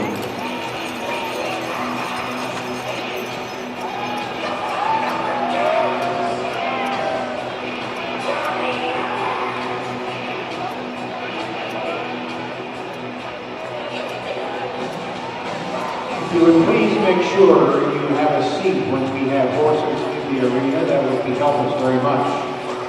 Horses are very prone to be frightened by anything above their eye level and that is near them.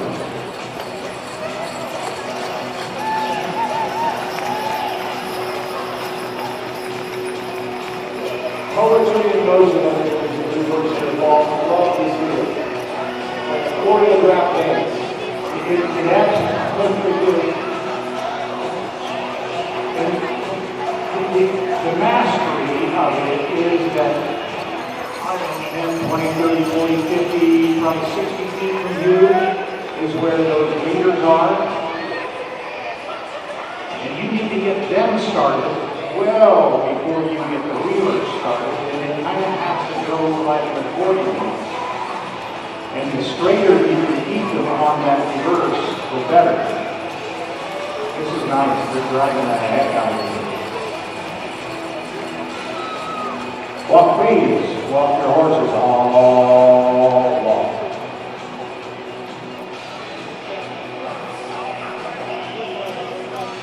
Trot again, please. Trot on. All trot.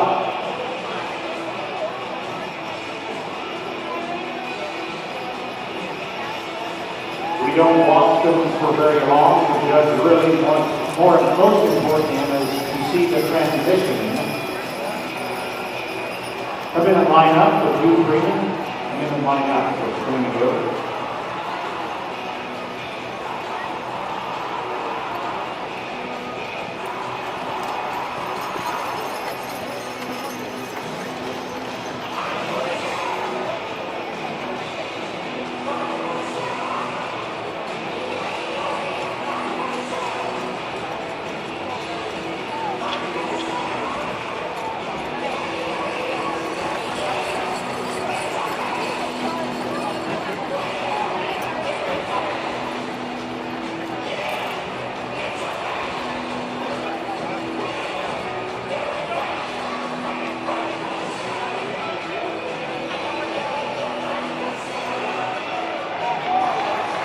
gentlemen, there you go.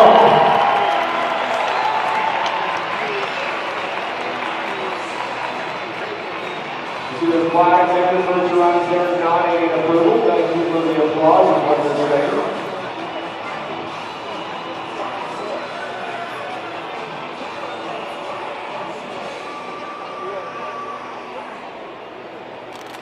As exciting as the 8-horse hitch is, to see the 6-horse is probably the most classic and the most in terms of if you do want natural Western, they would always reference the 6-horse hitch. But I can tell you, these drivers love driving the 8. As you can see, they're out here giving it everything they have. It's a handful, it's a load, they don't drive it a lot in practice and so forth.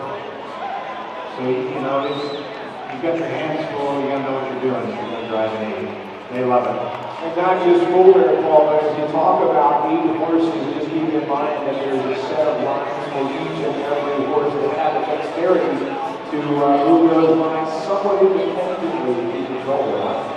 Absolutely, you have to it is so subtle that on the turns, you can watch going forward. Let's take them off to the left, please. Take them off to the left. So in almost every case, the wheelers come out of the bottom of your hand. The point come up, you know, between the next two, and then the swing and then the wheelers. You literally have 4 lines in each hand. About all you can put in there. And you'll see them reach under with the offhand, the slip line.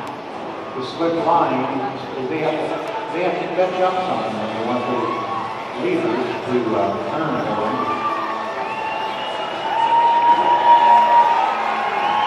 You know what you're doing here, obviously, a Canadian crowd as we salute them on the way out.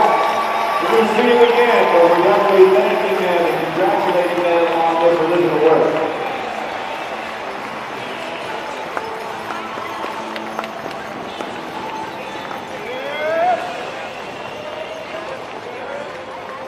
I was at a dinner last summer where there were some hitch drivers all sitting at the table.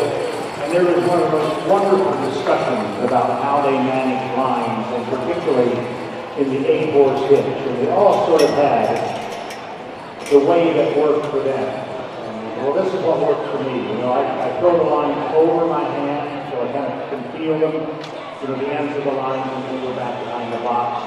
And I just sat there and drop.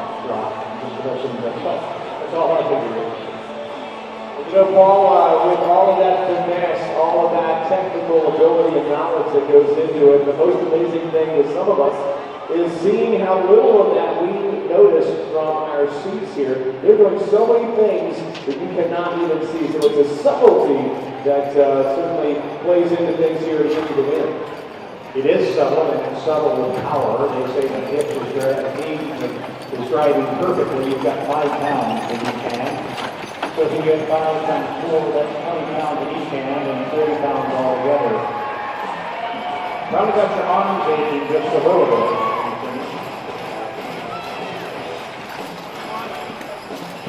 Ames Construction, Bradishaw.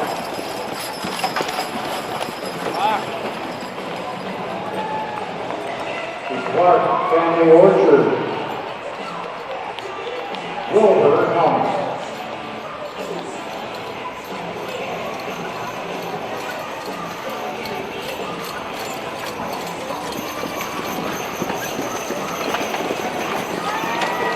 Mark Messenger, Memorial Pitch, Brian Bolton.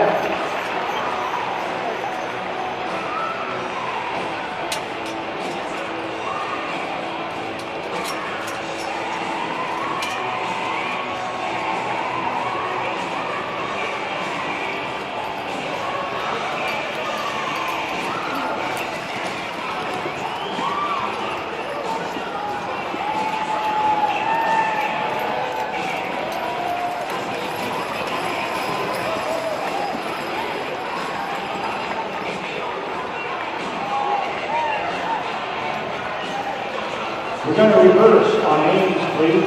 We're going to reverse on you, Travis Shaw.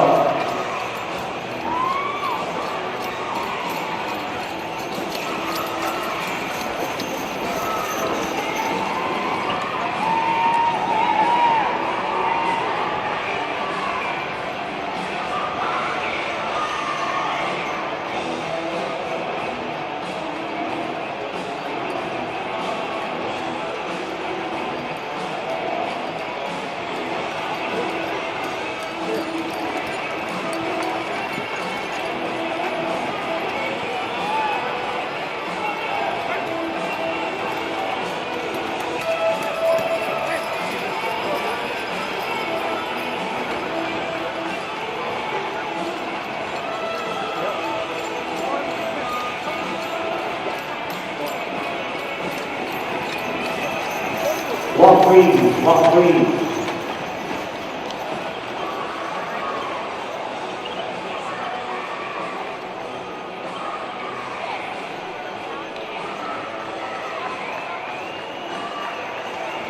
Try again please, Olga.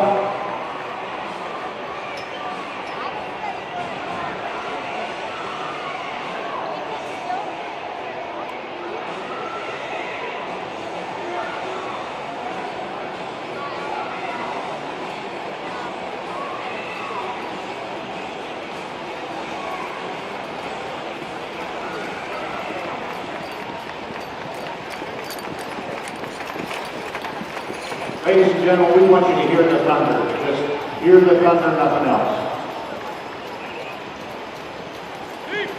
Come into my shot, please.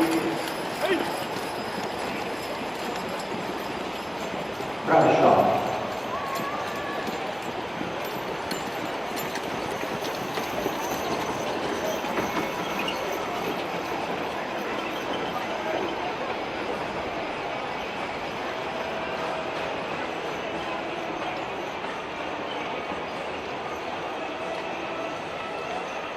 There they are, ladies and gentlemen, let them hear you.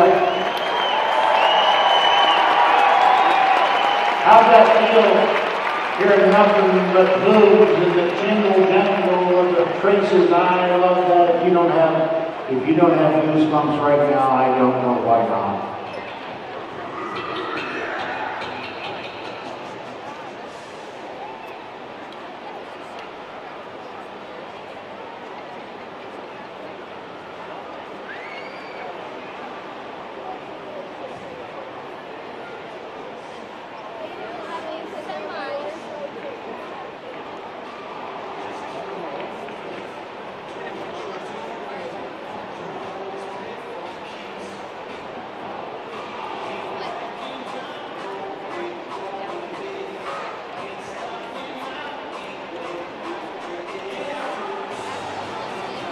So Brian, I think, what do we got? 9, 8, I think that's 72 horses. You got your math right there, Paul. How many pounds? Oh, goodness gracious. 72 horses, let's call it 2,000 pounds apiece, so that's 124,000 pounds. Sounds right to me. Yeah, it's a good number. 144,000 pounds. 72 tons.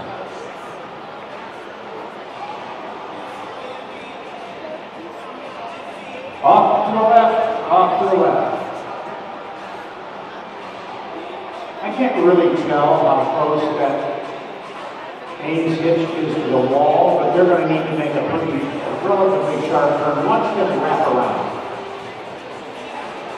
By the way, I want to notice as well, or I want the audience to notice, of course, this is a complete group of Percherons in the second heat today. They are so striking in that black color. The colors stand out so beautifully of the hitch and harness as they make their way around also. Every one of these different track breeds, whether you're talking about the Clydesdales, the Percherons, or of course, maybe even Paul's favorite, the Belgians, have such striking features that make them all unique. But right now, as the Percherons are heading out, it's again time to show them some love.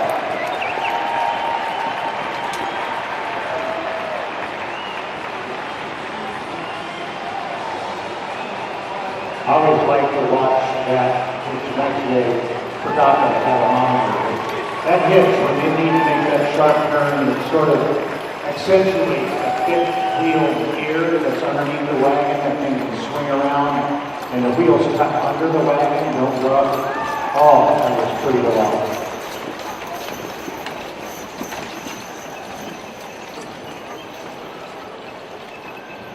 We're going to bring you 3 more.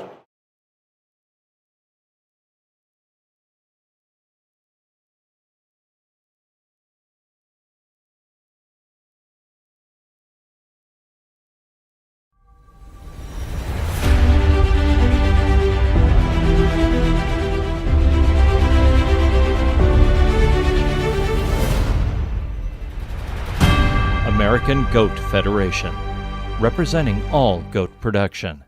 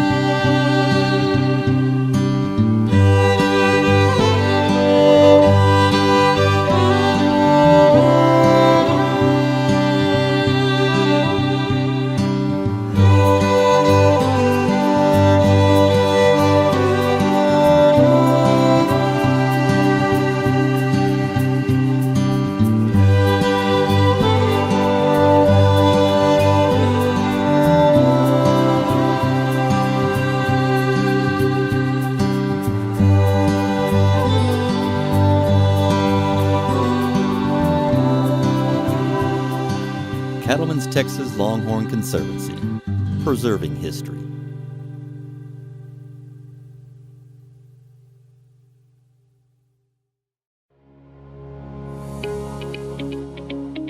Every fall since 1980, the Dutchess County Sheep and Wool Growers Association have presented the New York State Sheep and Wool Festival. From raw fiber to animals, products, and goats too. Fiber farmers, vendors, shows, equipment auction, workshops, and even a llama parade. So please join us again in 2023 for the New York State Sheep and Wool Festival. You'll be glad you came. The Suffolk Punch draft horse originated in eastern England, where it was developed to work the region's heavy clay soil. While other draft horse breeds found employment carrying knights into battle or parading before cheering crowds, the Suffolk breed quietly went about its business of getting the work done in the field and forest. The breed has changed little over the years. They are powerful, intelligent, loyal, and tireless, making them the perfect partner for today's draft horse farmer. Over the years, they were carefully protected from crossbreeding to ensure their desirable qualities would not be diluted. A side effect of that defense against genetic adulteration was a smaller population of horses representing the breed. There have never been a lot of Suffolk Punch horses in the world. In the mid-20th century, the breed approached extinction. Today, while the numbers have begun to rebound, particularly in the United States, they remain an endangered species of horse. The nonprofit Saving Suffolk's North Coast chapter was formed to educate the public about this important horse breed and promote its preservation. You can join this mission by making a tax-deductible donation. Visit the website on your screen to find out how. They're the oldest pure breed in the world. When the Romans invaded England, they described the Devon. They've been around ever since, but they have not changed. The Pilgrims came into Plymouth in 1620. Yep. 100 people came on the Mayflower. 50 died the first winter because of disease, other issues, starvation, maybe freezing. Didn't have substantial buildings, didn't have anything. Because the Pilgrims didn't have any communication, cell phones and so on, to get back to England, they sent word back with the ship captain and a few people they sent back. We need animals here to sustain us: chickens, pigs, cows, goats, sheep. So the third boat, 1623, I believe it was called Charity, brought animals to the New World, into Plymouth. And among those were the red cattle from the south of England, which we know today as American milking Devons. Well, that's always been the Devons' strong point. That's their forte. I mean, from the days in Plymouth, they sustained small families with milk and meat and labor, and that's what they're doing today on these small farms and sustainable farms. And they're the excellent cow that's tailor-made for that.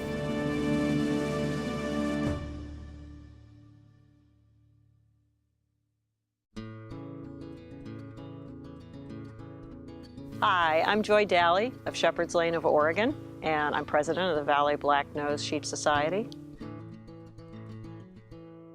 Hi, I am Emily Ani from Hidden Valley Ranch, and we're located in Utah. I am the vice president of the Valley Black-Nosed Sheep Society, and we are here today to tell you a little bit about the society. We are a collaboration of 80+ farms now. Yes. And we're working together to bring the world's cutest sheep to America. So please join us on our adventure and become a part of the Valley Black-Nosed Sheep community.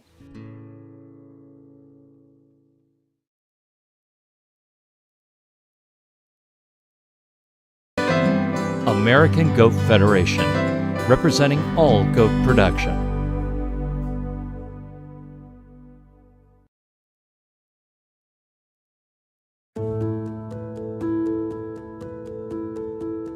This week is our much anticipated launch for the RE Synergy Foundation, and we chose the National Western Stock Show in Denver, Colorado as our inaugural event. Denver has been a central meeting point for many peoples, cultures, and animals in its history, and has turned into a place that its founders never imagined. We hope that the gathering at the site of Denver's stockyards, at the railhead that helped to build a country, is a reminder of the awesome power of people coming together. We hope that when you see all the different breeds of livestock this weekend, you will imagine the history and the cultures that they represent. We've partnered with the media production company Backyard Green Films, and we've helped to sponsor their live stream. So anyone around the world can be a part of this event by following along on the broadcast. And for this event, we've also partnered with a small group of organizations who are doing their part to represent the richness of life on this earth for all of us. We hope you follow us and them on social media and tell others about their work. That helps more than you might know. That's synergy, after all. A high tide lifts all boats, so all are elevated. We're the RE Synergy Foundation. We hope you join us in making 1 + 1 so much more than just a simple sum.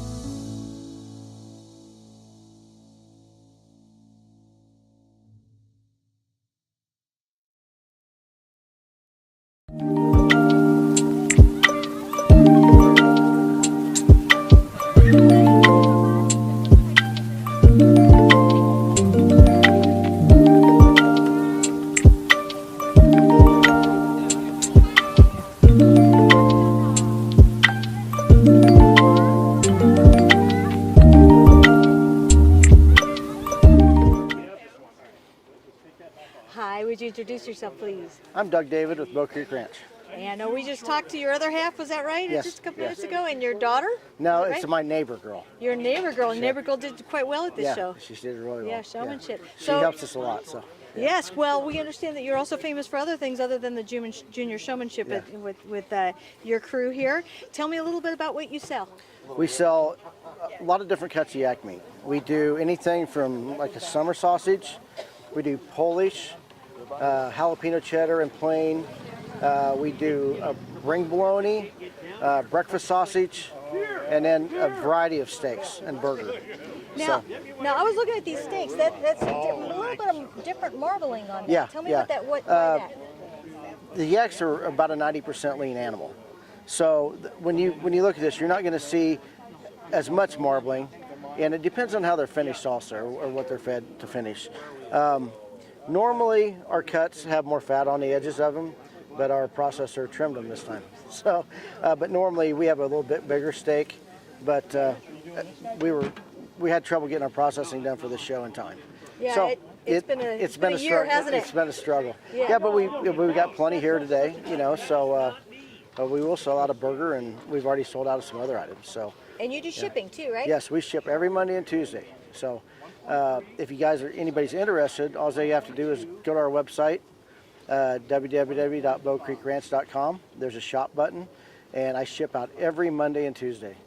It comes in a styrofoam cooler, frozen, so usually 2-day shipping. Okay, wonderful. I'm going to ask you one other question about the meats here. So there are some cold weather breeds of animals that have a fat cap rather than marbling intensely inside. So is the yak one of those? On like on your roast, usually this one does not have much of a fat cap. Normally we do have a bigger fat cap on the briskets and on the roast. You know, some of the fat on here, normally we leave that tip on the end of that ribeye, but it's a little different cut. The main cuts are all the same as beef. The yaks are a bovine. Other than up over their back, they cut different up over their hump on their back, you know, where a beef doesn't have that. So you get a little bit shorter loin area on the top of that. So. Other than that, it's pretty much the same cut. Okay, now there are certain kinds of animals that when you cook them, you can ruin the meat if you do it wrong. Yes. And I know the bison, they were saying that was one of those. It's low and slow with them, like a goat. It's exactly what I tell everybody. I tell everybody low and slow, low and slow. You know, that's the key to this. It's what he's doing right there is a Polish. Alan, you want to see? That's a Polish. We just rolled it around on there a little bit. It starts steaming, and it's done. Because you can taste it at one point, and you can cook the taste right out of it if you do it wrong, and then you think, I don't like yak, but it's not that, it's the way you cook it, right? Everything we do here is, like the burger, it's all medium rare to rare. You do not want to go past medium rare with a yak cut at all. It just, you want the flavor of the meat, and when we do our samples here, all we do is salt and pepper. Tom did a show yesterday, and we did sampling meat, and he had some sautés and stuff like that, just to show people if you could add that to it. Normally, I tell everybody, don't ruin your meat don't marinate it. There's no reason to ever marinate this meat or anything like that. You'll lose all your flavor. Interesting. You know, the reason you buy the yak's for the flavor. It has a naturally sweeter flavor than beef. So it's not a gamey taste? No, there's no gamey taste to it. They are bovine. They are, you know, considered a cow. But there's no gamey. It's all how they're fed. You know, and we feed everything at our ranch the same way. So if you buy meat this year, you're going to come back next year, you're going to get the exact same flavor. Yeah, feed makes such a difference sometimes. Yes. I know with goat milk, I used to be in a goat milk co-op, and I could taste when they got into the brush a little bit versus the alfalfa because there was a distinct difference in that. Yeah. So it's the same way. You have at least a consistent taste. You come last year versus this year, that sausage is just going to taste the same. Yes. That's a nice thing too, especially if you're shipping, because that's a long way to ship meat. Yeah, we have a lot of repeat customers, and you know that's why they come back to us, because every time we ship, they know it's going to be the same. You know, so. It's just got a great flavor to it. Fantastic. I mean, the name kind of scares people off, but don't be scared of it. It's something different. I get contacts all the time. It's growing bigger and bigger. We are in Natural Grocers, but it's under the Front Range Yak name. That's our wholesale company. Okay. We only sell burger to Natural Grocers, but if you look, you'll find us there. Excellent. Yeah. All right. So, well, thank you so much. Thank you. Appreciate you guys coming out and doing this for us. I think the camera guy might just be tasting this stuff after this. Yeah. Hi, would you introduce yourself, please? I'm Doug David with Bow Creek Ranch. And we just talked to your other half, was that right? Yes. Just a couple minutes ago, and your daughter? No, it's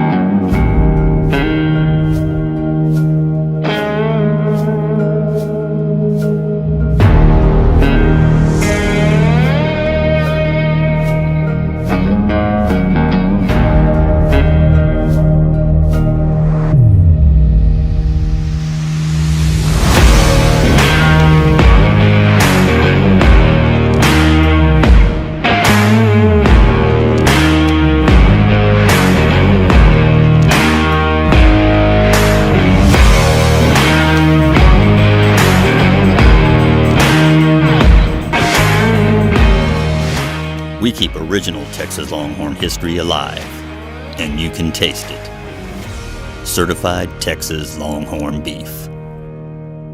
500 years of adapting to change. The Agriculture Podcast, on a mission to share stories, dedication, and wisdom of America's stewards. Join us on a green adventure. Listen wherever you get your podcasts.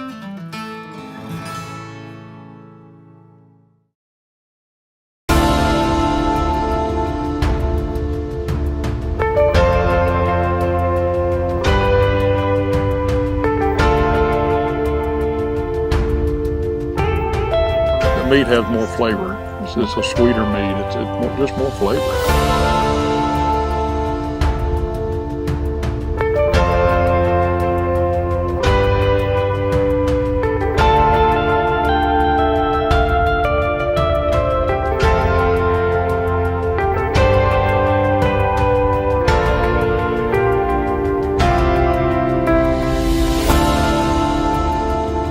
For 500 years, it's been the new family cow.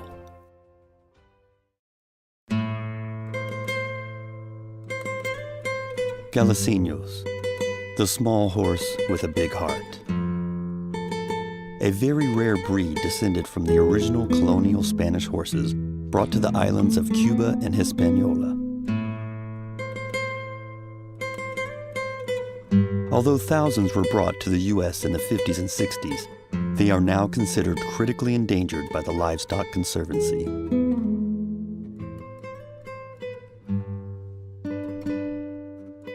The Galicinos of Suwannee Horse Ranch in Live Oak, Florida, are dedicated to the preservation and promotion of this breed, providing educational opportunities on the history and the role these horses played in the conquest of the New World. For more information, please go to www.galicino.org.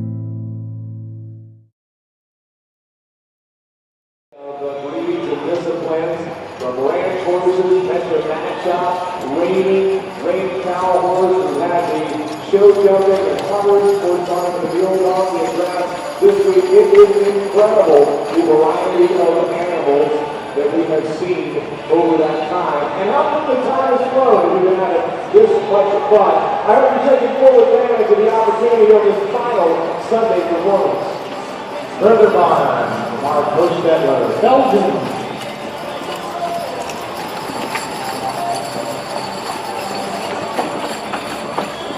Johnson, Belgium.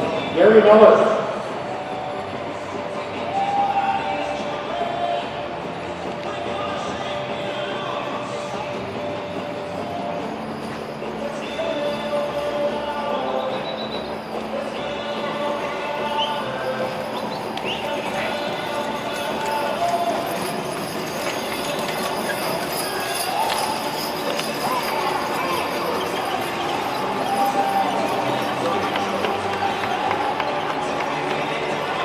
For a Belgian, Garrett Anderson. All Belgians in this heat.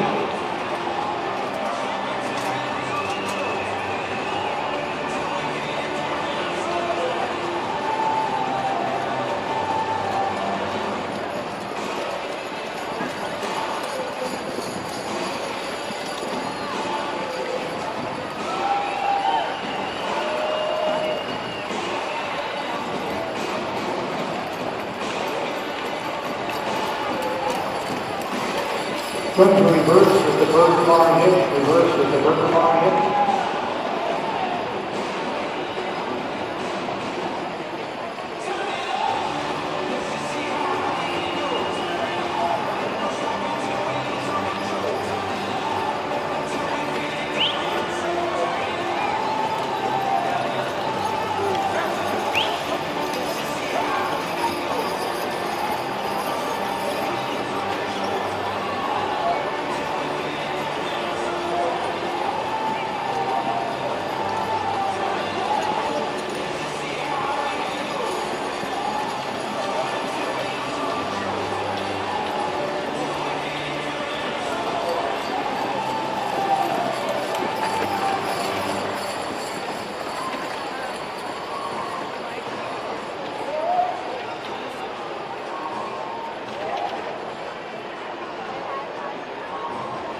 Back to the front.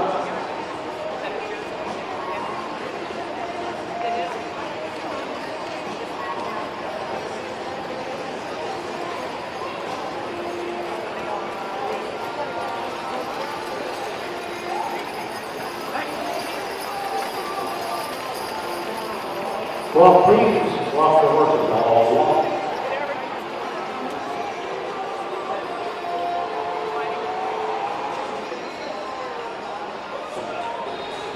Try again, please. Come on, that's right.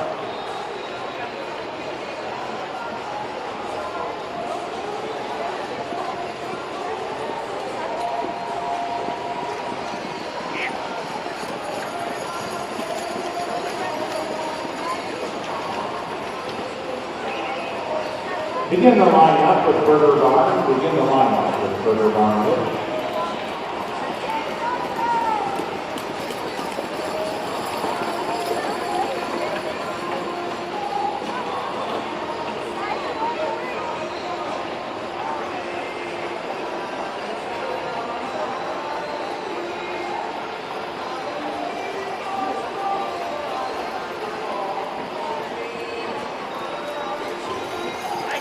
This is Garrett Anderson driving this 4A hitch. He's only 18 years old.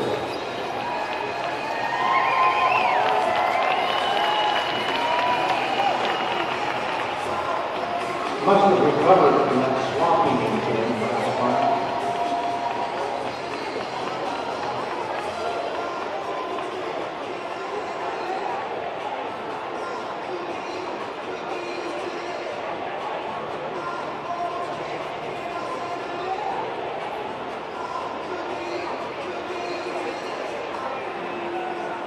Tom Walsh always at the ready as your ring steward jumped in there and helped out. Those horses got just a little spiritual as they pulled in.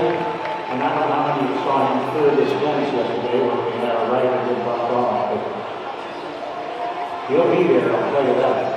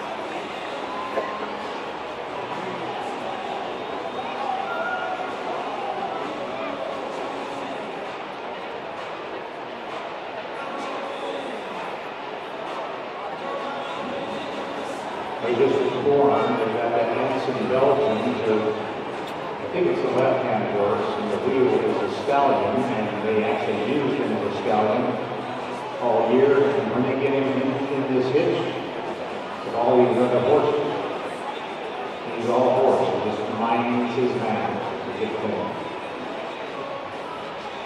Garrett, 18-year-old, he's Hansen's judge working with the tail. Trying to get these horses up.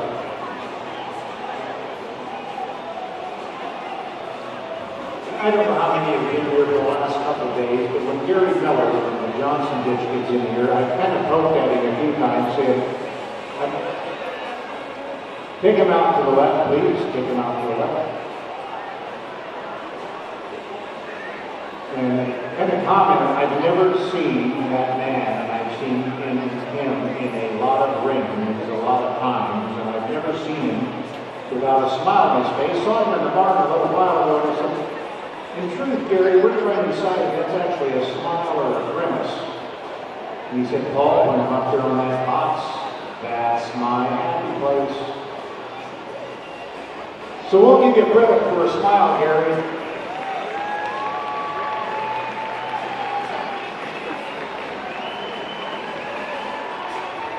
So bringing out the all-Belgian heat here, heat number 3 in our draft 8-horse show hitch.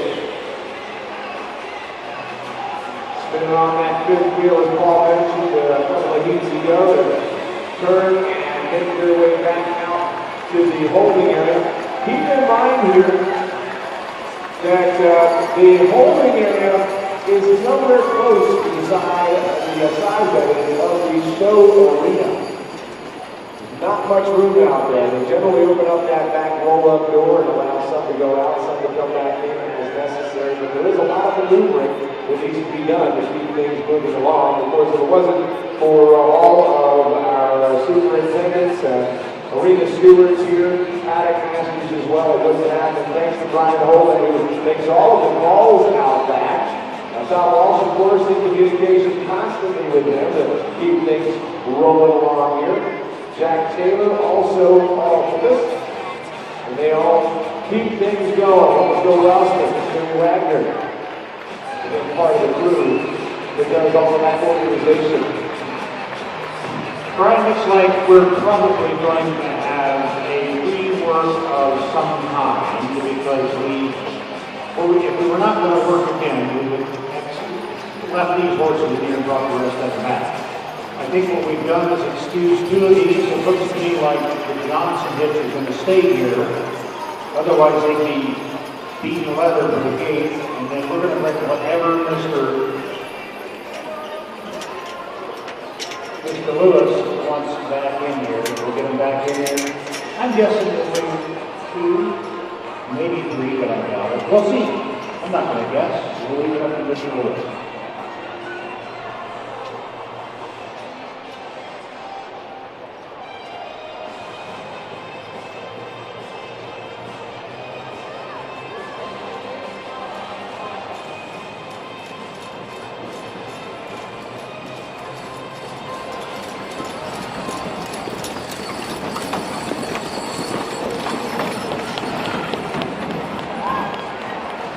Ross Hansberger back in, Jackson Ford.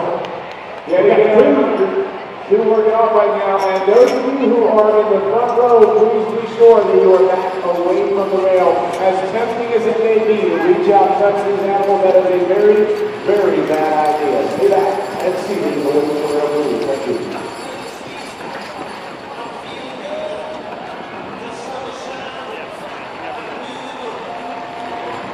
Well, I don't know. You look at those black horses, and I mean they're lined out, and they're working, and they're up and down, and they're straight as an arrow, and they are big buggers, I mean it. They've got some size and power. And then you go to the Belgians, look at them straight across, you see one set of legs as you go down the line there. And they're the same thing, lined out, straight as a tin, ears back and forth, and they're a big bunch as well. My goodness, I'm glad it's not me.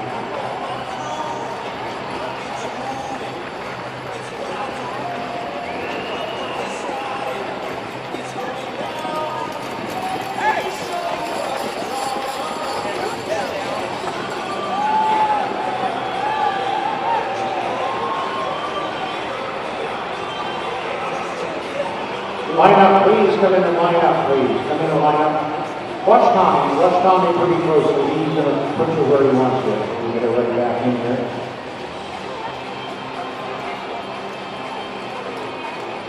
Nice.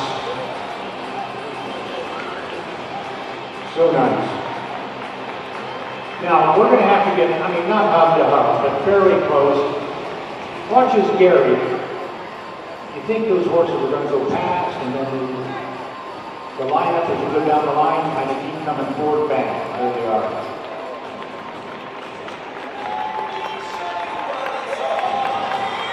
Oh, let's thank them. That was a go. That was quite a go.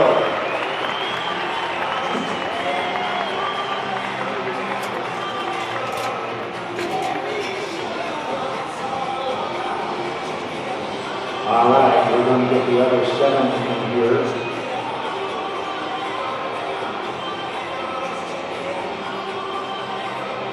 Pitches, watch for Tommy. I'm assuming we're going to come in and around.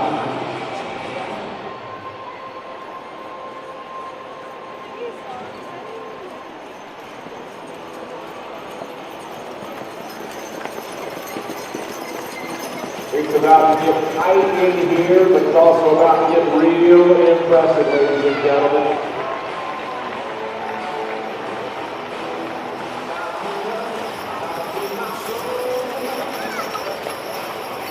The 8-horse pitch is not one of the classes that qualifies for the North American 6-horse hitch Classic Series.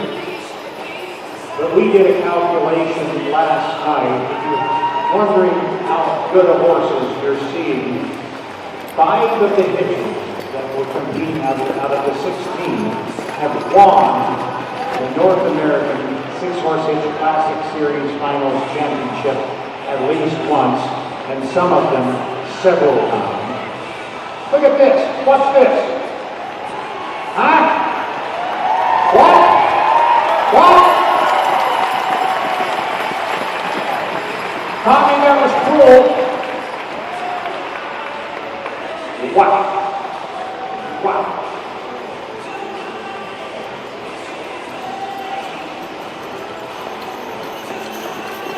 Look at them come. Now, see that? Perfect.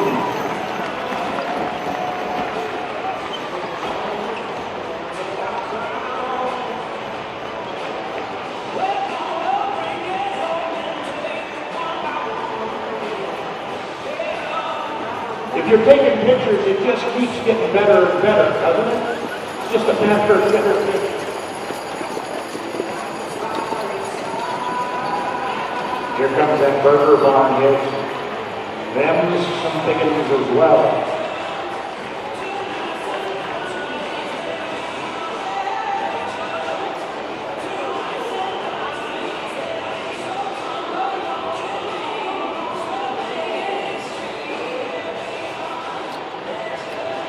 Last one coming into center here, ladies and gentlemen. And what an impressive sea of animals we have here this afternoon. While they pull into line there, they're going to be cutting it tight to get here. So I want to hear from you as the Anson Pelican hitch comes in to do so. All the way down to the end, cutting that tight turn, just about spinning the top, if you will. He's an 8-year-old driver having to throw 18-year-old driver that is having control. Young nonetheless. And he's a driver who was a part of the team race in the heavy lifting earlier. We got a little bit of warm-up workout.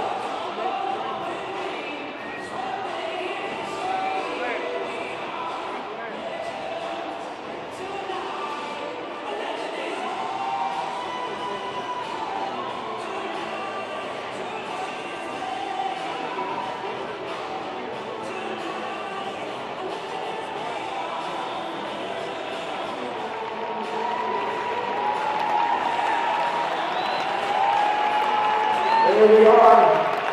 That's your complete crew. 72 horses, 144,000 pounds of power. How about that?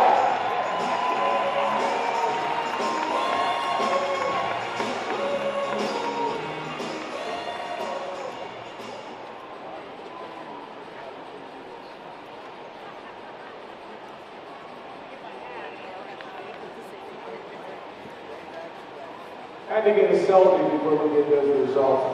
We're about ready to go now. Paul, take it away. He wouldn't give me time to put my hat on. It's warm in here. In 9th place, entry number 112 for a Belgian, Garrett Anderson, 18. Total years old. Nice job, Garrett. And Colorado Drone, Great Colorado.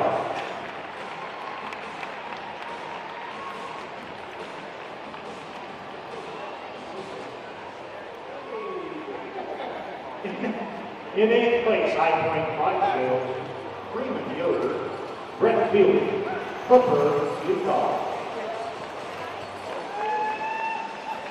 By the way, while we come around to pick up those prizes here today, we have with us Eliza Rowe from Elder County. They're queen. The event happens July 29th through August 6th. And also, Emma Considine, the Construction Riding Club that has every other Saturday all summer long. They are presenting the awards here as we work our way through the first order.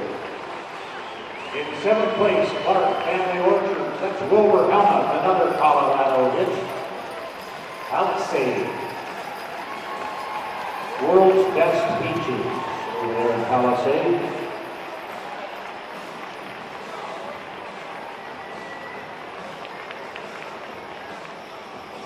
In 6th place, entry number 120, Burger Barn, Belgium. Jason and Celeste Hill, Ohsweken, Ontario.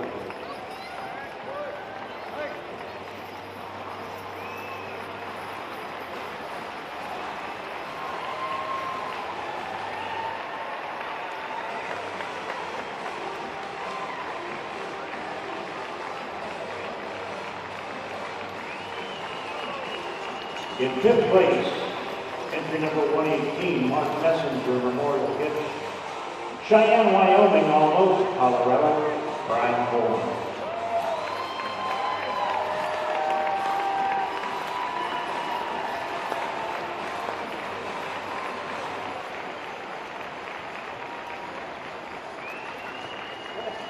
In 4th place, entry number 123, Ames Bertrand, Jordan, Minnesota, Travis Shaw.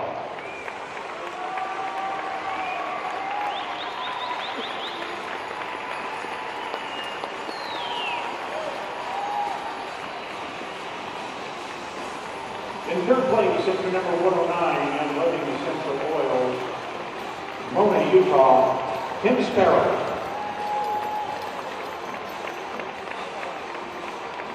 Living Hitch won the 6-horse hitch 2 nights in a row.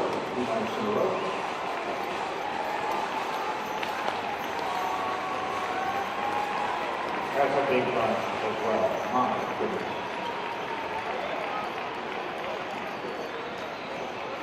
In 2nd place, Johnson's Belgians, Gail Heron, Unity, Saskatchewan. Gary Miller on the box.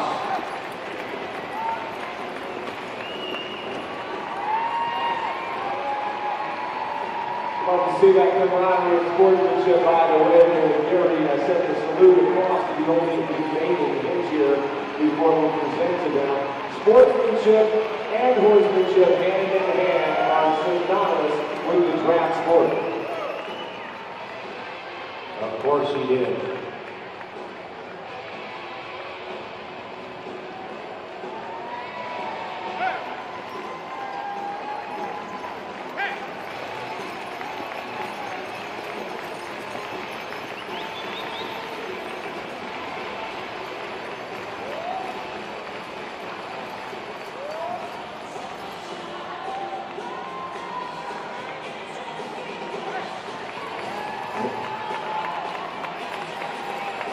Getting those, putting the neck sashes on, neck ribbons.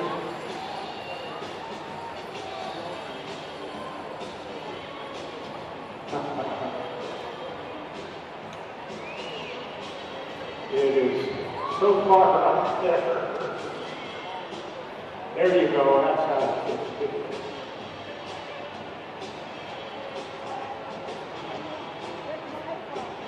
Tommy, we might need you. I don't know. I think it's tough.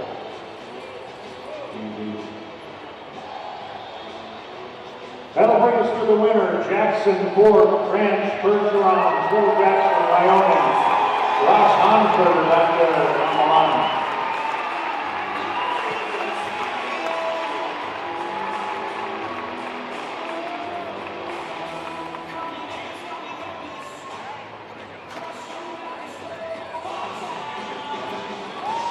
There's your winner, 2023 8-horse hitch. 2023 National Western Stock Show 8-horse winner. We have 90 contestants. It's unusual to have 90 come back in. You have to haul some extra horses when you're looking for six. They did it and they did it so well, and he drove them well. It looked as harmonious as a 6-horse does, and believe me, it is not the same. There's nothing the same about driving 8 as there is a 6. We've got the gate closed. I think we're betting on another turn, Ross. If you would please, we sure thank you. Just let us see it one more time. And when they go past you, let's do this a little bit like a wave, ladies and gentlemen. Let's make a whole pile of noise for it as it gets to you. Just keep it all going as it comes around. Make sure you just pile on and he needs the wall.